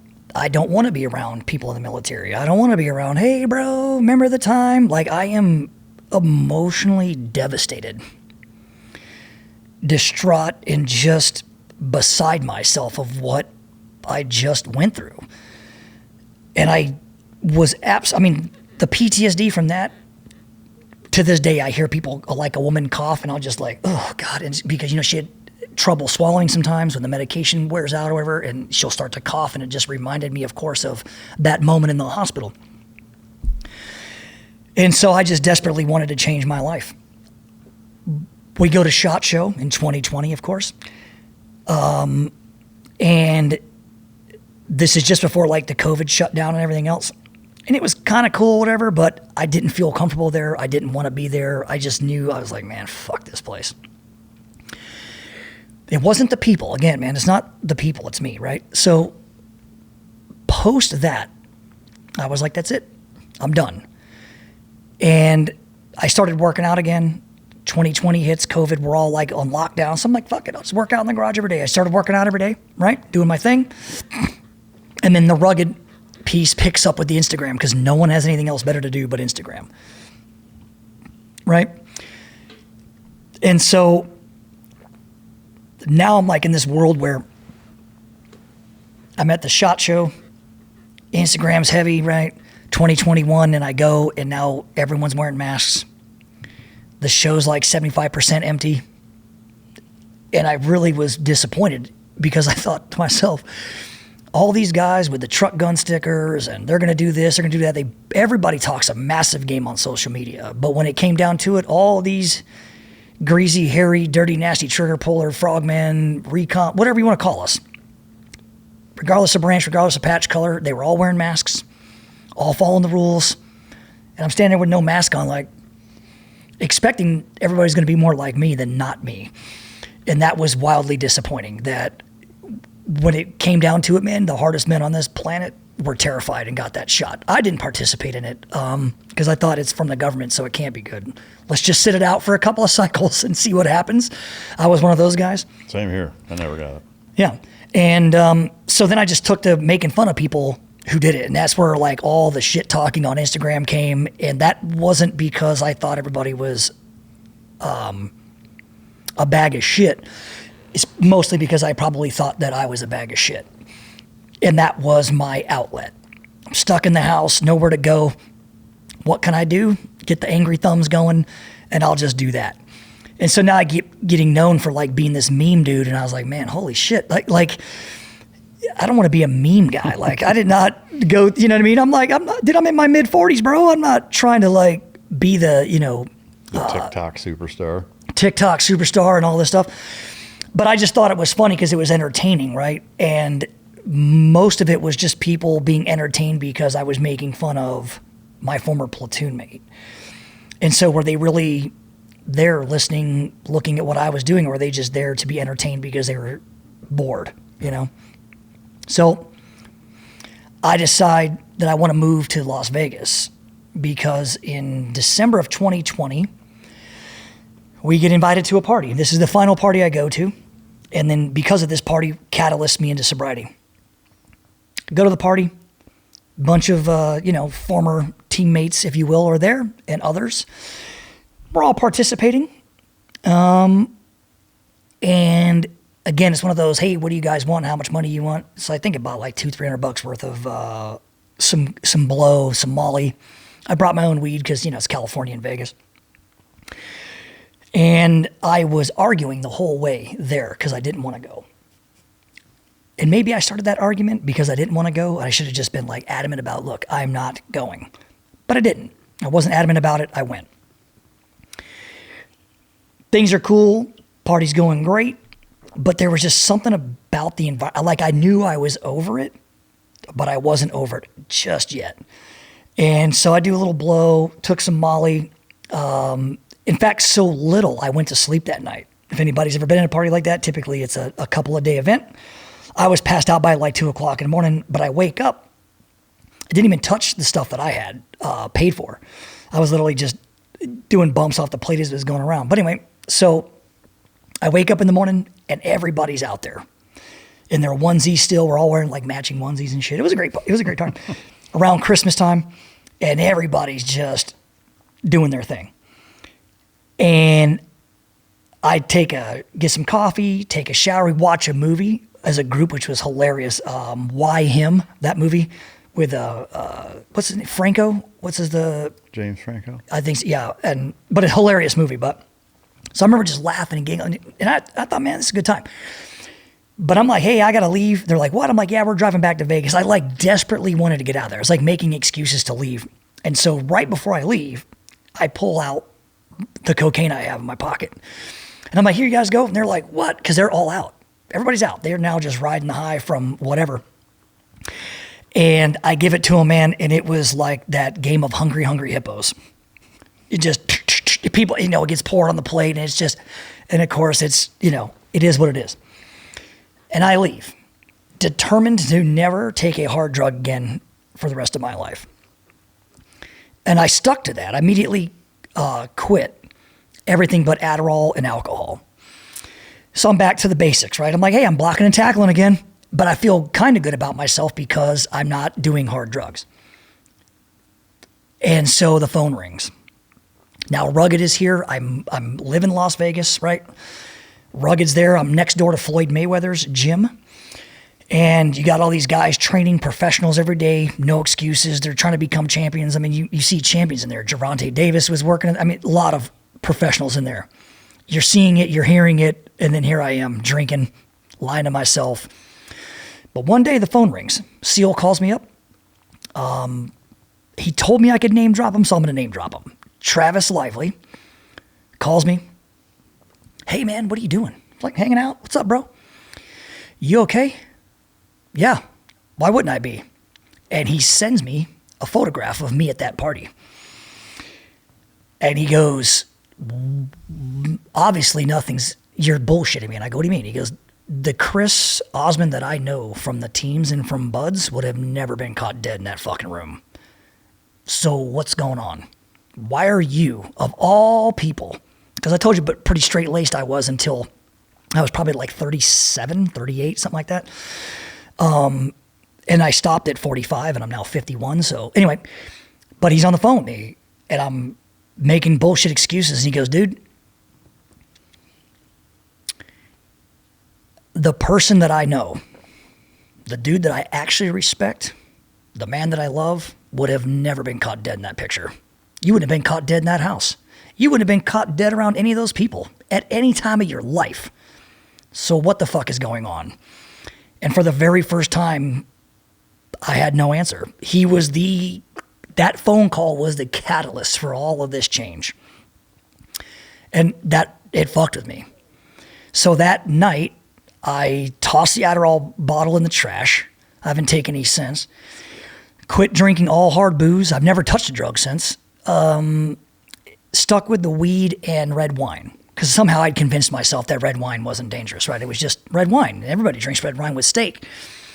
So then I realized now I am drinking red wine 5 nights a week because I'm grilling a steak 5 nights a week. So it was like, hey man, are you grilling that much steak because you like steak? Or is that the reason you're telling yourself that it's okay to drink red wine? So in all of this, I decide that I can't move forward with my life as is. And it wasn't because of the woman I was married to. It was because of the man I was trying to become. And I just don't think that the environment that we had created as a team there was going to put me in the best position to reach the goal I was going to reach. And what I mean by that is going back and forth to the East Coast, everybody that I knew in my entire life for the last 2 decades is all in that tactical industry. I mean, if you're selling flashlights or bombs, you know what I mean? And that's kind of like the life. So if I'm around it all the time, I'm just going to revert back to what I know, which is numbing myself out to hear some dude's bullshit story about how he had 50 hand grenades in a backpack. And instead of me calling him out in public, which I have done many, many times, dude, like loudly at bars, like straight called dudes out for lying. It got to a point where it became part of my personality, and I wasn't born for that. I didn't go through what I did and survive what I've survived and experience what I've experienced so I could be the guy that points out every discrepancy and every missed grammatical error in another man's war story. And so I had to do better. I had to be better. I looked at what happened between Brandon and I really was like, man, we can start there, but there's much, much, deeper things, deeper incidences. So I really took myself back to being a bud student. And I put myself on the grinder the very first night I walked across the grinder before the first day of first phase. Head shaved, you got the brand new helmet, got the spit shine boots, and I got my cami slung over from ABC Cleaners out at Imperial Beach. And I'm walking across the grinder because I lived out in town because I was married as a bud student. And I walk across the grinder, probably 3 o'clock in the morning, right? Because we got to muster, go eat chow, come back to get crushed. And you'll remember this. I stopped there, and the fog, the haze from the coastal eddy had come in, so it has that salt in the air. And there's that yellow hue from the lights because there's a cover on there so they're not bright, so you don't get night blinded when you're doing PT. And it has a very distinctive look, a very distinctive sound and smell. And I remember standing there, and I looked right above that instructor platform, and it has that sign, "Be someone special." See, the teams don't care about anything about you being someone special. You got to prove that you're special enough to be here, no matter fucking what. And I thought to myself, hey man, imagine you standing there on that grinder, being in first phase, imagine being in third phase or any of those. And some guys, hey man, you want to come in the closet and do some blow? There isn't a man I know that wouldn't have been a hard no for that. Or, hey, you want to do this, you want to do that? You've been like, fuck no, man, are you insane? I didn't drink on the weekends and buds. So many guys did. I can't believe, I don't even know how they graduated, to be honest with you, man. I couldn't perform and survive that had I been drinking. So it really kind of started and manifested itself post all of that. So I wanted to take myself back to that and get back to the nerd in high school, the kid that would have never in a million fucking years said yes. So that requires a lot of change. That requires a lot of effort. And I didn't want to do it with any help, meaning not help from people I've talked to or friends I've leaned on for conversations like these, but I mean help like I was never going to take a steroid. I was never going to go to a doctor. I was never going to take Advil, aspirin, Motrin, nothing. And so when I said, you know, this is you got to do it, no matter fucking what, I decided that in order to do that, I needed to get divorced. And so without warning, without provocation, without anything, I unfortunately had to make that difficult decision, and it destroyed that woman. I'm now glad that she has found peace and she's in love again. She's remarried. She lives in Virginia. You know what I mean? She lives a great life, man. And I don't think that she would have that life had she stayed married to me, because I wouldn't have been able to be the man that she needs. You know what I mean? I was there in a sense of like, I kind of think that God put me in that space, in that room, and together, and we were married because eventually that was going to happen, that medical event. And then maybe all that shit was so I could be there in that one moment, man, to be that guy that hit that alarm and assembled that bag, that mask, and helped. Ultimately, it was the nurses and the doctors that saved her life, but I certainly was there, a part of it. Had I been gone at home sleeping that night, I think the outcome would have been, you know, completely different. And so now, I mean, you want to talk about Loserville, you know what I mean? I'm like the mayor of it, because I'm now in my second divorce. I'm going to the shop every day, selling ammo, teaching pistol, doing my thing. And I didn't know where to turn or what to do. But prior to that, I had met this girl, Lisa. The only reason I met her is because a mutual friend of ours knew her from when she was a professional dancer. And I will clarify, when I say that, most people's immediate is, you know, on the pole with tits out. But no, she's actually a real dancer, extremely talented. And so she used to dance for Cascade is a big one. I'll think of some other ones, but in that level, like the people that like perform at EDC, do the downtown, flash mob stuff. Not flash mob, but like EDC concerts for like New Year's or for Halloween, and those huge, massive events where you buy and there's like a few thousand people, and there'll be like one of those DJs up there. So she was part of a group of girls, and she tried out for the team, got picked, that went around and danced, professionally for, when people like doing concerts, right? So she also danced at all the clubs that we hung out at, Below, Sidebar, Omnia, Flux, all those, like any of those girls you saw, those like hot skirts that, got put on stage, you dance, you're like, man, that bitch is so hot. And then they got escorted off. She's one of those girls. And so she lived in California. She moved out to Vegas for work. And she bought an AK-47, and she started shooting her AK-47 long before I met her.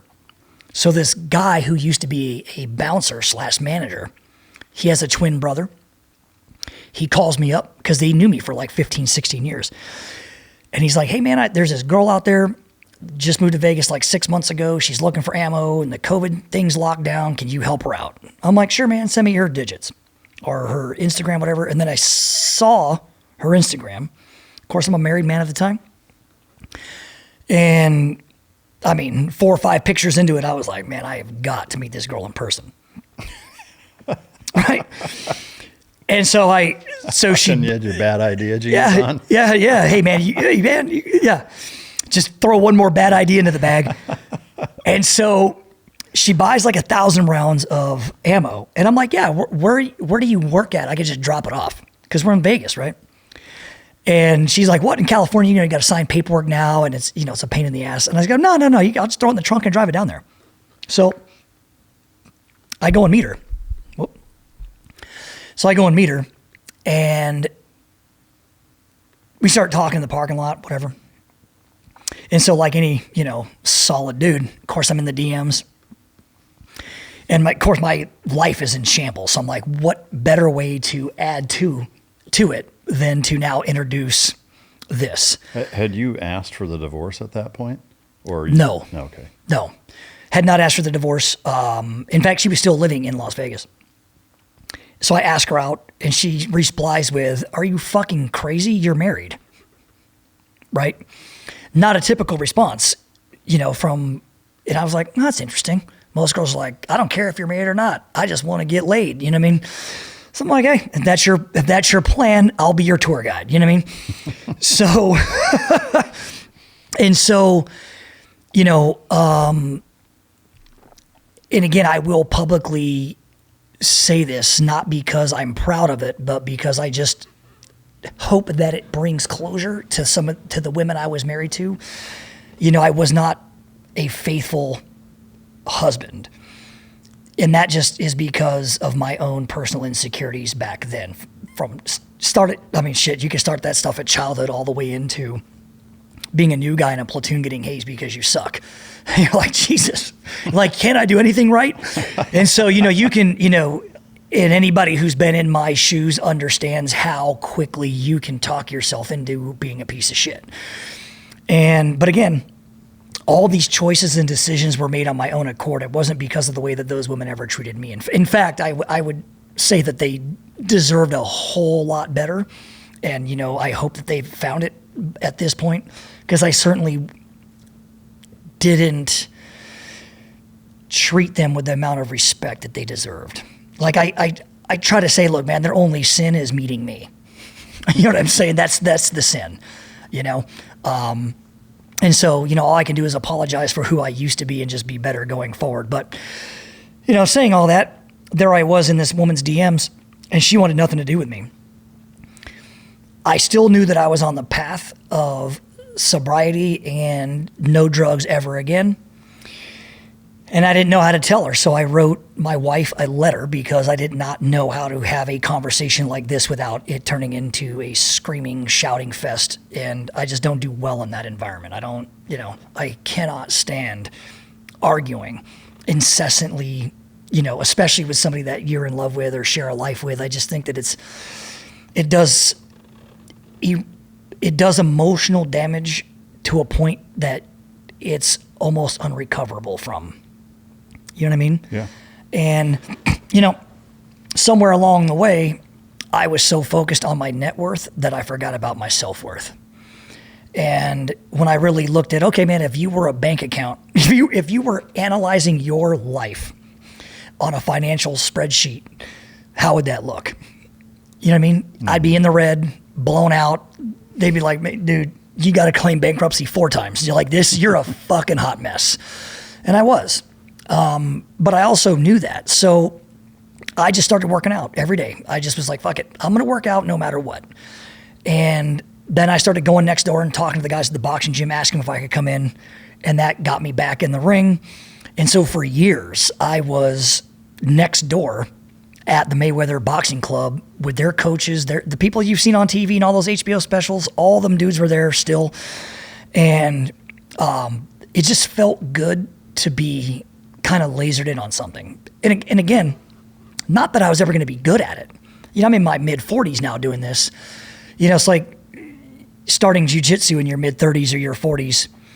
You can think you're a badass all you want until you roll with a blue belt or a brown belt and he's like 16 or 18.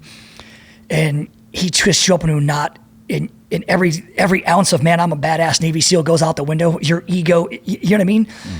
Because all of a sudden you think you're a badass, but then this kid's making you look like a spider trying to fuck a bagpipe. There's just no, you know what I'm saying? You're just like, there's no arms, there's no legs. You're just all body aggression, and it just doesn't work out. That might be my next tattoo, I think. Get a tramp stamp of a spider fucking a bagpipe. So that's kind of how the visual representation of how I felt doing jiu-jitsu for the first time. But, and I was doing jiu-jitsu in San Diego because I started rolling at Fabio Santos's gym in Mission Valley because I literally lived in the valley. I lived like 2 miles from his place. So I'd go there 3 days a week. And I was rolling with him for like 6-8 months, something like that. Then COVID hits. And I was like, fuck. And I'm now in Vegas boxing, and I never did jiu-jitsu again. So, but I had a lot of combatives and judo throws and stuff like that with the Fairbairn and Sykes World War II type combatives, which is my favorite and what I actually practice the most. But anyway, man, I just started getting fit. And now my lease is up on the apartment. My ex-wife, she's living on the East Coast at this point. And oddly enough, she starts getting text messages from people that I have not talked to in a year and a half, people I used to hang out with, party with, from that crowd. And it's all shit talking about me. It was if the group of people that I was hanging out with and partying with and doing whatever, they all got together and they're like, hey, does anybody have a bad story about this guy? We're going to try to fuck up his personal life. And they tried. What's the point of doing that to your ex-wife? Because it's trying to mess with me. And again, you're talking about... Maybe you guys are divorced at that point, right? Legally separated. Okay. They thought we were still married. No one knew that she was actually on the East Coast. And when that happened, I chose not to respond. I was like, no, man, be different. Don't just frontal lobe, you're angry, and be the old me. Again, that's the guy that got out of the car and beat the shit out of that kid on the side of the road. And I'm like, hey, man, if you want to try to run me off the side of the road and... Have you shared this story? The road rage one? I haven't shared the road rage one, but I will. Do you want me to just cut right into that one? We might as well. Yeah, so, when was this? This was post-Haiti, right before my wife got sick. Okay. So, yeah, this was after your last time on the show. Then. Yep. Okay. And hanging out, beach day in Coronado, man. I'm in board shorts, flip-flops, hanging out in front of the Dell. It's a great day. And now I'm driving down the Strand, headed home.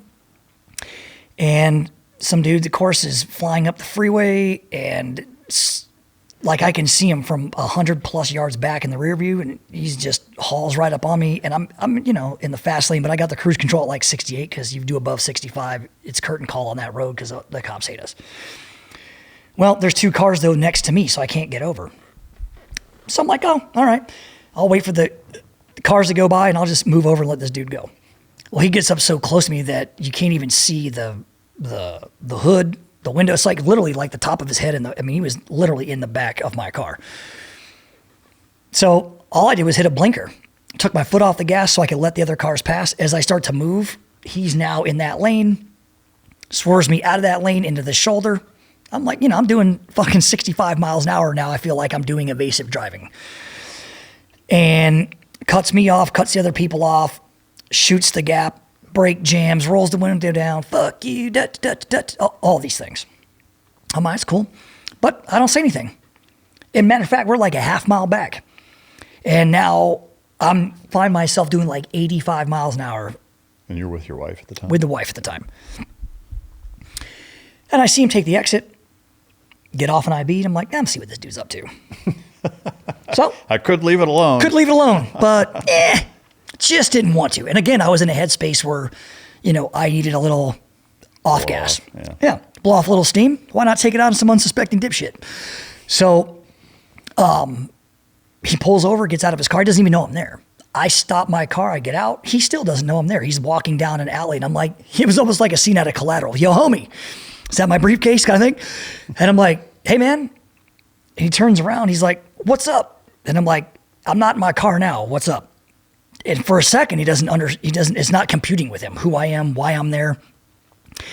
And he just starts screaming out of the top of his lungs, fuck you, I can do whatever I want, fuck you, fuck you, fuck you. And he starts coming at me. And so right as he starts coming at me, man, I just palm hand strike him right in the face. Boom! Lay his head back. And then he starts swinging, trying to defend himself. I don't let that happen. I'm just doing my thing. But he has really long hair. I remember that. And I just reached under his arms, right? Just grabbed the back of his head. So now I got my hand around his throat, and now I got my hands in his hair. And now I'm controlling his head.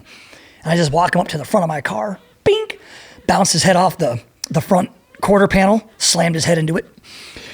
And then as I was moving him back, do a quick trip, put him on the ground, and now I'm in side control, holding him down by his hair as I start beating the living shit out of him, right? Right then, some granola eater, Karen, comes out of nowhere. Oh my God, stop, you're hurting him, I'm gonna mace you. And she's got the mace out, thinking that I'm the one Like, whatever. And I stopped hitting this kid, and I look at this lady, and I go, lady, I'm the one being attacked. She's like, what? I go, I'm here defending myself. I said, if you spray me with that, I'm going to let him go and stand up and beat the fuck out of you. And this lady's probably like 60, gray-haired mom, oh my, freaked out on the sidewalk as I'm getting after it with this dude. So I just let the kid up. And now he's bleeding about the mouth, face, nose, teeth, whatever. He's tuned up a little bit. And he's still just blurting out, I can do whatever I want. He's just screaming this over and over and over again. I'm like leaned up against the car. I don't even want to do anything. Funny enough, as this was going on, some like Mexican dude, some cholo dude, rolls up in a slammed VW Bug, right out of Central Casting. And he's like, yo, Holmes, you need help, hey? Hey, you need help, hey? And I'm like, no, I'm good, bro. He's like, all right, bro, saw you getting down. All right, and he drives off. And I was like, so like some little neighborhood kid. That was the funniest part about the story. So I just leave. I'm not staying for the drama. It's over. I get in my car and leave. 6 months later, ding dong, I open the door. And now at that time, my house had one of those metal gates on it where you can see out, but no one can see in. I'm making dinner. I open the door, and there's the Department of Justice with 8 dudes in a stack calling me out of my house. Holy shit. Yeah. And because of the lifestyle I was living, I didn't know what they were there for. So I'm in my head in the little mental Rolodex going, oh my God, what could this be for? You know what I mean? I have no clue what it could be for. And so I just told the front guy, go, am I under arrest? He's like, step out, we'll tell you. And I was like, oh, that's a yes. I said, well, hold on, man. Let me just I said, look, I'm cooking dinner. Let me turn the stove off, take a piss, and call my attorney. Exactly what I said to him. Now, he cannot see me. All I can hear is my voice. And they're banging, come out now, you're going to come out now. I go, hey, I told you, I'm coming out. Just chill. So I call the attorney, take a piss, and I'm getting ready to open the door. And these guys are all jacked up. They got, hate in the eyes. But I don't want to open the door because I'm thinking one of these dudes is going to tase me, shoot me. It looked like that was the first time they've ever arrested anybody. And the front dude is this huge black dude, right? And he's the front guy trying to call me out of the house. I won't come out. And again, they can't see me. And like the 5th guy from the back steps out and goes, Chris. I'm like, yeah, man. He goes, he's like a sergeant. He's like one of the senior guys. He goes, hey, man, why won't you come out? I go, because your guys look like they just want to get their, I've never arrested somebody before, beat down on. I said, I'm not going to be here to be your guy's punching bag. You know what I mean? They're like, well, man, with your background and this, they start talking about all this shit. I go, look, man, with my background, if I wanted to do something, it would have already happened. You know what I mean? I could have just easily walked back there, grabbed something, and started laying waste through the door. They wouldn't even be able to see it. So clearly that's not my bag. And I said, cool, man, I'm coming out. I'm going to come hands first. Just don't disrespect me with the arrest. And he's like, all right, fair enough. So I came out, black dude, boom, slams me up against the wall. Cuffs go on. They start searching me, of course. I say nothing. This dude starts with his, man, when the police, and he said the police, right? When the police tell you to do something, you better do it. Your life will go easier. And I'm like, so had I come out, I wouldn't be in handcuffs? And then he doesn't say shit. And they just, pick me up, take me off into the waiting vehicles. And they're trying to get me to confirm my name. And I will tell anyone who has ever dealt with law enforcement, if you're never dealt with law enforcement, plan on dealing with law enforcement, you ever deal with law enforcement, don't ever talk. You have the right to remain silent, no matter if they read it off their card or not. Even if you get pulled over on the freeway, my gig is, hey, the reason I stopped you is because great. I just say, thank you for letting me know. I'm going to remain silent for the duration of the stop. I'd like an attorney. Now they can't ask you any questions. Where are you coming from? Where are you going? They can't because you requested an attorney. License, move on, whatever. But don't ever talk. Ever. No cop has your best interest in mind, and all they are trained to do is to trip you up with your own words. And so that's the golden rule I stick by. And I get in the van. They got my photo up next to me. Why won't you just tell us your name? And so I finally say, you mean to tell me you came to a man's house, put him in handcuffs. You don't even know who it is. Someone good in the back. Oh, that's him, bro, that's him. So I take the ride. So now I'm downtown San Diego in processing. And I'm in the holding tank. And it's exactly what you would think's in a holding tank. Gang members, all races, shapes, sizes, colors, drunk dudes that get pulled over, guys like me. And we're in the tank. We're all making, the collect calls to our families. I find out that I have a $50,000 bail, which means 10%. So you got to come up with $5,000 or $6,000, depending on what bail agent you're working with. And for the first time, I find out what I'm arrested for. I was arrested and charged with assault with a deadly weapon, even though I was barehanded, and I'll explain that in a second. Assault with intent to do great bodily injury, and a strike enhancement, as if I was a gang member. Something of that nature. 3 strikes, it's life in prison in California. So I later find out through my attorney the assault with a deadly weapon charge happened because his teeth were loose. He claimed a concussion, broken bones, all kinds of shit. And so in California, if you hit somebody, punch somebody, push a kid over, and he trips and falls and hits his head on the concrete, you're going down for assault with a deadly weapon. That is a California penal code thing at this point. Because there was fighting involved, now it's a violent act. And so I was looking at 11 years in state prison for that. That was the max. The strike enhancement, one was like 6 years, a few more years, but that strike enhancement like put the cap on 11 years. And I was like, okay. I was like, wow. Now that's a fight. So the lawyers get involved, and it turns out the story that the kid talked about, broken bones and XYZ, wasn't true. They falsified all kinds of medical reports. And I walked out of there with nothing. I don't even have a charge on my criminal record, if you can believe that. Of all these stories, I actually have a clean record. Contrary to popular belief. I've been arrested a few times, but never actually convicted. I've never done time. The most time I spent in jail was that overnighter. And another tactic I'll tell you is that they will send people of your same race, because in California or most jails, it's all race-based. And so they sent like some white kid. Hey man, what are you in here for? Because they want you to talk. That kid's a snitch. That kid will go, oh yeah, this is what he said. He could be wanted for anything, and he's not wearing you know what I mean? So I tell people, never have jailhouse conversations, never chit-chat with your cellie about what you did until you've been convicted and you're actually doing time. Any other conversation prior to that, you can assume that guy or girl is trying to get a reduced sentence for whatever shit they are dealing with. So that's a very, very widely used common tactic is, I know one biker, and I won't say who it was, but he went down and he was talking to his cellie. Same thing. That was being recorded, and he did 25 years. So anywho, that was my experience. So all this shit's going on. And of course, now there are articles being written about me, right? Navy SEAL, road rage attack, all this shit, right? Because it sells headlines. And no one bothered to ask, hey man, we didn't know you were the one defending yourself. Dude, and no one puts in the paper that I walked out without a conviction, that there's, you know what I mean? Yeah.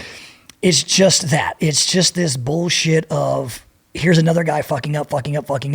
And eventually I kind of was like, man, maybe I am. You know what I mean? I'm not representing what I believe I stand for. I'm now that guy. I became that guy. The dude that hates everybody else. It's all fucking pissed off. Look at this guy's mistakes. Look at that girl. But I was doing the same thing, but it just wasn't public.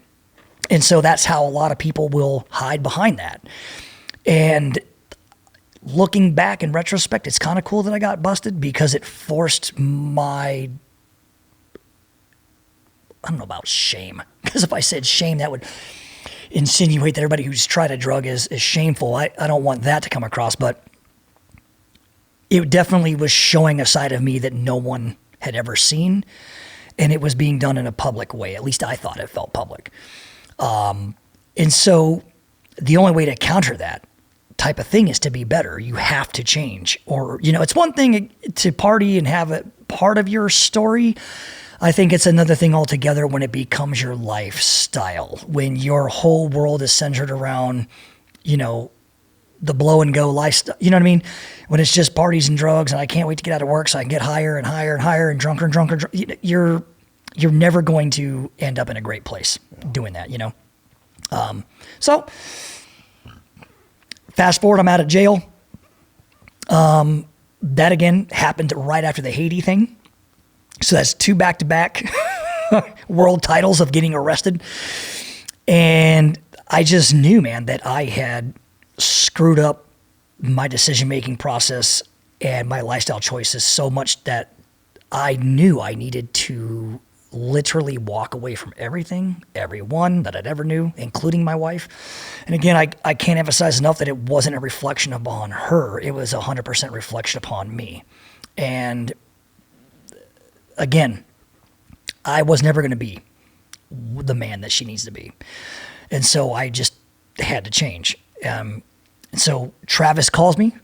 All this happens, right? We get separated. Now I'm boxing and shit. And now fast forward, I'm on this date with Lisa. Finally talked this chick into going on one date. And we go to dinner, not even a date. We just went to dinner. In fact, I think she probably even had a boyfriend at the time. I don't know that for a fact, but I believe I wasn't like the only guy in her DMs, you know, because she is quite fetching, let's say, for an old school term. You know what I mean? When I was courting my young lady, yeah. So we go out to dinner, and you know, like again, man, the separation already happened. The ex is living on the East Coast, and she sits down. I get the wine list because I'm now drug free at this point, but I'm still doing the red wine, still working out every now and again. Because at one point back in 2017, I think 2018 maybe, the heaviest I got was like 240 pounds. Wow. I sent you guys a fat picture. Hopefully you guys can put it up there, but now today I weigh 180. So, I mean, this is a 60 pound natural weight loss thing. But anyway, so we go to dinner and we sit down, wine list comes. I'm like, hey, would you like some wine? She goes, oh, well, I don't drink. I'm like, you don't? Like tonight? She goes, no, I've been sober since I was 24. And I'm like, huh? I thought you were a dancer. She goes, I am all those things, but I'm sober. And I was like, oh, so I literally put the wine, I haven't had a sip since, except recently I actually took a sip of a buddy's drink just to see. I was like, my God, how is it so strong? Just a little tiny sip, but I've never done AA. I didn't do any of those things. When she graduated college, she went back home and she went into an AA class because she was drinking and partying and all these things. And again, 22, 23, going to ASU. Of course, that's the program. And then she went to an Alcoholics Anonymous class because she thought, she was so naive at the time, she thought that was where alcoholics went to learn how to drink better anonymously. And then she got the speech and she's like, you mean like ever? I'd never drink it. They're like, no, never again. And she's like, okay, I'll try it. And she's now coming up on 20 years of sobriety. Wow. Incredible story. Wow. And so she tells me this story at dinner. And I was like, this girl has no background like me. She doesn't know what it's like to put a boat under her head and run around 200 miles with it for 5.5 days with no sleep. Like, if this woman could do it, she's 5'2", this dainty little 108-pound woman could do this. How could I not? Like, how am I that mentally weak? What is it about me, my personality, my past, my decisions? What is it about everything that's going on here that's given me the excuse that I can't? And the fact of the matter is, it was just me. So I was like, yeah, cool. I'll be sober with you. And that was, my God, man, late 2021 because we moved in together in 22. Yeah. Wow. Yeah. And crazy enough, when I asked her to move in with me because I bought a house out there, I have a buddy that's an incredible real estate agent. So my boy Gavin hooks me up and gets me a house. And this is the time when, early 2022, the housing boom was going crazy all over the country, of course. And Interest rates were still low. I still qualified at like 2.5%. By the time the house was built, because it was a dirt lot, it had jumped to 5.5%. So that kind of sucked when I finally was closed on it like 6-7 months later. But so I'm like, hey, I'm going to buy this house. Would you like to move in with me? Like, this wasn't even my girlfriend. And she was like, what the fuck are you talking about? I'm like, no, I really like you. I think we can make this work. And I said, there's just something about you. I just want to be with you. I can't put my finger on it, but you're different than any person I've ever met, any woman I've ever met. I just want to be around you. Whatever magic genie you got coming out of your bottle, I want some of that to rub off on me. I want some of that smoke. And so she's like, no, but you can live with me. We'll try it out. She had an apartment, so I move in with her. Unbeknownst to me at the time, she has never lived with a man before. She has never had a male roommate like that. She's never been married, never been engaged, no kids. She's just out crushing life as a single woman this entire time. Deathly afraid of commitment, not because she's afraid of it, probably like, she's one of those types. If I say yes, it's forever. And how old is she at this point? 37? Yeah, probably like 36, 37 years old at the time. And so I move in with her. She had a cat. He's now passed away. His name is Oscar. And I never lived with a girl that had a cat. So I try to like pet this thing. They've been buddies for like 15 years. He just wants nothing. I mean, he fucking mauled me, man, like he was getting paid for it. I'd go see my parents all the time. And I'd be scratched up, cut up, just fucked up. And they're like, what's going on? I was like, I was trying to make an emotional connection with that cat. And so over time, man, he and I became best friends. And we used to hang out on the couch all the time. And it had years and years and years of this cat. But that was cool, man. It was just an experience for the first time where I wasn't in control. I wasn't trying to game the system. I just was trying to live life. And so she got a new job right as I move in. She gets a new job. She's in medical sales, but she's like, man, I really want to start this new job off right. I want to do all this shit. I'm like, why don't we start working out together then? And she's like, okay. And so she goes, yeah, but I got to leave for work at like 6:45 in the morning. I'm like, fine, wake me up whenever. She goes, I'm going to get up at 4:45, wake up at 5, and we're going to go to the gym. And I'm like, all right, great.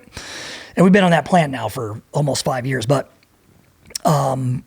she's literally been my workout partner, my therapist, my confidant, my like every emotion, everything I've pretty much thought of, I've run by her. And she's not a chatty Cathy like me, so I know it's tough for her to endure some of this shit. So I apologize, babe, but I love you. But I just liked her and respected her so much that I wanted to change forever. So I never repeated what I did, what I was, who I was, because she didn't deserve, not that none of those women that I have been with deserved an ounce of the treatment they got from me. But I just knew that I was good in so many ways, but just bad as a loyal husband. There was something about it, man. And again, maybe it was searching for feeling good because, and you've experienced just like any other person in special operations. Most of us come from regular backgrounds. Some of us are shy, introverted. Some of us are extroverted, crazy criminals. Some are everything in between.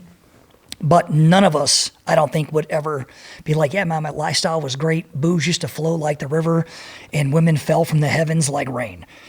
We didn't have those lifestyles. Now, all of a sudden, we're in a special operations unit, and no matter where you go, it's exactly like that. And it's difficult to navigate, you know what I mean? Especially for me. I don't speak for everybody, but I will speak for me. It felt really good getting hammered on platoon trips with the boys and being in those rooms and, experiencing the closest thing that people like us could come to being a rock star or being famous. And, when gorgeous women do not care what your name is, don't care what team you're at, They just want to bang you because, you know, of the legends that are the demon dick of the frogman community. You know? And, again, man, this goes back to, your fiduciary obligation as a SEAL to, whenever you sleep with a woman, to fuck her like you have no soul, because the reputation of your country and your fellow frogman is on the line. So you've got to do it. And so there are a lot of women out there that, that are the frog hog type, and all you got to do is say it out loud, and it's 100% guarantee. It's easier than being Shaquille O'Neal and dunking. It's too easy. And it's too easy to fall into that lifestyle, into that trap of great times, easy women, and, but it ends. And everybody has to understand, learn from me. Like, it's going to end. You cannot take it with you. And the girl you thought that was banging hot 20 years ago is now, obese. She's got 3 kids, probably have a smoking problem. And the only great memory she has is that night. Because at the end of the day, we're all just regular people, you know what I mean? And so, it's that. It's all that shit rolled into one that I didn't want to bring into my new life. Because how can you be I hate to say reborn, but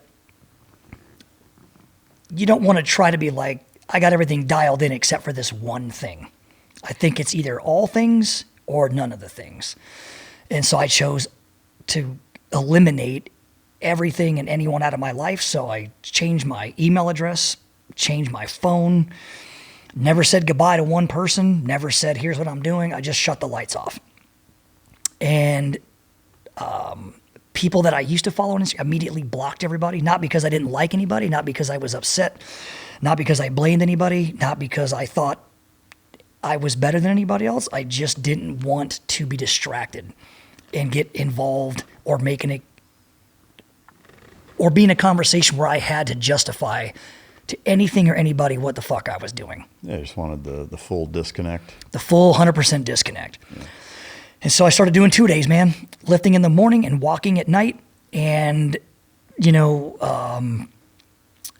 and then I subscribed to the Japanese way of eating only because I heard about it through the longevity of the people who live in Okinawa. They per capita live longer than any other humans in the world. The average person dies at 98 in Okinawa.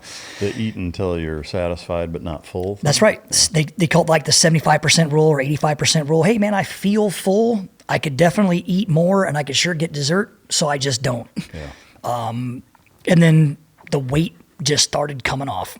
And that was a rough road, don't get me wrong, man. I mean, when you're back in the gym thinking you're cool, but you're curling 25s and you're walking 3 miles because you can't run it because you're all fat. And, it's a mental game that you have to fight through. A lot of guys don't fight through it. A lot of guys go for that 3 mile run because, oh, bro, how hard could 3 miles be? I used to be a SEAL. Well, if you haven't run in 10 years and you drink all the time, it's difficult. Yeah. Fat guy. So a lot of guys immediately will blame that their testosterone's low. Yeah, it's low, man, because you've been doing drugs, drinking alcohol, smoking cigarettes, dipping. And when's the last time you actually drank a gallon of water straight? Yeah. Like you're completely dehydrated. Your body, your cells, you're in zero condition to be going to a doctor like, yo, what's my T level at? And of course the doctor don't give a shit. That's just a new patient to him. That's another $500 for your exam, and you get your monthly injections. He's throwing that at the dice. He's down with the win, shucking your $300 on a throw. So the doctor is not going to care that I come in and I say, hey, I'm 50 years old. I think my testosterone is low. Tell me if it is. Yep. Man, it should be at 900 to 1,000. You know what, dude? You're at 500, 600, whatever. Some guys will claim that, they were down at like 100. I just don't know if that's true or how accurate that is, but maybe because, and they're like, yeah, well, if your testosterone's low, you feel depressed, you feel angry, you can't sleep right. Not one of these doctors has said, how much do you drink? When's the last time you drank water? Do you do cocaine, bro? And how much?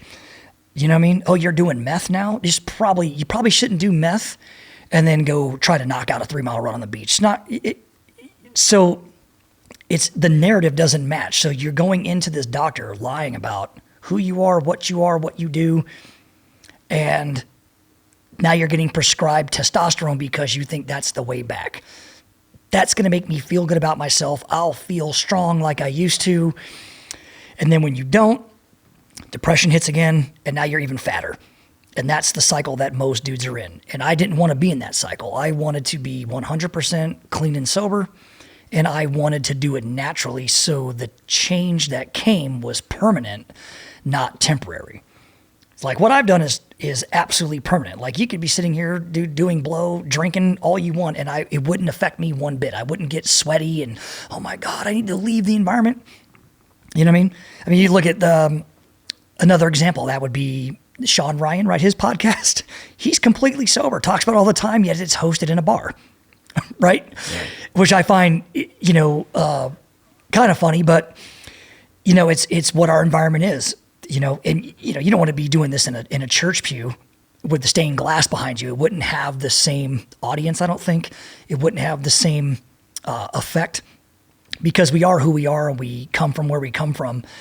And I don't think it's something that we should shy away from or necessarily be embarrassed about. I think that it's like, hey man, yeah, that's the lifestyle I was living. This is what choices I made led me to.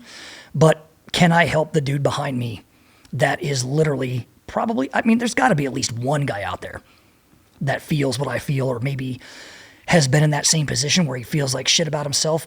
And I can tell you how to fix it. And it's by being the man you talk about. And what I mean by that is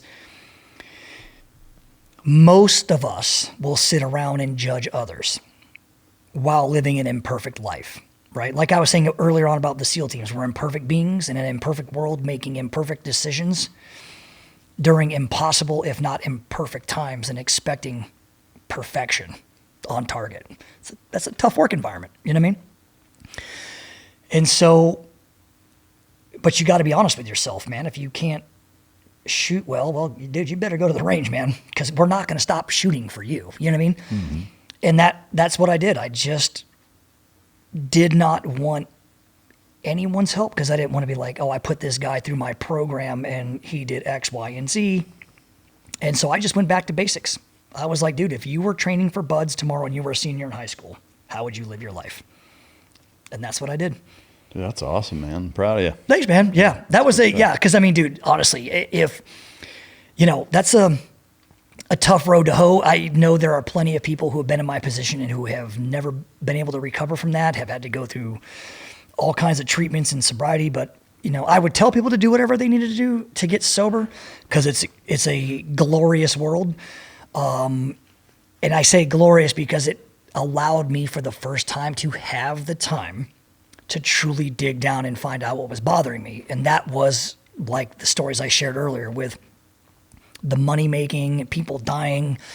And I just felt like back then I was spending dead men's money and I wasn't worthy of that. Like it felt dirty for a second.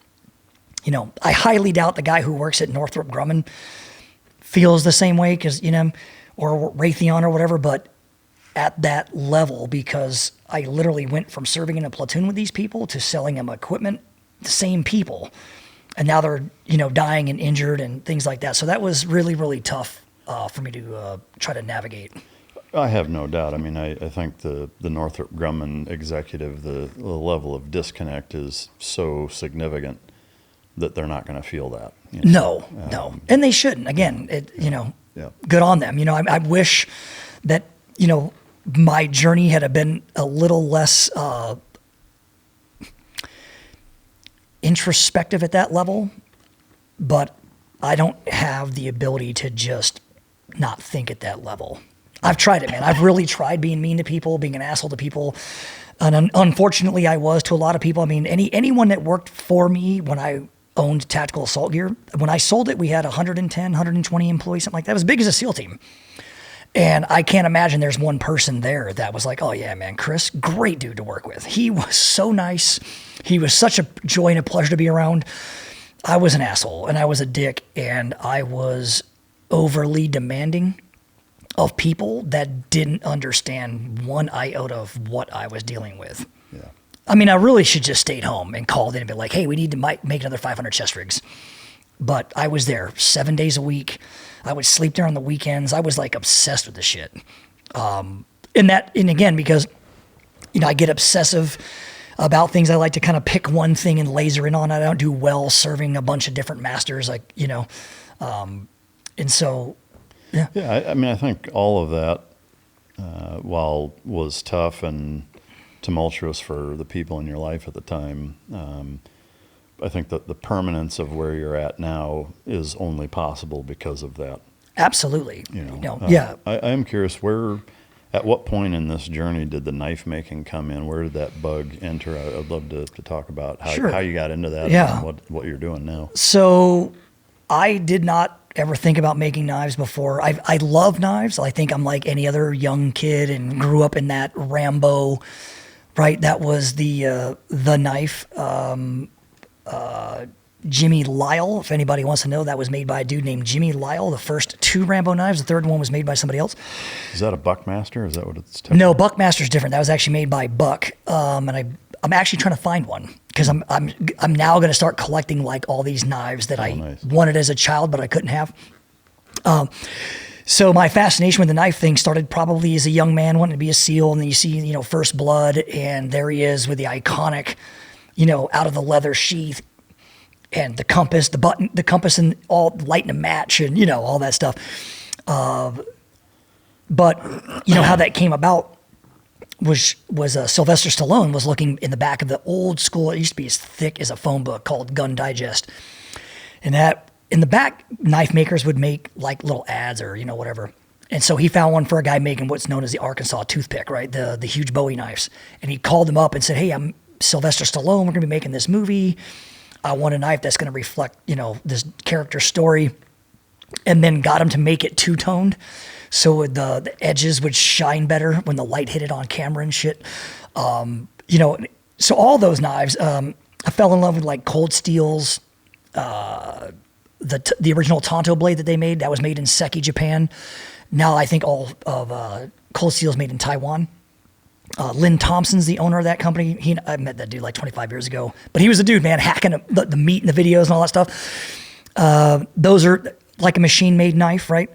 Lower in price point for the masses, but still sharp. The Bud students have it, a Cold Steel SRK, which stands for Survival Rescue Knife, but it's probably more aptly known as the self-rusting knife because that thing touches salt water because it's made of like 1095. It's like leaf spring steel. It's fucking horrible. So that thing smells salt water and it rusts. We were lucky we had the Mark III when we were in Buds. But then, guys like that, like these old school knife makers, the Randall knives out of Florida. One of my fan favorites or my personal is Bob Lovelace. Riverside, old guy. He's now passed away. His partner, Jimmy Merritt, they made hunting knives specifically. His is probably the most iconic hunting knife in the world, known as the 4-inch drop hunter. It's a drop point. And he wasn't particularly like a hunter. He just really liked making knives. Self-taught. And he does what's known as stock removal, and which is what I do. That's how I originally learned how to do it, was just watching videos, and then I went to a couple guys' shops. But I grew up in that whole survival knife. One of the hardest knives to probably try to find is an original Mark I that was made in Japan, and that's what like the Mac V SOG dudes used. That later became the Mark II, made by Gerber. Had one of those. And so, yeah, I've just been a knife nut nerd my entire life, growing up with it, right? And so my first knife that my father bought me was a K-bar. That's the most probably recognized worldwide, globally, like combat knife. And I would tell anybody, hey man, if you want like an inexpensive knife that is combat proven worldwide, buy a K-bar, right? But they're big, they're clumsy, they're heavy. They were different times, different men, different missions. And so all these things have evolved to being lighter, smaller, everyday carry, folding knives, you name it. There's just millions and millions of knife makers, knife companies. I just don't think that people can get enough of them. And so my fascinations with knives goes way back to my childhood. then I get into adulthood, and I'm in the teams doing my thing, and it seemed like no one wanted a knife in the SEAL teams. It's just like, hey man, I'm just using it to open up MREs or cut some cord. I mean, I could literally count on my hand, if I was missing 3 fingers, the number of times I've pulled a real fixed blade knife out in a combat zone. And I think both those times was to cut open an MRE. You know what I mean? Yeah. Fixed blades have their place when you're fucking around with demo, because you have to cut demolition cord and with a fixed blade knife. Why, I don't know. But I think if you just use a non-ferrous metal and it's non-sparking, you're good to go. But anyway, so all those things, right? You got to have fixed blade. You're escape and evasion. Remember back in the day of, you got to have a fixed blade knife and an E&E kit. Mm-hmm. And, the lunacy of some of the training we went through and the methodologies that were enforced were in a pre-9/11 environment. Past that, everyone's like, I don't give a shit. If it's 3 inches long, I just need it to cut. And so as I moved along with my life and got sober, and I'm selling ammo, shooting guns, I shoot a lot of guns all the time. I started teaching pistol classes, but it just wasn't part of the gig, man. I just was like, dude, how are you ever going to get away from this if you don't get away from it? And so I go for a jog one day, and I go on my little 3-mile loop around my house. And I told myself, dude, if you cannot reasonably articulate why you're staying in the tactical industry before you get home from this run, that means you don't even know why you're doing it. You need to stop immediately. It's the easy button. It's, you know what I mean? It's when you're doing contract work, even after the Haiti thing, I retired from all that shit, and phone rings. Hey, bro, want to go to Colombia? And I'm like, no, I don't want to go to Colombia. Thank you for asking. Appreciate it. Please put it out. I'm retired. I'm never going to answer a phone for that type of thing again. And so, but it was like that. The phone kept ringing, emails, so I was just like, fuck this. So I get done with this run, and I'm like, that's it. That's the answer, dude. No more tactical anything. Can you cut off every connection you ever had, every story you've ever told, every person you've ever known, and rebuild yourself from scratch? Is it possible? I mean, I'm here to say yes. The answer is yes. But knife making was it. And so I get home from that run. I decide to retire. That day, I threw out every single product in our shop that had a label on it.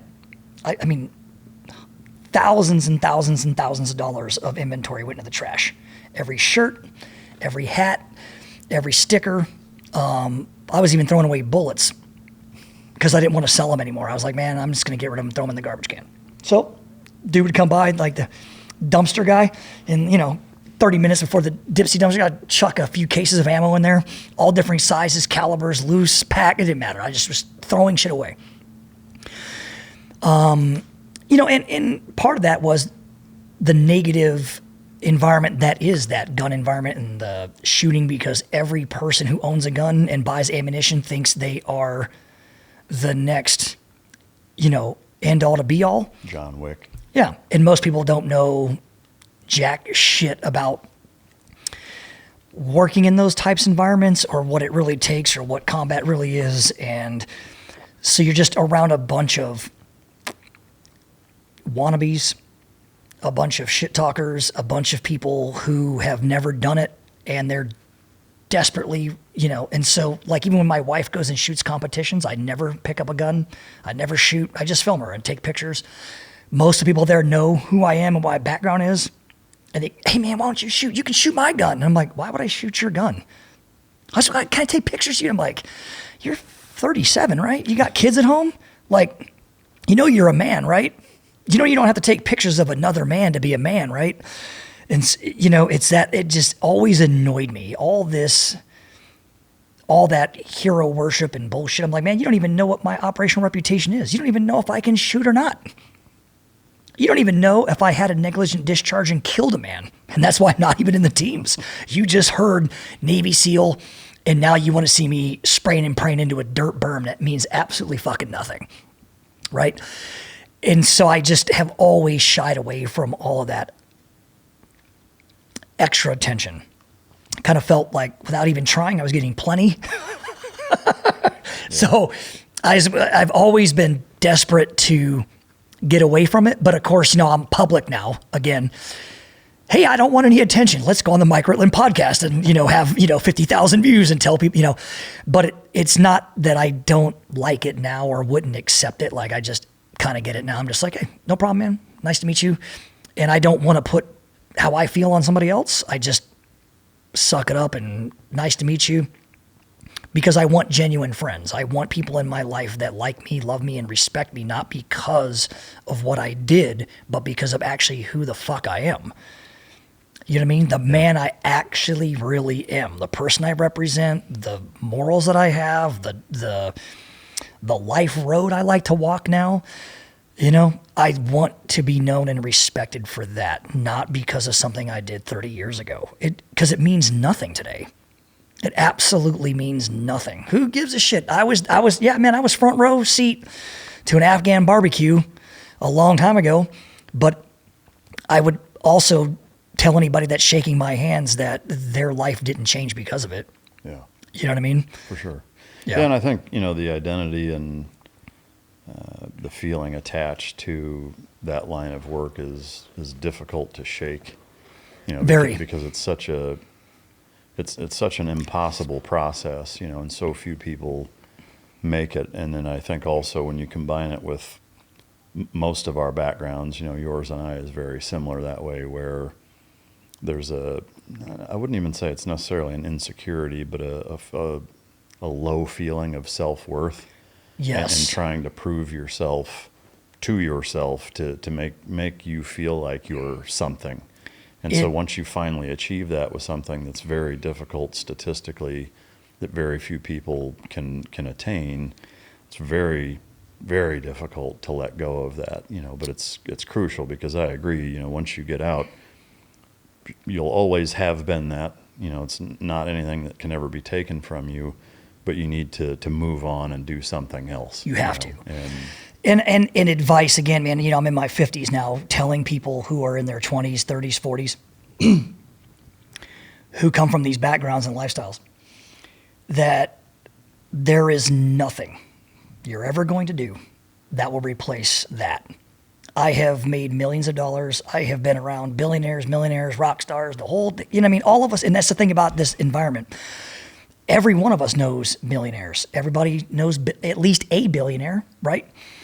Everyone has connections to rock stars, to country music singers, to the Hollywood industry. There is nothing that we cannot touch.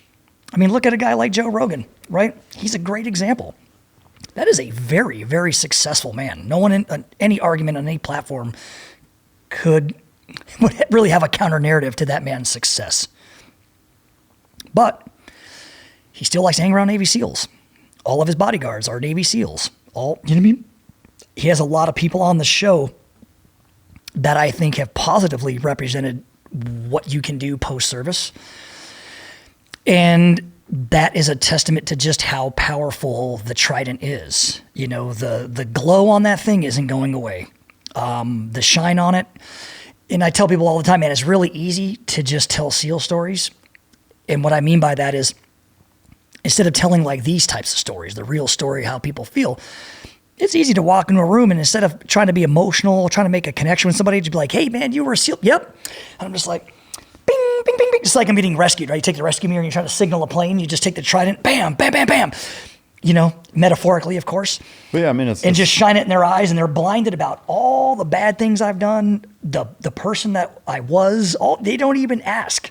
They just want to hear about there I was stories, right. Because it's uncommon. There's not many living SEALs. There's less than 10,000 of us alive. So, yeah, I think similar to say being in the NFL. Statistically, yes. it's fairly comparable. But it's one of those things where when you're in a room with people, let's say there's 50 people that are all worth 8, 9, 10 figures, whatever. Yes. There's dick measuring of how much money they have, how many companies they've built and sold, whatever their assets combined total equal. But all of those things, the representations of success in a material way, whether it's the number of cars, the number of houses, the number of whatever, something like the NFL or being in the SEAL teams is something that no amount of money and success can buy. That's right. And it's a representation of a level of discipline that you just can't attain very easily. And so I think that's a huge draw. Yeah. And to that point, I'll tell another story I don't think I've ever shared publicly. It's about Tiger Woods. So when Tiger Woods was 30, he wanted to be a Navy SEAL. And matter of fact, his quest to become a Navy SEAL was so intense that it derailed his entire golf career. That's how he ended up getting injured and started popping pills and all this other shit. In fact, I was at Tiger Woods' 30th birthday party, sang him happy birthday, and I gave him a holster from Tactical Assault Gear because one of the guys bought him a SIG, and we were going to go to the range and shoot with him and train with him and all this other shit. My really close friend was his skydiving coach. And so there I am getting invited to this party, hanging out with Tiger. He's a regular dude. But you could just tell that he was super, super uncomfortable, awkwardly shy, like he knew he was in a room with men, right? And he also knew that we had done something that no matter how much Nike paid him and what he couldn't do it unless he did it. Couldn't buy your way in. And so he started training and training and training. Fucked his knees up, fucked his back up.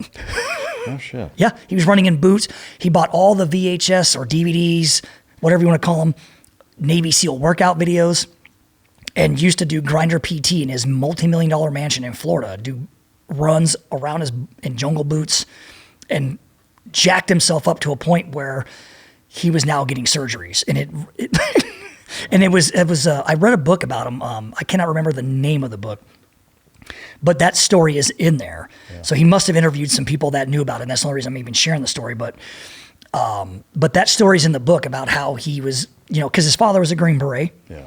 And he went out there, he went to Fort Bragg, did the whole thing, but he was stuck on, I want to be a Navy SEAL. And, but yeah, man, that's like him even training for it. Jacked his knees and back up. It's actually not from golf. Oh, that's a trip. Yeah. Yeah. I mean, I knew that he had some connections in the community and was a big supporter of it. And I knew that he had wanted to be one. I didn't realize that all that took place. Yeah. He would come to Bud's, do the tours. He did all that shit. So back to kind of how you started the knife, the Tanzo. Sure. Is it Tanzo or Tanzo? Tanzo. Tanzo. And that's Japanese for forged. Okay. Yeah. At what point did you go all in and say, now I'm going to do this and I want to turn it into my 2.0 or 3.0 career? Sure. So I decided to shut down Rhuged, quit the tactical industry completely. I had made a commitment that I would never design another product in the nylon space, that I would never, equipment, I was done with it. Holistically, I went so far as to even throw out the very first backpack I designed. I mean, when I say I was done, I was done. Well, part of that, I was talking to a guy named Shane Magnuson. He owns a company called Scorpion 6, former Ranger, beautiful family, lives out in Arizona. Now, he had been making knives at that point for maybe 8 years. Must be because it's now 10 years. Yeah, so call it 8, 9, 10 years, something like that.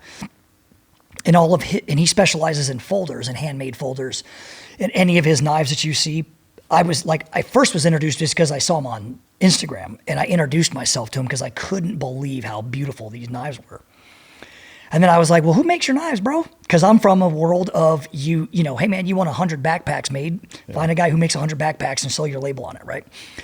In an OEM, original equipment manufacturing type world, It's like these hats, right? Hey, I want to buy. You're not going to go and buy and make this hat. You're going to buy 500 and put your label on it, right? So I called him up and I asked him who was making his knives. And he's like, what do you mean? I was like, yeah, man, who do you have make your knives? He goes, I make these in my garage. I was like, wait a minute, like in your garage? He goes, yeah, man, I have a 2-car garage. I actually started in my kitchen on the countertop. And I was like, no, really? And so I asked him if he would make me a couple of knives and put the Rhuged logo on it. No, yeah, man, that sounds great. But he was so backordered, he never actually made these knives. Not because he didn't want to, he literally couldn't do it because he didn't have the time. And I kept just talking to him on the phone, and one day, and this is before I was dating Lisa, this is before all this stuff. He and I were talking on the phone, and he called me to talk about business because of my business acumen and my background with a couple of these companies and some of these things. my marketing background and all this shit. And he wants to talk to me about pricing. And he felt guilty about the prices that he charged. And of course, I also have had that experience. In 2006, 2007, I almost bankrupted TAG because I refused to raise the prices, and had a crying meltdown fit about it. In fact, in Las Vegas with my dad and my brother in the hotel room, and my brother pleading with me like, dude, what the fuck is your problem? If you don't raise the prices, no one's going to have a job. We're going to have to close the company. And I remember like legitimately crying into my hands, feeling bad about raising the prices because I am them. I can't emphasize that type of thing enough, how my mindset was, how attached I was to all of it and to the people. But anyway, so we raised the prices and sold the company and all that's in the past. So I'm walking Shane through some of this stuff, and he walks me through his current manufacturing capabilities, pricing model he has, and I just started giving him advice. And finally one day I go, hey, and it's working out for him and has worked out since. And he's done incredible business. I mean, I don't even know of anybody that can actually hand make a knife in the folder space better than that. And I would put his grinding up against anybody's in the world at this point. But so I was talking about the knife thing. He goes, hey man, why don't you try making a knife? I was like, what are you talking about? I go, I'm not mechanically inclined, right? I grew up not believing that I had any mechanical talent, that, you know, drill presses and machine shops and that metal, that welding, like that kind of thing wasn't for me, right? I never took wood shop or nothing like that because I was out running around PTing and shooting guns. So it was never a part of my childhood. My brother, my father, huge into turning wrenches, mechanics, all that stuff, and I never participated in it. I never did it. So I just essentially grew up believing that I was what I was and that mechanics were for other people. So I tell him this story and he's like, that is literally the stupidest shit I've ever heard. He's like, look, he goes, why don't you just come out to Arizona, hang out in my shop for a few days. Let's make a knife together. Let me just show you what I do. I'm like, all right, cool. And I have it. It's the ugliest knife. Actually, this isn't the ugliest knife you've ever seen. The second one I'll show you is the ugliest knife I've ever seen. This is the knife we made in his shop that day. It wasn't even that day. That took me 3 days to make that. Dude, that looks pretty fucking cool to me. Sharp as fuck. I mean, but when I show you what I brought you as a gift, you're gonna want to use that to dig up your weeds after in your garden. And so that's awesome, man. I made this knife in his garage, right, with him, and the grind lines are horrible. It's super heavy. There's like no distal taper. If like a real knife maker put this in his hand, he'd be like, "Oh my god, this is a sharp boat anchor. It's a piece of shit." I burst into tears in his shop, literally standing there holding that knife in my hands because it cut paper. He showed me how to sharpen it. He made me sharpen it, everything. He's like, no, man. He goes, I'm leaving you with all the tools. Once you leave here, it's up to you. I didn't even know I was going to be making knives. But, man, I tell you, I was like, and it cut paper, and I started crying right there in the shop. And he was like, you okay, man? I'm like, no. I'm like, this has such a profound impact on me because for the first time in 20 plus years, at least, I made something with my own two hands and it had some type of value to it. And that's what I found out that really, really winds my clock. It's not money. It's not being, I'm not famous by any stretch of the imagination, not even being known. It's being known for what I can do. And it's the praise of that. Like when I hand somebody a knife and they see it and they're like, your dumbass made this? I'm like, can you believe it? And that look they have, that to me gives me more satisfaction than 500 grand does. I can tell you because I've had more than that. It just does something for my soul that nothing in the world has ever done. Wow. And so from the time it took me to drive from Arizona back to Vegas, 5 hours, I text him and said, hey man, I'm selling everything I have from the I'm throwing it out. I'm done. Can you send me a list of everything I would need to build my own shop? And he sends me a list. I know nothing about drill presses, drill bits. I don't know the difference between 5/16 and a 1/4 inch. I'm like, is that bigger or smaller? I don't know. I have no clue, man. No clue. I didn't even own a set of wrenches. What man doesn't own at least a 9/16 wrench? You know what I mean? Had nothing. And so I sold everything. Sold my motorcycle. I was like, nope, I'm not getting on my bike because every hour I'm on my bike, I can't grind. And so I buy all this equipment and spend 35 grand. Yeah. All the money I had in the world. Literally, the account went to zero. There was not a dime in it. And I didn't even know if I was ever going to be selling one of these. But I just knew that that's the list that this dude gave me, and the most prolific and respected knife maker I've certainly ever been around.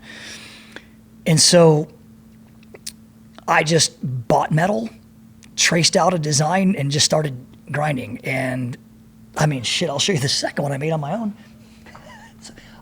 This one's good. This one's really bad. But that's number 2. Maybe he has a 2 on it. And so that's the first one I attempted to make by myself in the garage without any help. Right? And you could just see the waves. I mean, it's just absolutely so bad. And then you see the back of it, like the handle. I got so frustrated and pissed of how ugly it looked that I jammed it into the grinder. I was like, ah! And then the sparks and shit are flying. Like, I was having moments, right? Yeah. And that's what I love about it the most, is that the frustration it brings me in the idea that I'm chasing what will never be achieved, which is the perfect knife. Yeah. It's impossible to make a perfect knife. And again, man, so as I got into it, I came up with the name Tonzo Cutlery because I'm heavily influenced by the Japanese culture in general, just by their discipline and their kind of way of life of being a little kinder, a little nicer. As you can tell, anybody who's seen some of those last episodes, like the hard edge has been rounded, on the Osman personality a little bit. Old dog, new tricks, but I'm watching all these videos and learning about knife making and how it's done in Japan and the history of it all, going back to, over 600 years ago. There was a swordsmith or a blacksmith, wasn't a swordsmith, a blacksmith by the name of Masamune. And again, this goes back 650 years. But when the Mongol horde came to Japan and they fought the Japanese for the first time, the Japanese swords all snapped in half. And they didn't understand why. Somehow, some way, this guy, Masamune, comes up with the harder steel on the outside, softer metal on the inside, and hand hammering it into what is now known as a katana, the actual iconic Japanese sword. That is made out of tamahagane, which is iron sand, is black iron sand that they collect with magnets out of a river. Back then they did that. Now there's only one factory, I think, in Japan that actually produces it. Everybody else just does what I do. Anyway, so they start hand hammering these swords, and they figured out how to cool them using the water from the rivers. And that's why it has that distinctive bow in it, because they hammered it. It's mostly straight, but then they put on their clay or their mud, whatever they use. Each one has a different thing, but that's what they put on the blade, which gives it its hamon. So when you look at it, it has those like cool looking clouds and all that. What that is the metal underneath the mud cooling at different rates based on the thickness of the mud as it's pulled out of the fire and dropped into that water. Oh, wow. And so their tanks are long, like picture like a fucking 6-foot fishing tank, and it's got ice cold water in it. So as he drops it in there, because it's hitting the edge at the bottom and cooling upwards, that's why it starts to bend. Oh, wow. And so they actually measure it based on length. They have all kind of like, hey, there's a certain height requirement now. And if you could find one, and I've seen them online, there are families, well-to-do families, clearly, with connections that actually have some of this, like a Masamune sword, an original one. Most are in their museums there. They're known as national treasures. But if you could get your hands on it, probably $15, $20 million. Wow. And there isn't anybody today, right now, that could make that. There isn't a machine. There isn't a machine shop you could find. You couldn't find a knife maker that could hand hammer out, or even with a machine, make a sword that looks like that. That's impressive, man. And I was fascinated by it. Then, of course, we go there, World War II, we do our thing. All the swords have to be turned in because they were viewed as weapons because all the Japanese soldiers wore them in battle, right? They got them from their grandfathers, their fathers.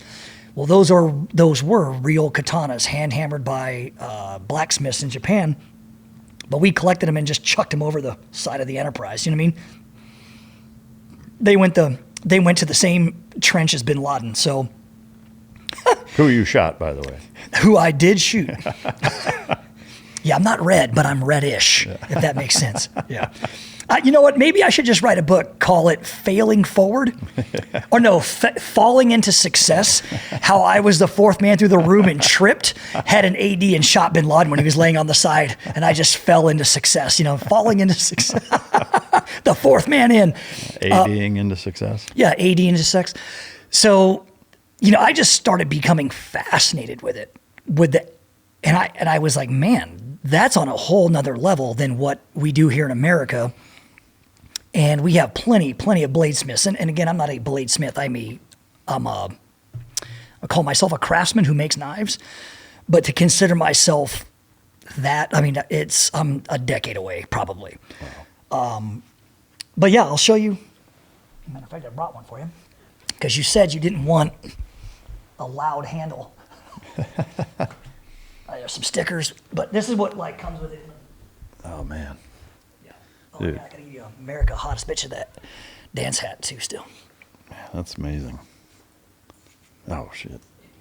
Dude, that's fucking cool. Now that's a rugged relic right there. Yeah. These are the only two in existence. So, really? Yeah. Yeah. I'm gonna hang on to that. Yeah, my wife had them in her closet. I was like, man, what hat am I gonna wear? She's like, you gotta wear America's hot bitch. And I was like, I threw all those out. She goes, no, I saved a couple of them. And right there on the top shelf is, That's awesome. Those are cool stickers, man. So I started grinding as you're opening that. I just started grinding 5 days a week, 6 hours a day. My back hurt, knee hurt, hands hurt.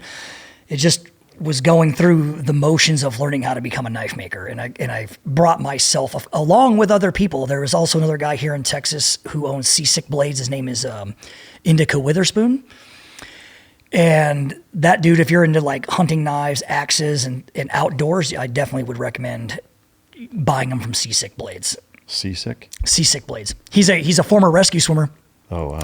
And then him and another guy were working on the back of his boat, trying to learn how to grind knives. And they were all just rocking back and forth, drinking, of course, or whatever. And the guy's like, man, we ought to call this Seasick Blades. So that's where the name comes from. Dude, this certificate of authenticity is really cool. I've never seen anything like it. Yeah. Man, that's awesome. Yeah, so the $2 bill that's torn in half comes with each knife, and I sign it. The serial number on that $2 bill is the serial number of your knife. Oh, wow. And so what that does is it makes it immune from being copied. Yeah. So you can copy my knife if you want. You can. There's plenty of companies out there that do partake in that, but they're never going to be able to copy the logo, and they certainly can't copy that certificate of authenticity. And the other thing that separates me from everybody else is that no two knives are ever the same because every single handle is different. Yeah. And so what you're about ready to have is yours and yours alone. You're the only person in the world that will own it, and I will never make that handle again for anybody else. I'm almost nervous to open this. It's not, I promise, there's no Jack in the Box, and it's not like you're going to get, a bag of meth is going to blow up in your face. And you're like, welcome to the family. This is very, very saddlebag-like. Very saddlebag, yeah. Saddlebag days. Yep. Yeah.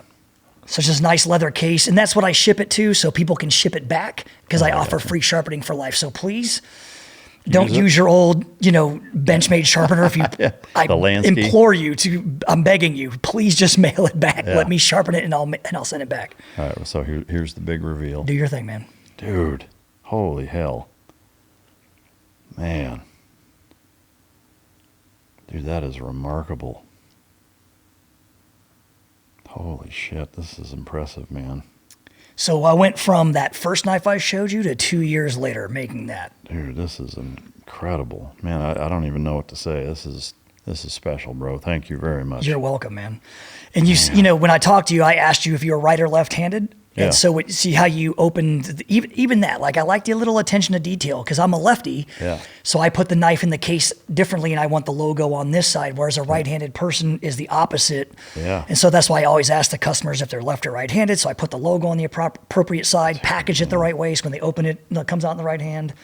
To try to do Yeah. Man, this is amazing. some of the small things that hopefully end up being big things, but Yeah, I mean, I'm so blown away by this. yeah. Man, that is cool. So I'll tell you, so that's my 8-inch chef knife. I call it the Paragon, and that's just, the name I came up with. And the definition is a peerless example, I guess, in the dictionary, so I thought it was cool. But all my knives are what's known as belt finished. So I finish them on a belt, and so you have either a coated blade or a finished blade. A coated blade is something that would Cerakote would be a good one, right? Yeah. Cerakote, or you could parkerize it, like the gun barrel on your dad's hunting rifle is black. That's parkerizing. Montana Knife Company does a lot of parkerizing on their blades. It's phenomenal. But specifically with like the cutlery industry or the culinary setting, any coating on there adds friction to it.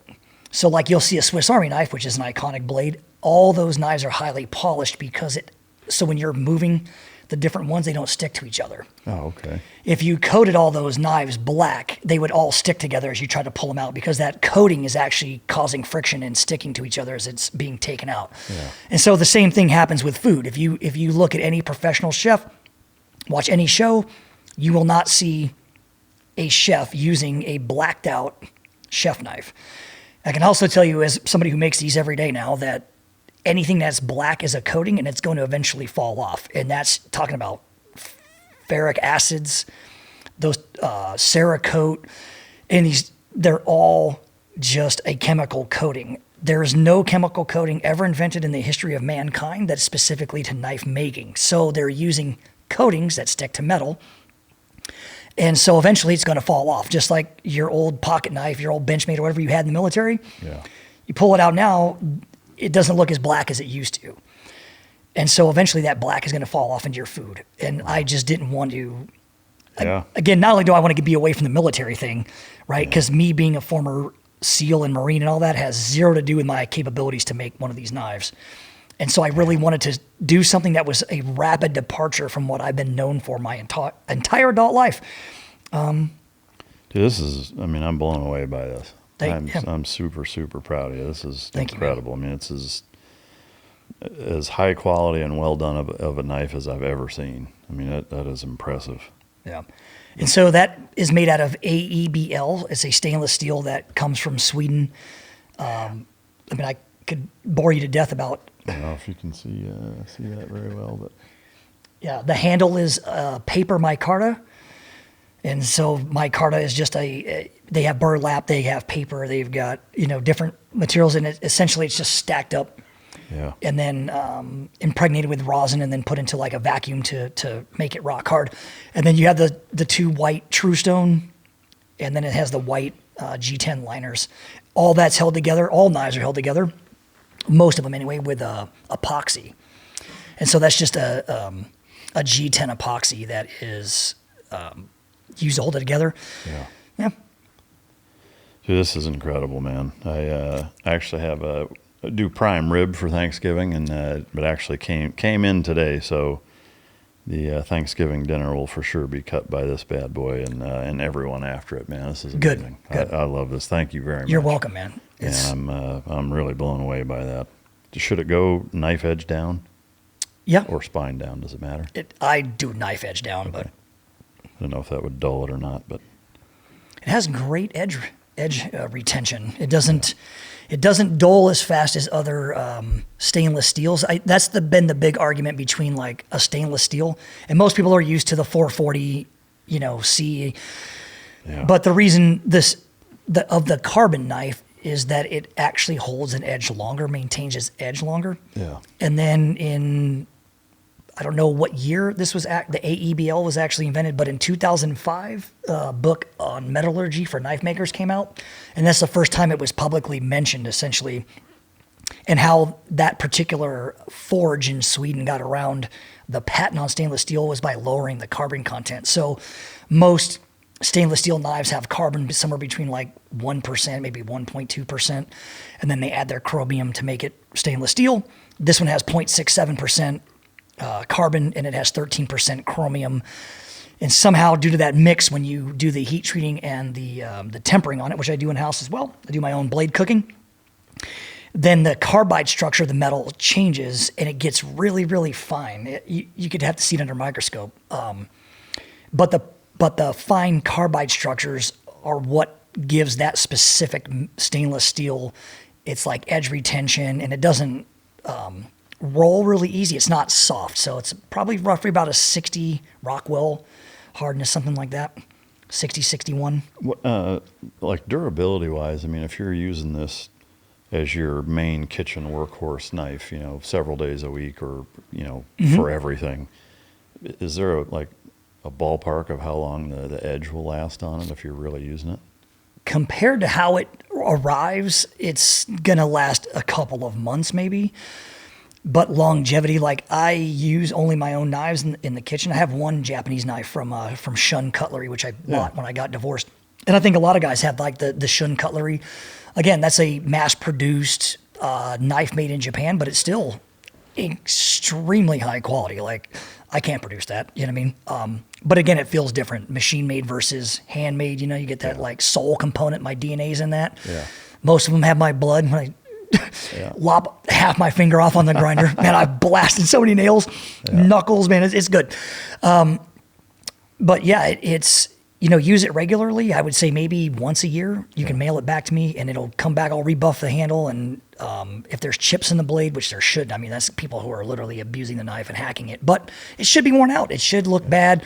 It should look like it's been used 2-3 days a week in your kitchen. It should look like a well-used kitchen knife. Yeah, no, I mean, I make most food at home and use knives all the time. So this will for sure get put to good use. And man, I really can't thank you enough for this. This is incredible, man. I mean, and the fact that you made it with your bare hands, and especially the life's journey and path, and knowing you for decades that led up to the creation of this makes this just beyond special to be able to have in my kitchen forever. So I really can't thank you enough, man. This is super truly my pleasure, man. And saying like that to me is all I need in my life, man. That means more to me, what you said, than 100 fucking Bronze Stars. And I mean, I could walk into Starbucks looking like Michael Phelps and they'd be like, that's cool. Old guy, that's $4.95. You know what I mean? This actually to me means something. It holds real value, whether it's monetary or intrinsic, but there's something special about it to me. And I love the way it makes me feel. So my plan going forward is to continue to make knives for the next 20 years. I mean, I'm 50 now, so maybe I'll stop when I'm 70. But no, this is incredible, man, and such a just a personal and meaningful thing to have in the kitchen. I really, again, to me, thank you isn't enough. I mean, it means the world to me. I really appreciate it. You're welcome, man. Thank you. And kind of on that, I mean, do you do like full-blown custom pieces where like somebody can message you and say, hey, can you make a whatever? And like, well, I don't make anything that somebody calls me up. If they wanted a folder, I would direct them to Scorpion 6. If they wanted anything in the hunting outdoor world, I would direct them to like a C6 blade. There's, Benchmade, of course, makes incredible folders. If you just wanted a great folder, if you wanted something that's combat proven, that's never going to let you down, Emerson knives, iconic.